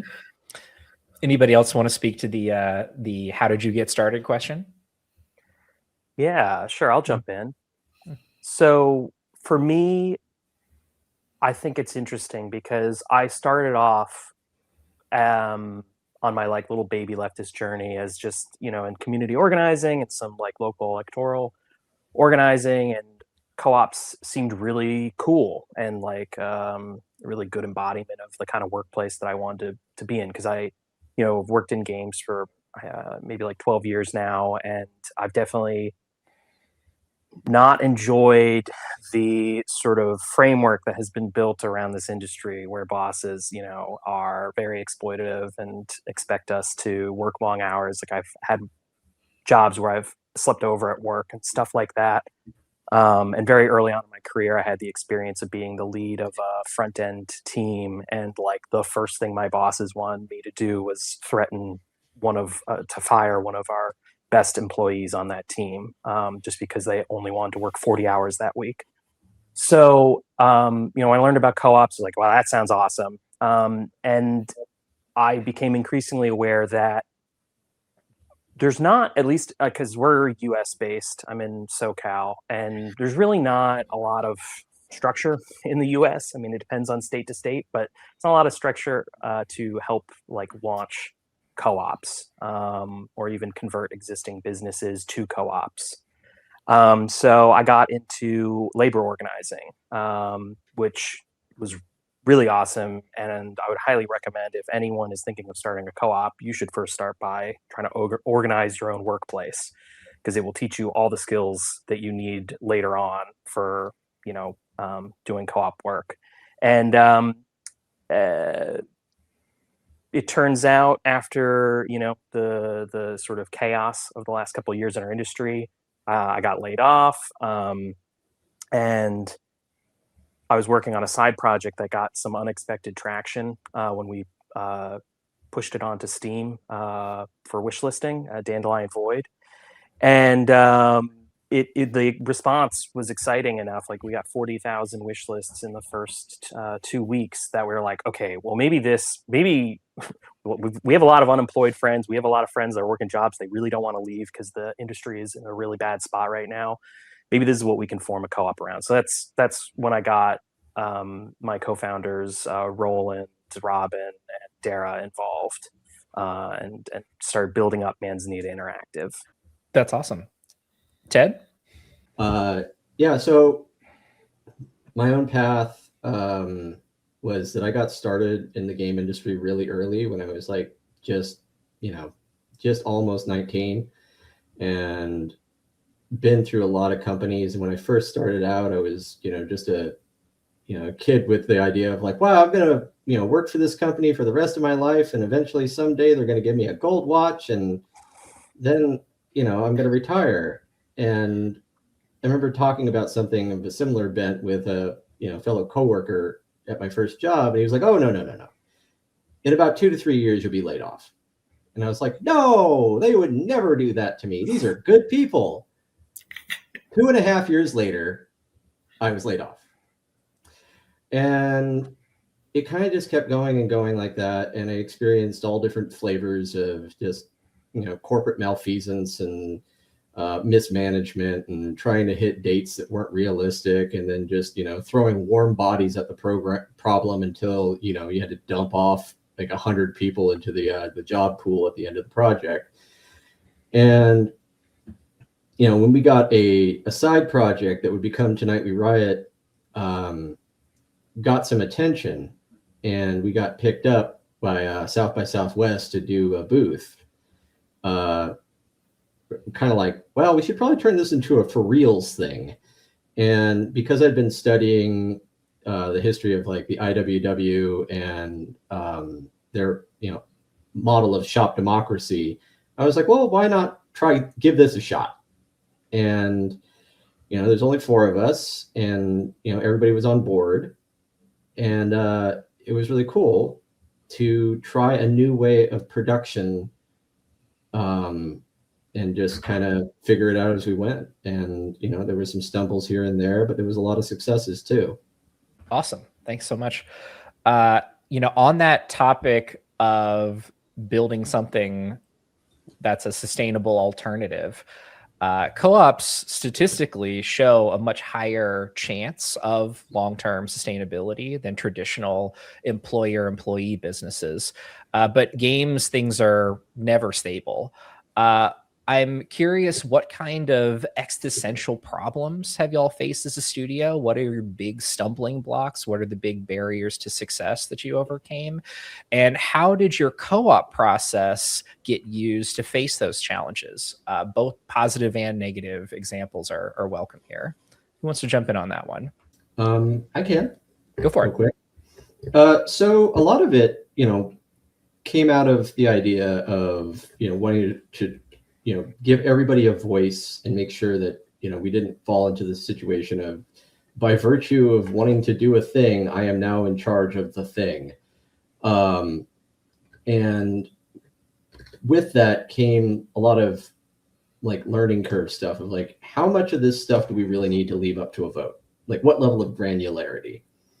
And I remember the first things we kind of ran into as far as realizing that we did not need to be that granular was me asking the group questions like, what kind of font should we use for this? Or, you know, do you guys, you know, what do you think about this for a character? And we quickly kind of came to the idea of like, you have to trust your departments to know what they're doing and allow for a level of independence that, you know, frees up others to actually do their jobs too. And you know, one of the successes that we had very near the beginning, though, that I really loved was when we were doing a vote and I got outvoted. And I was like, oh my gosh, it works. This is great. And at first, like, they were kind of like, oh, how's he going to handle it? Is he going to be upset that, you know, he's not going to be able to do his idea? I was like, no, this is awesome. You know, do it again. So we ran into that. And then also, you know, on the paperwork side of things, setting up a worker-owned co-op in Texas, as you might imagine, is a bit difficult. And so we had to do an LLC where all members were listed as partners. And that was, you know, a little less than what we wanted out of setting things up, but it was a lot less of a headache in the end to get it going. So. Yeah, that is a very common approach in the United States, is to set up an LLC with equal partners. I know folks in Canada have a lot more advantages when it comes to filing and paperwork, but co-ops I've talked to have all done that in the US. And in some states like Colorado, there's a couple extra filing successes that you can have, but it is all about the bylaws and all about the ownership split in the US for sure. Is anybody else able to speak to the question of existential major challenges that you face, that you've worked through with your co-op processes? I can go next if that's okay. Yeah, I just wanted to say that I echo what you were saying, Ted, that, you know, we started very granularly and then started to realize, like, we do need to trust our expertise, and some decisions need to be made autonomously. And if it really comes down to it, you kind of have to trust someone who who spent their life kind of developing these skills. But I think the other thing, like that I wanted to speak to, one of the kind of adages from the business world that I really hate is it's not personal, it's just business. And I think that when you are creating something like this, a co-op, you do need systems in place to mitigate people's feelings and people's, especially because they are invested in this project that they're working on, because they have, an equal part in it. And there's going to be times when resentment builds. And if you don't have the processes in place to, be able to talk about those things honestly and to be able to mitigate them and come to some kind of understanding, you're going to lose people or there's going to be rifts that are created. And especially with the way that we're set up, we think about it that like no person is ultimately replaceable, because we have created this kind of partnership and this co-op that where we're all working together, and the voice of our projects comes out of the people. And so I think that is the major thing that I would say is different, from the business world of, a boss is the feature of that is to just churn people. But in a co-op, and so they don't care about, hurt feelings or resentment or other things that might build up in a company. But you have to address those if you are trying to create something a little with a little more of a flat structure. Is anyone else able to speak to this question? I mean, I have a lot to say. Please, yeah. Yeah. So I think like our big existential challenge that is like still ongoing and has been a thing throughout our entire 5-year existence is like the question of how are we going to make money, and how do we balance that with making stuff we love and that won't stress us out or burn us out. And that's been kind of a difficult ongoing thing. The first thing we wound up settling in that started working was the client work, as I mentioned earlier, primarily working with nonprofits on like whether it was like making games for them or collaborating on games with them or teaching them how to make games or what have you. But then so like for 2025 going into 2026, we've had both the game industry itself kind of imploding, and at the same time, a lot of nonprofit organizations losing their funding or having more trouble getting funding. So it's been kind of rough all around.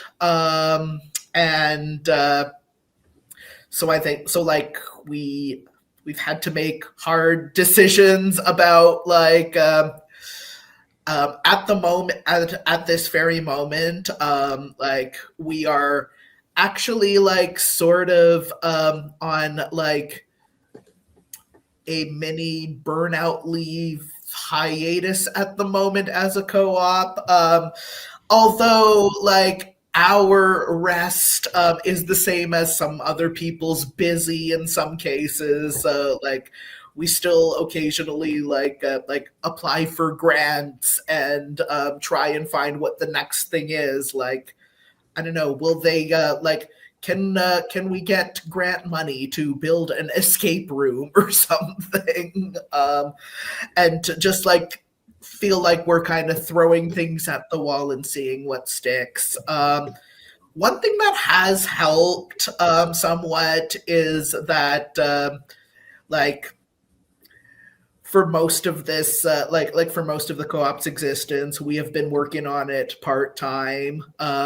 there was a brief moment where I was able to work full time on it, but that unfortunately has passed. So we are allowed to and are encouraged to like have other work that we do, where like day jobs on the side or what have you. So it's kind of like the compromise of like, it's like we continue to exist, but we do not put all our eggs in this one basket necessarily. And really, ultimately, what is important is like our relationship and being able to make games together and enjoy it, no matter how the money thing goes. That's real. Before we go to Brian, I got a follow-up question for you, Squinky. Mm-hmm. How do you think it would have been different if you were the boss and the other two were your employees? Oh my God. Oh God, it would have been terrible. I'd be a horrible boss. Yeah, but I mean, like, I don't know. I do see like, I don't know, people who started working in games around the same time as I did, going on to become the bosses at their indie studios. And I do look at that and kind of be like, that could have been me, but I just do not have the temperament for that, which is probably a good thing. But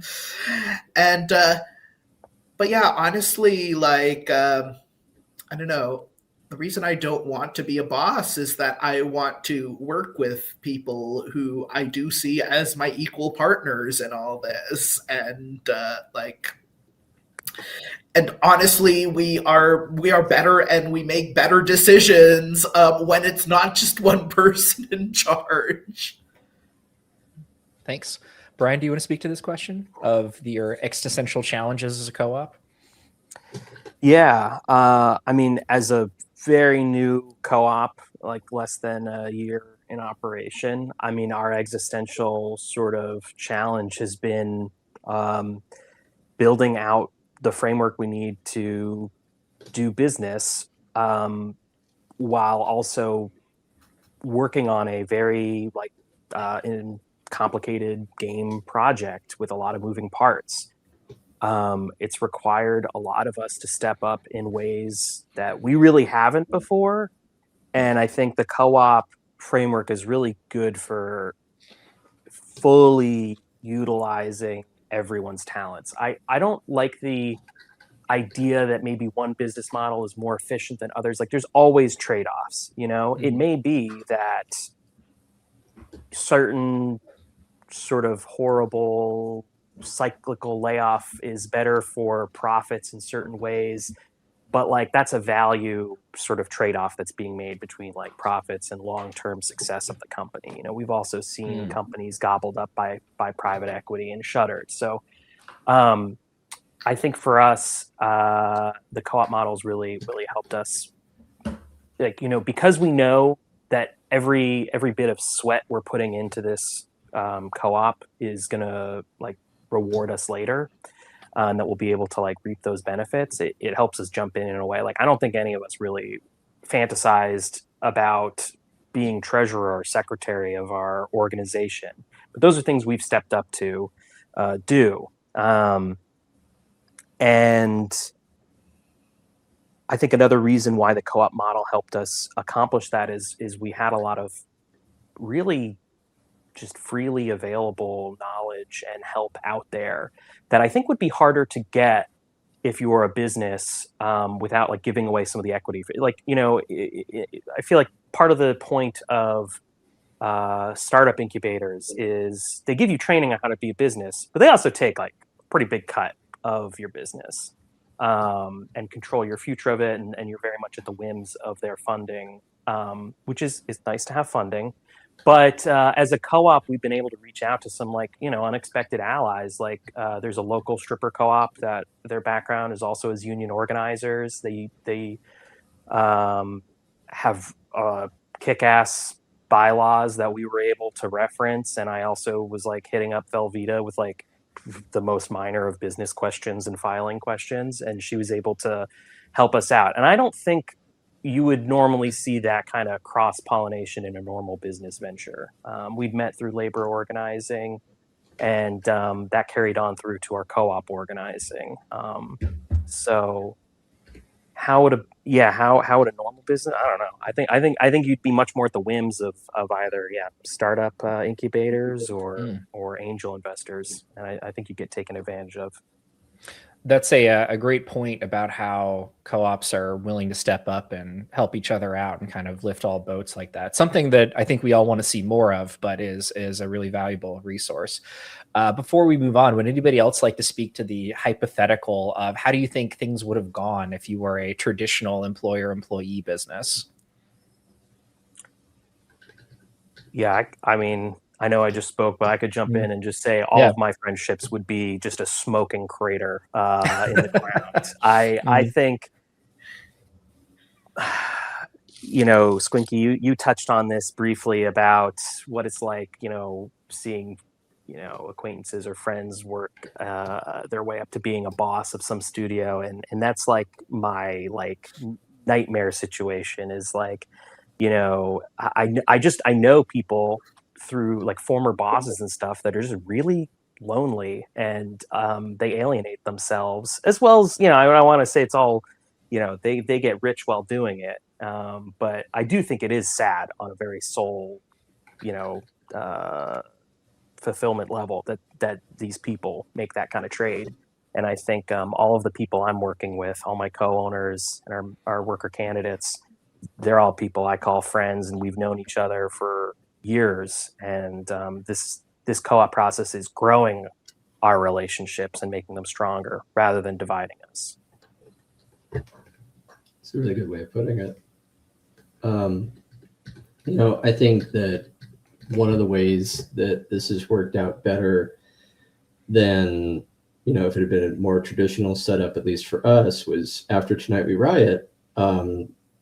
Everybody except for me on that main crew had different, stuff going on in their lives, whether they were having another kid or, a death in the family or whatever. They, wanted to focus on their career. It made departure that much easier. It was very amicable, and because nobody was losing out. The bylaws that we had so that everybody gets equal pay based off of this project until it stops bringing in money.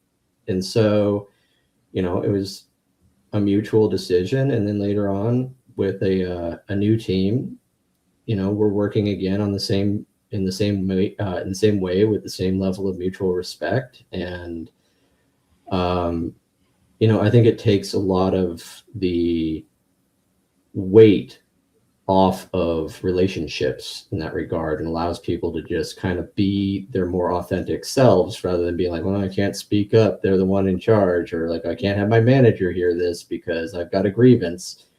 It's more like, we're all working on this together as a very mutual project, and by the virtue of no one really directly being in charge with a hierarchical setup, it allows voices to be heard that I don't think would have been heard otherwise. I want to go back to something Titus was talking about conflict resolution and authorship. A question that I get all the time is also something that Ted said about, like, do we need to vote on every font and button color? Can you have creative authorship live alongside ownership of the business and democratic decision making? And then how do we handle disagreements and how do we handle conflicts? So I'd love to hear you all talk about how your process deals with or has dealt with conflict and disagreement, and also how you approach creative authorship and creative control on your projects. So we go to group therapy together. Which I highly recommend, especially at our smallish size. But I don't know, I don't know, our therapist is kind of more of a relational therapist than anything. We have often joked that like forming a co-op together is like getting married. And there is some truth to that joke. So like foremost, thinking about like our business relationship as a relationship and navigating conflict through that lens has been very helpful for us, I think, and has like kept our friendship strong and our business relationship like full of trust and respect. So, and as for creative control, so I think like another thing is that like part of what I see as the purpose of our co-op is like it is to make games together, yes, but it is also to support every member of the co-op in like bettering their lives as creative people, however that ends up working out for them. So like I, for instance, always have a solo project going on at like at all times. And that's kind of just more like my outlet for where to put all of the creative control that I desire, which helps me better able to share it in our shared projects. And like other people may have different needs or what have you. Yes, one of the people in my co-op like makes a lot of games with her wife, and I love that. Yeah. So I have a hot take, and that is that design by committee is not as bad as people think it is once you kill all the bosses that are involved in the process. I think when you design something as a group, and to be clear, like, you know, at Manzanita, we respect certain, you know, like distinctions between what are like artistic decisions, game design decisions, programming decisions. Like we do have people that bottom line these decisions, and it's very important that there is, you know, some we respect each other's expertise and experience. But there are certain times, especially when we're you know, discovering the product we're working on together as we build it, where I find it very helpful to get in a room with everyone and just blue sky stuff, like come up with ideas, and we walk out of there, I think, with something that's not like a really messed up looking horse that was designed by committee, but something that solves the problems we need in the game. And I think we're able to do that because we don't have a boss that comes in the middle and is like, you know, actually, I'm really into like adding unicorn horns to you know, enemies, and just like now we have this weird design constraint that maybe, you know, this is supposed to be a soft enemy that pops when it dies, but now we have to make it all spiky and weird. I don't know. This is like a very contrived example, but like when you don't have a boss hierarchy, someone who's writing your checks involved in these meetings, you can actually get creative, and I think conflict is part of the creative process. And I think with our background as labor organizers, we know that conflict is an important part of coming to a shared understanding. You shouldn't be afraid of conflict. You should just know how to communicate and work towards a solution together. And I think that ends up with a much better product than the same process would at another company with a hierarchy. It's certainly something where, just echoing what you're talking about, like I remember working at a place very briefly because the guy in charge was just changing his mind all the time. And like, to put it, and I'm not even exaggerating here, we went from doing a mobile like build and battle game like Clash of Clans, you know, something kind of like that, to the next week it was going to be a 4X game. And all of a sudden I realized I didn't need to do any of my Jira tasks because the game would change next week. And at that point I was like, oh God, I've got to get out of here. Like, and having all of that power held in one person's hands when they don't know what they're doing is a crappy place to find yourself. And so, you know, it's something where, like, you know, just echoing what you're talking about with the idea of, you know, having departments be able to trust themselves, but also, you know, you get to, everybody ends up wearing a lot of different hats, and you discover that people have different skills. And, you know, like currently with our team, the two programmers that we have, one of them can do, like, he does really great music and audio work, but the other one also knows about music and audio work.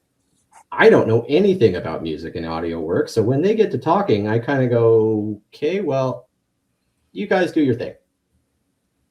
I'll pop in if I have anything that I really need to say, but you guys are talking about terms I don't understand. But at the same time, you know, they will trust me to come up with like an artistic vision that makes them happy to work on a project too. And I think the biggest part of doing what we do right now is that, you know, I have a day job working in games.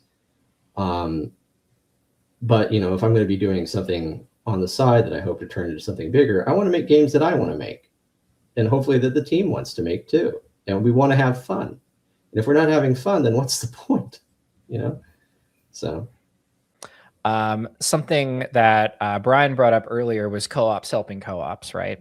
And so I often imagine all of us getting together, kind of forming some sort of co-op alliance of games, right? Like being able to share resources, things like that. What is something that your co-op would like to have from a kind of a group of co-ops? Health insurance, legal resource, you know, things that your co-op could use that's hard to do on your own, and something that you could provide to other new co-ops that are just starting out. Yeah, I've thought about this a lot, and particularly in discussion with our audio team.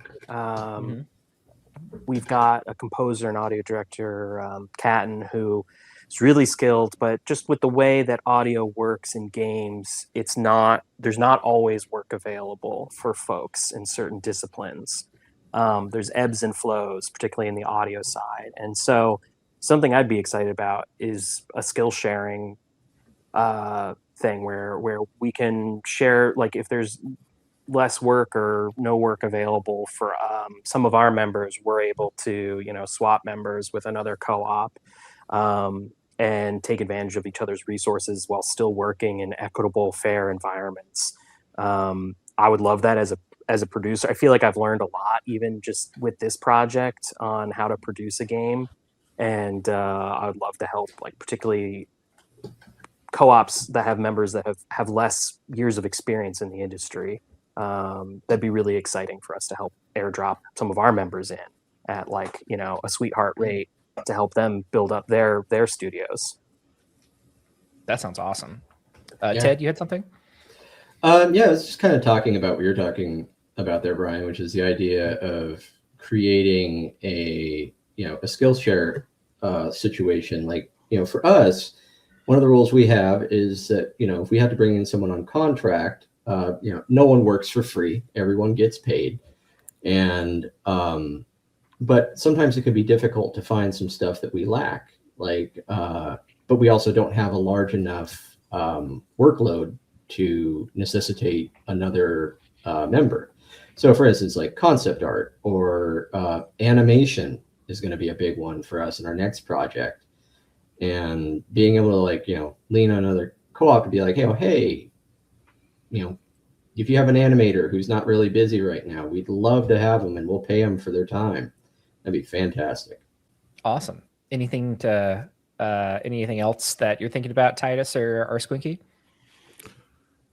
Yeah, I guess anything that can help us decouple ourselves from the tendrils of big tech. So, for instance, you know, the Google services, I guess if there were more people who had some sort of collective, we could have, servers to act in place of those things, pushing back against IP theft under the guise of AI, possibly with some sort of ethical badges that could be added to your store page or your game, saying, this is human-made content, and it was made by a worker collective, that sort of thing, sort of pushing that idea of these things as value to the customer. And yeah, just also any sort of open source alternatives to the kind of programs that we all have to use, and the software, but that would also be huge. And I also just want to echo everything that everyone else said. I totally agree with what you guys are talking about there, and the health insurance thing you mentioned, Ty. Would be nice. Go ahead, Sweeney. Speaking of decoupling from big tech and wanting to go more towards open source solutions, if anybody needs a Godot programmer, I am happy to help.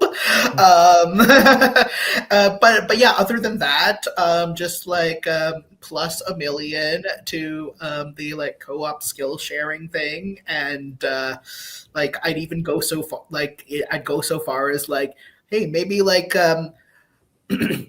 we can form temporary amalgams of co-ops and I don't know, apply for funding together, and just yeah, because I know that many of us are smaller teams. We don't necessarily have the desire or the ability to grow bigger. So maybe a solution is to I don't know, gather our tiny co-ops together and form for for a larger project, and then go off on our separate ways afterwards. Mm-hmm. I wonder if that's Totally. a more sustainable thing than a large company just hiring a bunch of people and then laying them all off. Yeah, it's a great finishing point. We're almost at time here. I wish we had another hour to dig in deeper to stuff. Is there any upcoming or recently released projects that people would like to plug in our last minute here? Sure. So here at Pixel Pushers, we've just shipped 2 titles. You can find them on Steam. And the first one is Tahitian Driftin'. And if you're a fan of playing games like Wipeout or F-Zero, and you want a bright, beautiful, but relaxing racing experience, check it out. All of our games are, very reasonably priced. I think that both of them are $8. And the second one is is that game Foolish Earthlings I mentioned earlier, which is a 2-player cooperative game where you get to blast buildings, fling tanks around, abduct earthlings, abduct cows, full of just sumptuous pixel art, some really great music, and some very fun gameplay. Check them out on Steam. And again, those games are Tahitian Driftin' and Foolish Earthlings. Cool. Any more projects to plug? At Manzanita, we're working on Dandelion Void. You can wishlist that on Steam. So if you're looking for a less relaxing experience, one where you're afraid of being eaten alive, our background is as Project Zomboid modders, and I think we bring a good amount of that DNA to this title. So see you on Steam. Yeah. Titus and Squinky? If you're a fan of psychological horror and you're interested in a trans-heavy narrative, check out Psychroma. If you're interested in a deck builder using dice to kind of fight against billionaires that have trapped you in a boat for a murderous game of dice, check out Deadfinger Dice, a billionaire killing game. And keep an eye on Rocket Adrift, because we will be dropping an announcement trailer for our new project sometime this spring. Awesome. Squinky? Yes. You can visit our website at softchaos.games to see what we're up to and things we've done. We are also on Camaraderie, as it happens. So if you want to get updates on how we've been doing as a studio, subscribe to our Camaraderie page. And you should, yeah. So I hope all the co-ops out there check out Camaraderie if you need a monthly fundraising like Patreon, or if you want to start a newsletter, kind of like getting off that big tech idea, y'all are welcome. And we just started a new little project called howtocoop.com, which is a getting started guide on forming a games co-op. And it's in progress, but there's some great resources on there too. So, all right. Thanks everybody for the amazing panel. Those are some incredible answers to questions, and hopefully we get to do it again sometime and dig really deeper into some of your processes and methodologies. And so I hope people out there are going to get in touch and send questions to each of you starting their own co-ops, because a lot of people want to do it, and kind of getting over those early hurdles that Brian was talking about are really a big challenge. So I'm hoping people will reach out and get in touch with folks. And I think we're done. Thanks, everyone.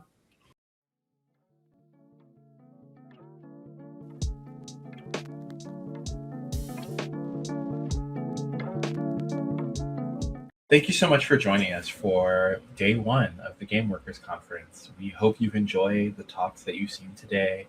We've heard from some amazing people in the co-op world, from other unions, regular game developers, just sharing their crafts, students. I think it's been a really exciting, show of what's going on in our industry, and we hope that you join us tomorrow for day two, either online or at one of our watch parties. Tomorrow we've got some great talks coming about the intersection of, what is it like, the relationship between games journalists and games industry proper, more but from unions, more from, about what we do in the industry and how we work, and also, the intersection of games and politics, how we can make a difference as workers in the world around us more broadly. Thank you so much for joining, and we hope to see you tomorrow at, either online or at a watch party. Thank you.